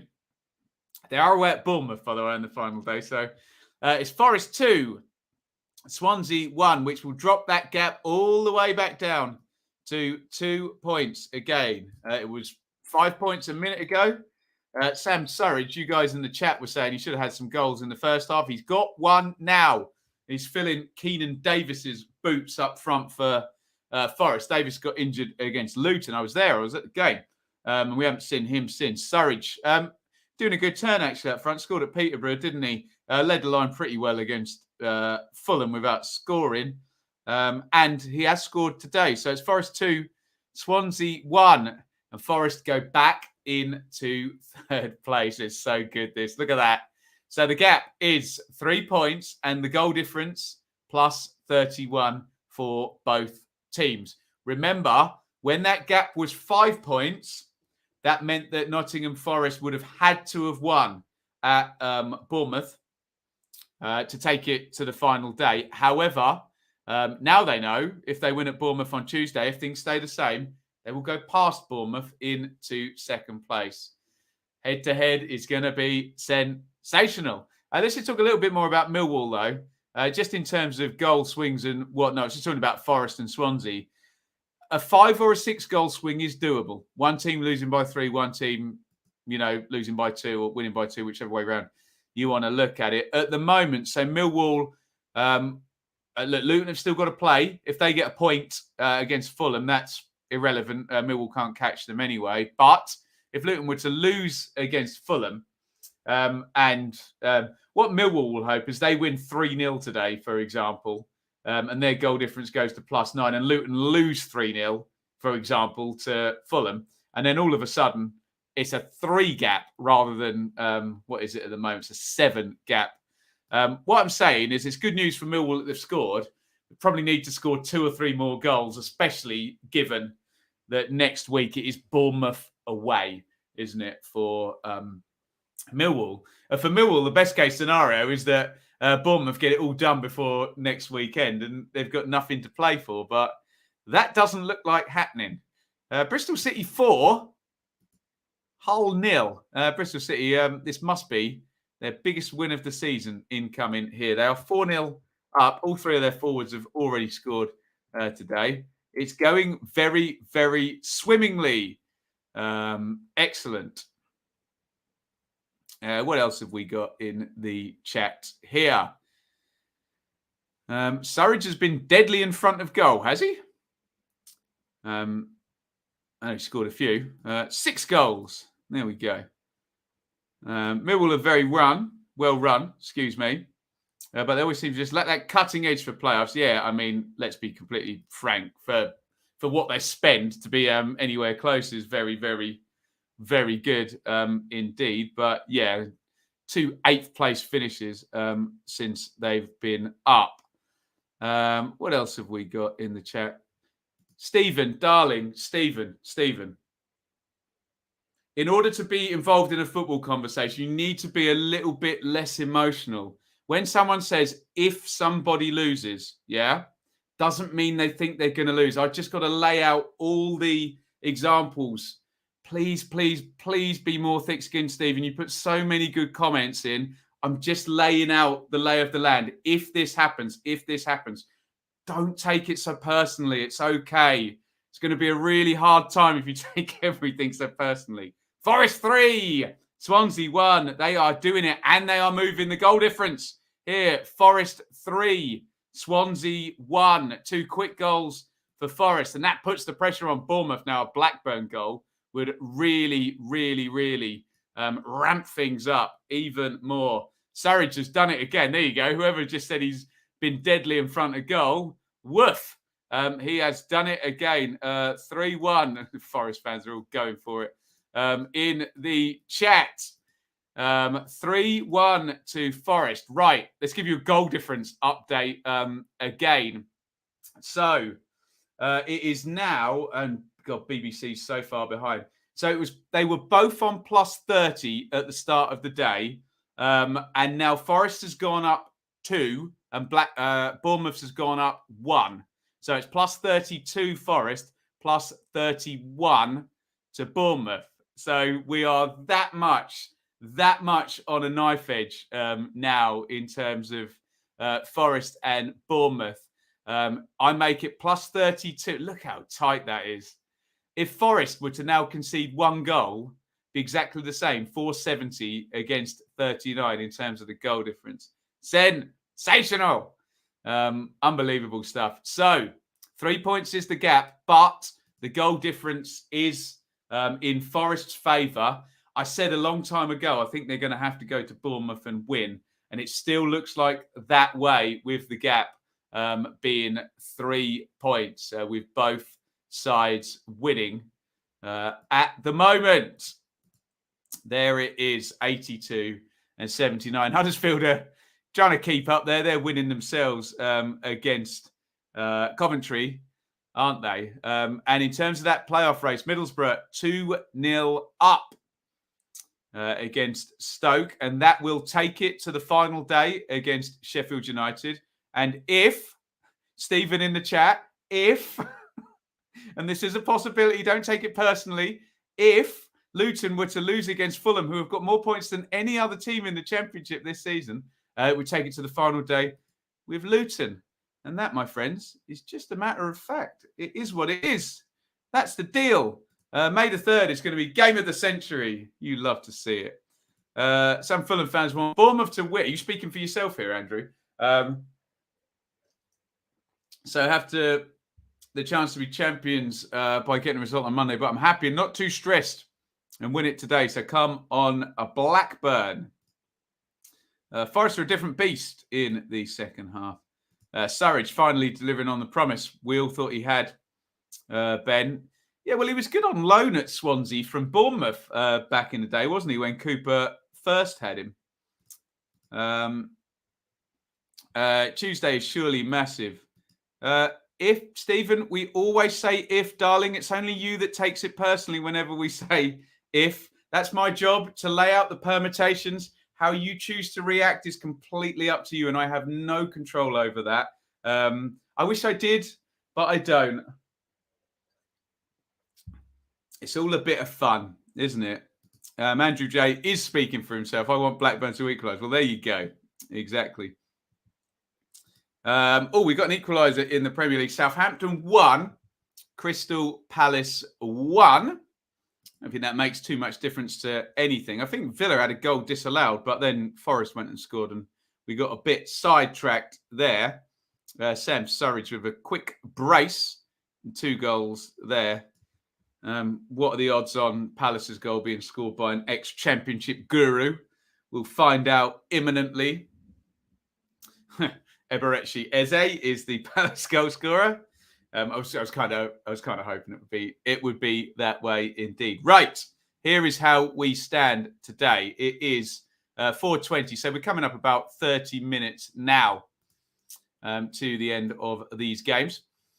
It's Villa 1, Norwich 0. Norwich won't be going down because Watford have beaten Burnley. Southampton 1, Palace 1, Watford 1, Burnley 0. Tarkowski going goal 8 minutes in. Wolves 0, Brighton 1. And big game later, Leeds, Man City. Liverpool have thrown the gauntlet down again to Man City. These two just keep winning. So Man City need to go to Leeds and win. Just keep winning. In the Championship, apparently a very small attendance at Barnsley and Preston. Dead rubber there. Preston won 3-1. Now, the big stuff. A Bournemouth lead. But Forest are going with them. And Forest have taken it in terms of goal difference today. But a Blackburn goal would really throw the cat amongst the pigeons, wouldn't it? It's 1-0 to Bournemouth. Dom Solanke, 29 for the season. Brilliant form from Solanke this season. Blackpool 0, Derby 0. Miss Penn for Blackpool first half. Bristol City 4. Hull 0. Not quite sure where that one came from. Cardiff 0, Birmingham 1. Cardiff was stinking it out to end the season, aren't they? I think they're 4 straight defeats or something of the like. Coventry 0, Huddersfield 1. Huddersfield are trying to go with Bournemouth and Forest, but the pace is too great. Middlesbrough 2, Stoke 0. Middlesbrough are going to keep this going to the last day of the season. They'll definitely be able to catch Sheffield United on the last day as things stand. And if Luton don't get a point at Fulham on Monday, they'll also be able to catch up with Luton. So it could go to the final day for the last playoff spots. Millwall 1, Peterborough 0. Millwall can also take it to the last day, providing Luton don't beat Fulham tomorrow. They could have a chase at them, on Monday. And they can also try and catch Sheffield United. Millwall need goals, though. They probably need to win this one 3 or 4-0 today to make it a worthwhile last day of the season. Away at Bournemouth as well from Millwall. Good fun, that one. Forest 3, Swansea 1. Forest are now ahead in terms of goal difference, but 3 points behind. I mean, the goal difference does and doesn't matter right now because even while it was level, Forest knew that if they beat Bournemouth on Tuesday, they would go above them, by virtue of the fact they would be putting a plus on and Bournemouth would go on a minus. It's not going to do any harm if they can be ahead on goal difference. Every little helps, especially in the event the head-to-head is drawn and it's a 3-point gap going into the last day of the season, which I'm sure Bournemouth will be perfectly fine with, and then it's in their hands. But then they would know on the last day of the season that a Forest win and a Bournemouth defeat and the goal difference would take them home. So keep your eyes on all of it. There's plenty of permutations and possibilities. And how disrespectful to Reading and West Brom at the end. Sorry there. It's Reading 0, West Brom 0. And those people that are really caring about that are going to be very upset that I didn't mention it. League One is looking... Oh, stop it. I don't want to know how tough League One is going to be again next year. Goal difference could matter in the last game of the season. Oh, yes, it could. And just to reiterate, if Luton do lose, for example, to Fulham on Monday night, their goal difference would be lower than 14. Sheffield United's is 14. If Middlesbrough is currently 12, if Middlesbrough were to score again, theirs would be 13. So very, very much a similar ballpark between Middlesbrough and Sheffield United and Luton if the points are similar going into the last game of the season. Worth. Derby coming into it either Wednesday, Sunday. Oh, stop it. Don't talk to me about how hard league... My team is destined to be stuck in League One for the next 100 years, isn't it? Goodness me. Keep your comments coming in. Lots of praise for the Swansea keeper in the chat. He's having a bit of a worldie today. I'm sure the Bournemouth fans will be thanking him if he does keep the goal difference down. Look, I always think, unless you're miles behind, focus on goal difference on the last day. Goal difference will be irrelevant if, whatever happens on Tuesday night. It's about the points first and foremost, and then the goal difference. But We've got to have one eye, haven't we? Sorry, I'm just trying to lubricate my throat with anything. I've now been talking for 4 hours and 9 minutes on the super stream, super hyper mega stream here. And God, we've got 267 likes. Right, let's go for a like spike record. Can we get up to 300 likes? That would be sensational. If you're watching the stream right now, I'd really love you to hit the like button. We are at 268 likes. And I haven't even got a button for 300 likes because we've never got that high. I can press the 250 likes button that we've already passed, and we just jumped up to 277. So I thank you all for your fantastic support. It's 281. Unbelievable. I need to make a new slide that says 300. So thank you, everybody, for your support. Costs nothing to hit that like button, and it really, really helps me out. And God, 300, I think, would be a new Super Stream record. Fantastic stuff.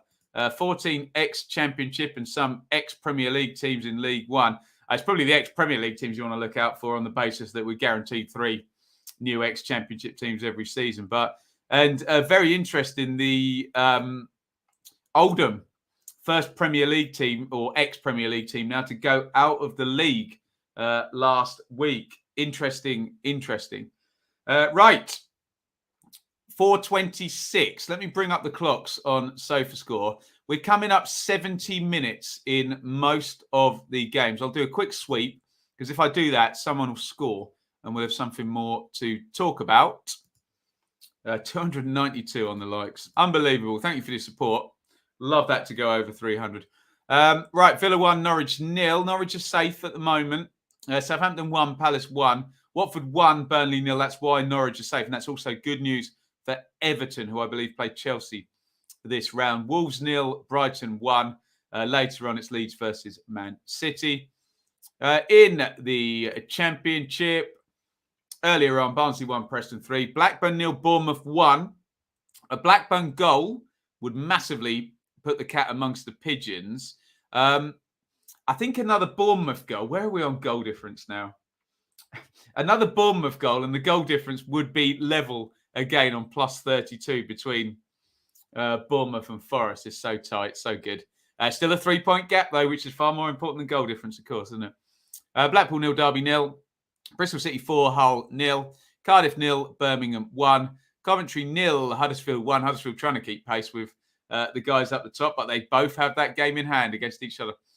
Middlesbrough 2, Stoke 0. Middlesbrough can take it to the final day against Sheffield United, and if Luton don't score any points at Fulham on Monday night, it'll also take it to the final day in terms of them being able to catch Luton as well. Millwall are thinking the same thing, but look, they need goals, don't they? They need a big goal difference swing with their points, or their goal difference rather being lower and then being 3 points off. Forest 3, Swansea 1. So Forest are keeping pace with Bournemouth. They're 3 points behind going into the head-to-head. At the moment, they will have a superior goal difference as well. It's Reading 0, West Brom 0 in a bit of a dead rubber at the, I was going to say the Majeski there, the Select Car Leasing Stadium. Guys, 298 likes.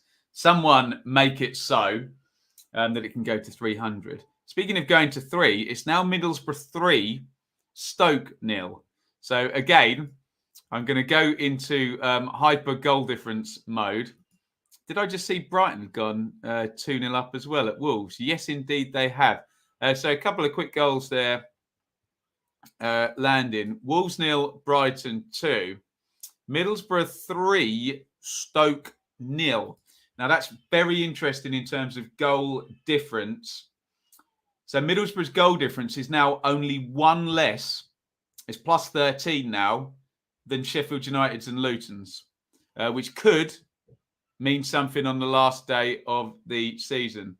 And Bournemouth have gone 2-0 up as well. And Derby have gone 1-0 up, but the Bournemouth goal is far more pertinent. So the idea of that Blackburn goal putting the cat amongst the pigeons ain't going to happen.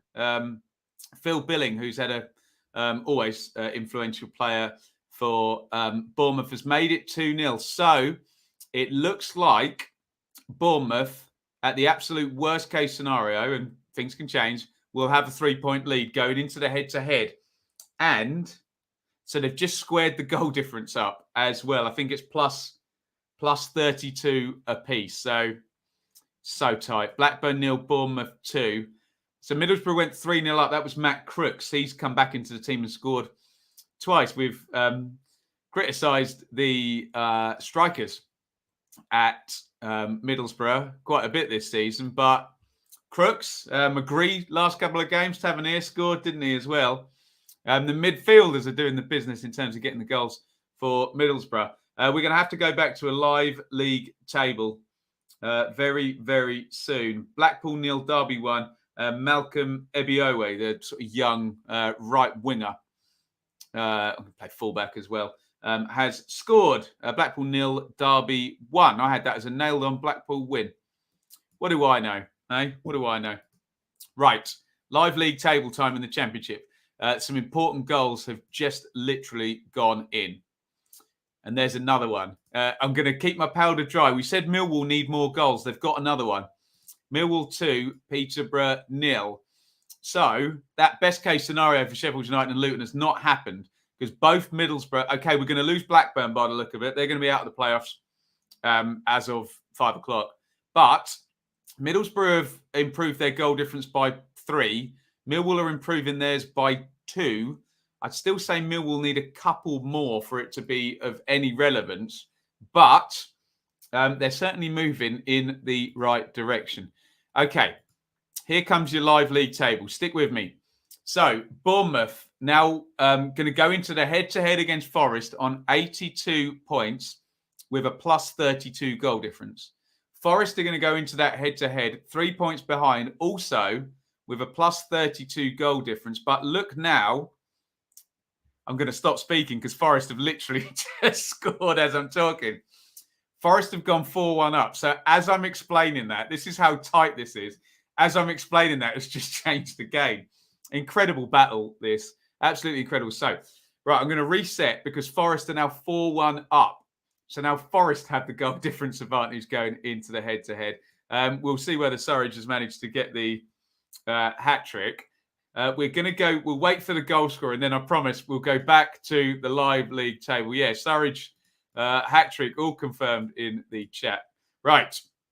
So, as I was saying, we'll completely disregard what I've just said because it's just literally changed. So, let's try that again. Look at that. I was just going to say Bournemouth level on goal difference, but the advantage with goals scored.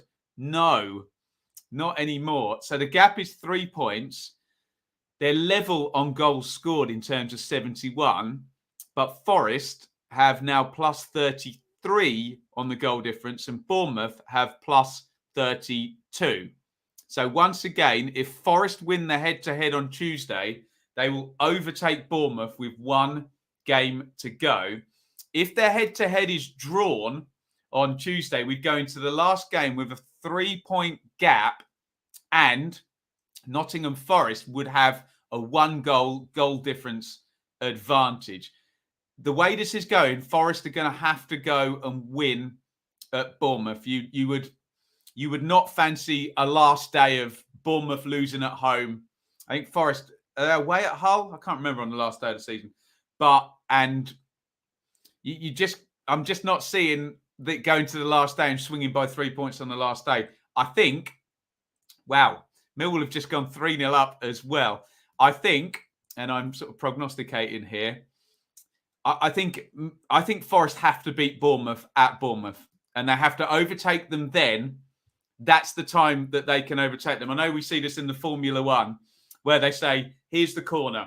Here's the place you can overtake them. If you don't overtake them there, it doesn't look like it's going to happen. And sorry, let me just bring up that last day real quick. I know we're getting well ahead of ourselves, but it does look like with Forest winning by 3 and Bournemouth winning by 2, it does look like we can talk with some amount of certainty on this head-to-head and this last day. So, yes, Hull away. Just for my money, if you're going into the last day, say the head-to-head is drawn now on Tuesday. If you're going into the last day and it's a 3-point gap, that requires Bournemouth to lose at home to Millwall, Forest to win at Hull, I think the time to overtake, if you're a Forest fan, is in the head-to-head. I think they've got to win the head-to-head. Anyway, Millwall are 3-0 up against Peterborough. Sorry, I don't think we even got the second goal scorer. So this is working out quite well for Millwall. I said they need to win by 3 or 4, and they're doing it. So Afobe, Knight own goal, and George Saville. That's where the goals have come from. And what this does mean now, and we've been talking about the possibility of somebody catching either Sheffield United or Luton on the last day of the season. The more Millwall score, the more that possibility increases. Millwall look like they're going to go into the last day of the season. Let me just do my final maths. I think they're +9 now, aren't they? Yeah. So Millwall are now +9 on their goal difference. Just be easier if I brought the table up, wouldn't it? So as things stand, on the last day of the season, for example, if Sheffield United lost 3-0, Millwall won 4-0, I'm looking at the goals scored now, they would overtake Sheffield United. Obviously, Millwall play Bournemouth away. So talking about times to overtake, the time for Millwall to score goals is at home to Peterborough, not away at Bournemouth. But it's mathematically doable. Middlesbrough are 3-0 up as well, aren't they? Their goal difference is 1 inferior to Sheffield United. So it's absolutely all going on. I think I've just seen West Brom have just taken the lead there. Although this happened earlier in the stream. Let me just double check. Yeah, Reading 0, West Brom 1. Carlin Grant has scored. So West Brom are in the top 10 with their year 1 parachute payment. Been a bit of an underachieving season for West Brom, but they are leading at Reading, who got themselves safe with a good run under Paul Ince. So let's just have one more look at that playoff positions. So Luton 5th. They've got 2 to play. 1 point for Luton against Fulham on Monday, and they're in the playoffs. Doesn't matter. Anything we're talking about today is irrelevant. Stop the presses. Blackburn 0, Bournemouth 3. This is just proper ding-dong, tit-for-tat goal difference accumulation between Forest and Blackburn. They're both at it today. So, this is so fascinating. Everything's changed again with that goal. And you can say it has and it hasn't. Bournemouth, fair play. They've gone there. All the pressure was on them. They're winning 3-0 now. Phil Billing has scored again. So the goal difference check is now, so it was 71-39, which was +32. So it's completely level again. So now it's advantage Bournemouth. Wow. So it's +33 Bournemouth, +33. Am I right? Or is it level? +33 both. So that's level. But goals scored, which it would go to, is now Bournemouth. They're on 72 and Forest are on 71. So sorry, just to reiterate, 3-point gap. Bournemouth lead by 3 points. Bournemouth have the edge by 1 goal on goals scored, and the goal difference is level. That's how absurdly tight this is. Absolutely incredible. So let me just do this. So if it's +33 and +32, if Forest were to win 1-0 at Bournemouth, they would be level on points, they would be level on goals, and they would have conceded 1 more goal. They would be ahead of them by 1 goal, or the factor of conceding 1 goal fewer, if everything stays the same now and Forest were to win 1-0 at Bournemouth.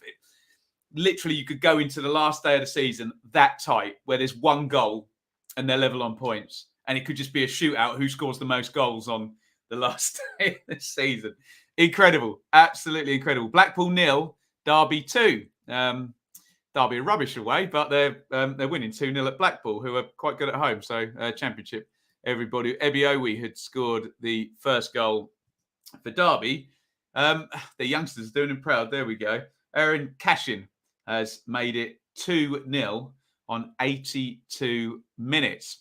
Loads of goals in the Championship, so there's not much in the way of jeopardy going into these last minutes. The only games really that have 1 goal margins in them. Huddersfield lead 1-0 at Coventry. Birmingham lead 1-0 at Cardiff. They're the only games that can change outcome with a single goal being scored. Sorry, Reading 0. one of them has just changed the outcome. Cardiff 1, Birmingham 1. Cardiff have literally just equalised. But the big games, in terms of playoff challenges, all have sort of 2-3 goal leads in them already protected. Ooh, Watford 1, Burnley 1. Squeaky bum time for Norwich fans. If Burnley score again, Norwich are down. It's Watford 1, Burnley 1 in the Premier League. Does that goal stand? I just had about 4 notifications come through on my phone. Yes, it does. They've gone to Paul Merson on Gillette. So let's just take a quick look at the Premier League. I'm sure the Championship. Jack Cork. That's good. Coventry 0, Huddersfield 2. Faustino Angerin. Huddersfield are great, aren't they? They're just doing the business now. Throwing in some new goal scorers as well as the season winds down. Coventry 0, Huddersfield 2. Trying their best to keep pace, and I think they will be level on points, will they? Or are they going to be just behind? Sorry. My bad. Let me just check, and we will see the impact of that Burnley goal in the Premier League. Yeah, Huddersfield are level on points with Forest. The issue is they're 18 goals behind on the goal difference, and in terms of Bournemouth as well, they are 18 goals behind. So it really, to all intents and purposes, once this weekend is done, if both Bournemouth and Forest do go on to win, and they're both leading by 3 goals, then Huddersfield are just in the playoffs, and they could finish level on points with second place, but they're 18 goals behind, or whatever. Yeah, 18 goals behind, both of them. Anyway, too much going on. I digress. Premier League, bottom. Burnley equalised, and there is the live league table. So Burnley would go to 32 now. Hack 2 points off Watford puts them to 23. So the gap from Burnley to Norwich is 11. Norwich can still score another 12, can't they? Their upside is 32. That's assuming they lose today. But if things stay the same between Norwich and Villa, and Burnley score again, Norwich would indeed be relegated. Right, sorry. A lot happened there, and I haven't been in the comments in about 10 minutes. Burnley should be beating Watford if they want to stay up. I'm sure they want to stay up. Worth. Oh, God. Stephen, are you still arguing with people in the chat? It's not a good place for you. 300 likes. Woof. Thank you, everybody. Again, be nice. I'm only really talking to one person. Be nice in the chat. Play nicely. 5-0 to Bristol City. It's got to be the biggest win of the season. I'm sure there's some good comments rather than people getting vexatious with each other. Hey Ben, just here to make some comment about Hawful Revsar so I can see you roll your eyes and laugh. Here I go. There we go. This is my position on referees. Every fan of every team complains to me about referees, so everything's fine, isn't it? It's all even. They're rubbish for everybody. Nobody's losing. Nobody's winning. Everything's fine. We can move on. There we go. Andy Vyman has scored again. How many goals is that for the season? 23? Oh, Watford 1, Burnley 2. Watford 1, Burnley 2. Woof! Norwich are going down. Burnley have gone 2-1 up. It's all changed. I think they've scored 2 in a minute. This is going to relegate Norwich from the Premier League, and it's very bad news for Everton as well. Let's get straight back to that Premier League table and have a look down the bottom. As things stand, Norwich are 5 minutes away from being relegated. So Norwich's maximum upside is 33, and Leeds are there on 34. They will not be able to get out of the bottom 3, but also look at Everton. That is terrible news. Josh Brownhill has got this second for Burnley, who scored on 83 and then 86 minutes. So it's really bad news for Everton. It's even worse news for Norwich. They are going down in the next 5 minutes unless... does an equaliser against what Villa? Yeah. Oh, no. Okay, so Norwich, if they equalise, won't go down, or if Watford equalise. But as it is right now, Norwich will be relegated in the next 5 minutes. I just saw another goal going in the Premier League. Wolves 0, Brighton 3. What's happened to Wolves? Didn't they lose to Burnley in their last game? Or one of their last games. They're not finishing well, are they? Wolves with their good defence. But as things stand, Norwich will be dropping, and Everton are banging trouble, aren't they? Everton are going to have a 5-point deficit to make up minimum on Leeds and Burnley there. I think they play Chelsea tomorrow, don't they? Oh, goodness me. And they've got 6 games to do it. Wow. I'll tell the Everton fans at work about the channel. Obviously, anyone gets relegated, we welcome them to come and view the channel. You love to see it. What else have we got? Lampard loves the Championship. Maybe, sir. Do you think we could sign Calvert-Lewin? I'm sure there'll be a queue of people for Calvert-Lewin and Pickford if a couple of England players in that Everton team there. What else have we got here? I really don't know what's happening at Ashton Gate. Woof. It's better going under the radar. No one goes under the radar here, Alfonso. We're across everybody. Absolutely everybody. Everton relegation and Sunderland promotion would be great for the channel. It would. But as always, may the best team survive. May the worst team go down. May the best team win the playoffs. We will see how it all pans out. Right. It's all gone quiet in the Championship for a minute. We're coming up 90 minutes in most of our games. I'm going to do a Championship sweep. And it's Blackburn 0, Bournemouth 3. So both the big top 2 challengers here. Given that Huddersfield's goal difference is probably going to rule them out after today now, are winning by 3. Bournemouth are 3-0 up and Forest are 4-1 up. Blackpool 0, Derby 2. Bristol City 5, Hull 0. How about that? Oh, and every time I do it, there's a goal. Forest have just gone 5-1. It's been absolutely brilliant between Forest and Bournemouth. Fair play to both of them. Absolute tit for tat. One scores, the other scores. One scores, the other scores. Forest now have the upper hand, and we've only got about a minute to play. Forest have just gone 5-1 up. So, Alex Myton, they've still got 6 minutes to play, plus stoppage time at Forest. Again, I reiterate, Forest still need to go to Bournemouth and win, but in terms of goal difference, which is turning out to be important, I make that now Forest plus 34, Bournemouth plus 33, and they're level on goals scored, 72 apiece. So we're in that situation again where if the points are tied right now, Forest would be ahead by having conceded 1 fewer goal. That's as tight as this is getting now. Surridge with a hat-trick. Myton has added a 5th. It's still a 3-point gap. We know points supersede goal difference, but it's been brilliant between Forest and Bournemouth this afternoon. Absolute tit for tat. Right, into stoppage time in the Premier League. Norwich are on the edge. They are relegated very, very shortly if there's not either a Watford equaliser or a goal for Norwich themselves. They're losing at Villa and Burnley are winning. Goodness me. 6 minutes of normal time remain in that Forest game. If Forest win at Bournemouth, then it really increases the goal difference. Well, any win, by definition, increases it by 2.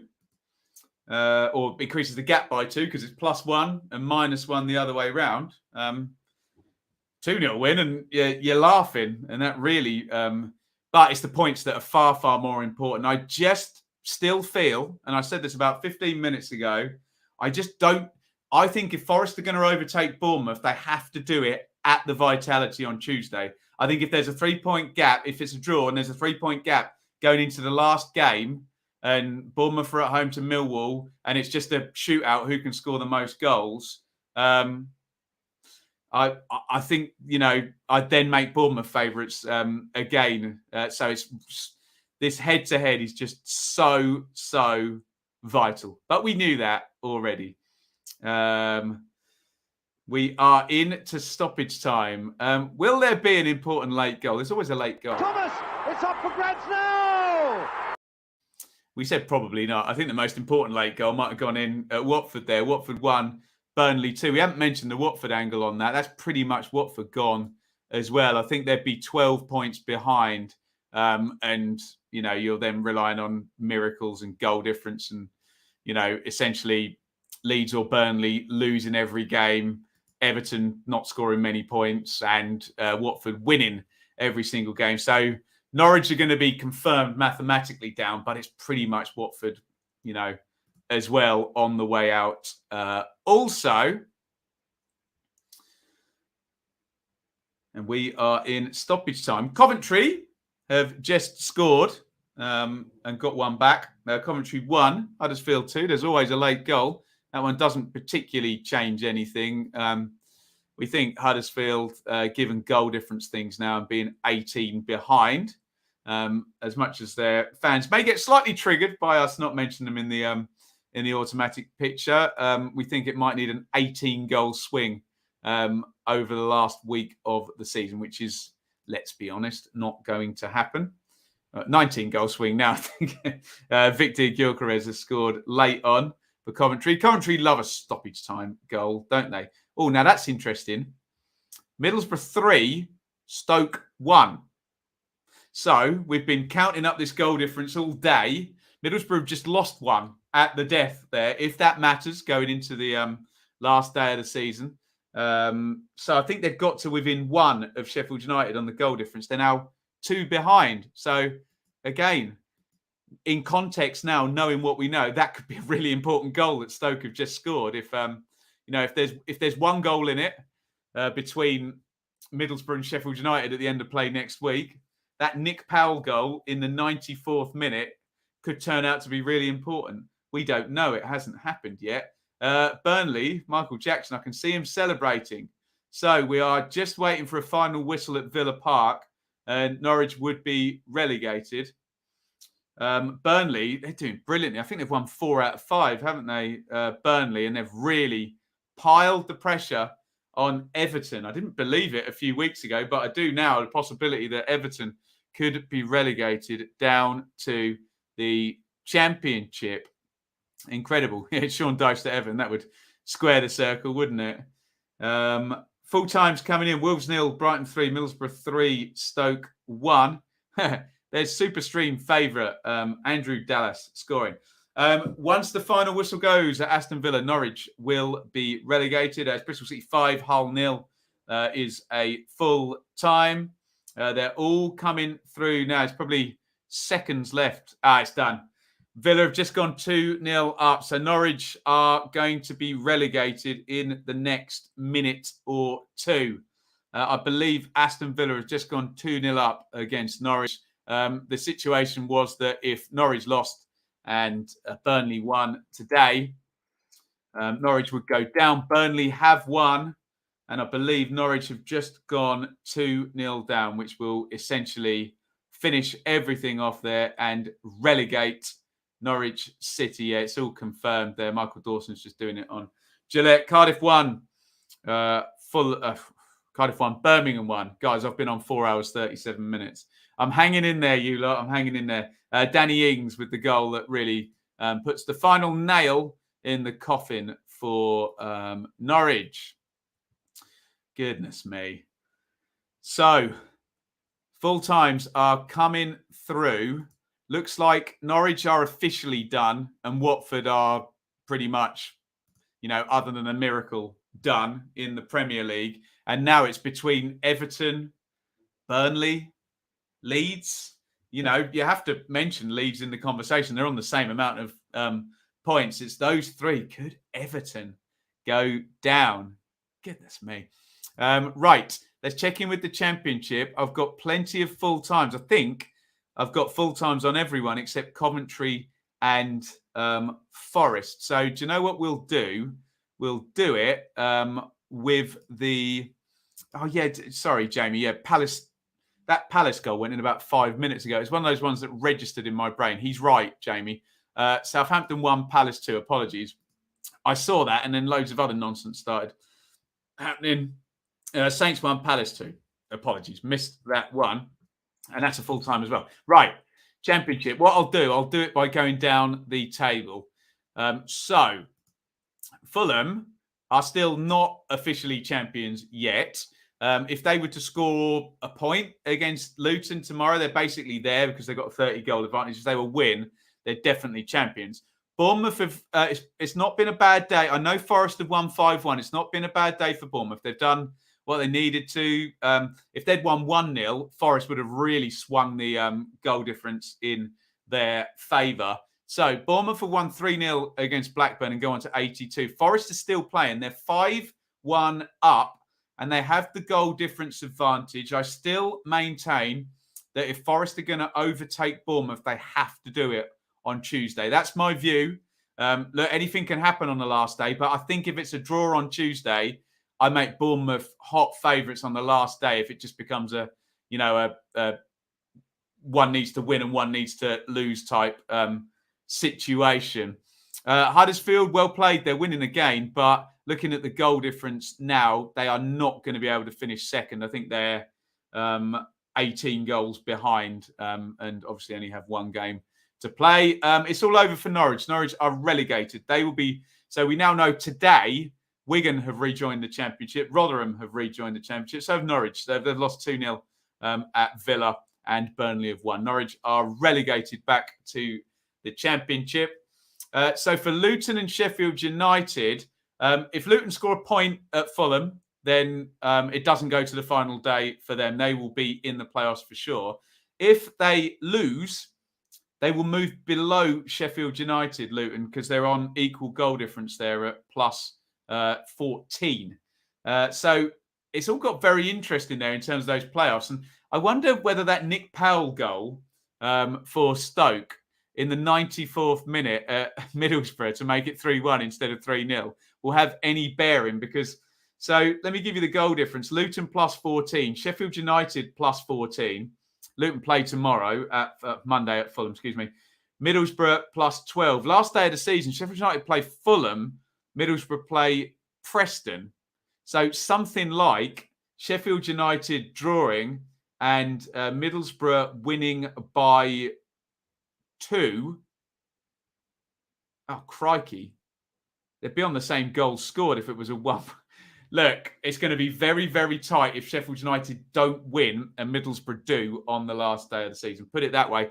Millwall haven't done themselves any harm. They've won 3-0 today, but they are 5 goals behind Luton and Sheffield United. The best case scenario for Millwall is that Fulham thrashed Luton on Monday and then the goal difference. But then that still relies on Millwall winning at Bournemouth on the last day and Luton losing to Reading or Sheffield United losing to Fulham, something of that nature, and they'd need a big win at Bournemouth. So Millwall looks unlikely, but they've done themselves no harm whatsoever. Oh, thank you, everybody. I can still see there's a ton of comments. I'm going to smile and say thank you all so much. I won't have time to read them out. We've been on for 4 hours and 42 minutes. We've done all of League One. And we've done all of the championships. We've got 314 likes. So before you go, hit the like button. So from the 12:30s, congratulations, Wigan. Well done. Congratulations, Rotherham. Well done. MK will play Wickham in the playoffs. Wednesday, we'll play Sunderland in the playoffs. Commiserations, Gillingham. They went down. Well done, Fleetwood and Morecambe. They survived. In the championship, it's going to the head-to-head. My belief is that if Forest are going to overtake Bournemouth, they need to do it on Tuesday. That might not end up being the case. That's my belief. That's how I see, this thing playing out now. In terms of the last playoff position, Luton can secure playoff football with a point at Fulham. If they lose, it gets interesting because they would go below Sheffield United on goal difference. And then we have a fun final day. Luton, Reading, which is a nice fixture. Sheffield United, Fulham. And Middlesbrough Preston. So it could change hands on the last day still, that 6th place. We don't know, and we'll know more after Monday night. in the Premier League. Commiserations to Norwich, who will be joining us back next season in the Championship. They are relegated. Watford are basically down, aren't they? They need to win all 4 of their games, and everybody else needs to lose Leeds and Burnley, etc., etc. It's not going to happen, is it? Goodness me. And then that Burnley win means we could be covering Everton on the channel next season in the Championship. 4 hours, 44 minutes, 321 likes, 2 relegations, 2 promotions, playoffs nearly sorted. Thank you, everybody, for the hyper mega stream. Lots of applause and thank yous. Nathan, Lee, well done. Helen, George, Red Bull, Tony, Nick, Dave, Stephen. I think Dave and Stephen have been in here since 12. They've done the whole 4 hours 44 with me. Legends, the lot of you. Bryn, James, Leeds, Claire, dearly arrived in Norwich. Mark, Nathan, thank you, everybody, for watching. I'm going to go and have a glass of wine and hang with the missus. Thank you. The Hyper Mega stream is over, and it's a big over and out for me.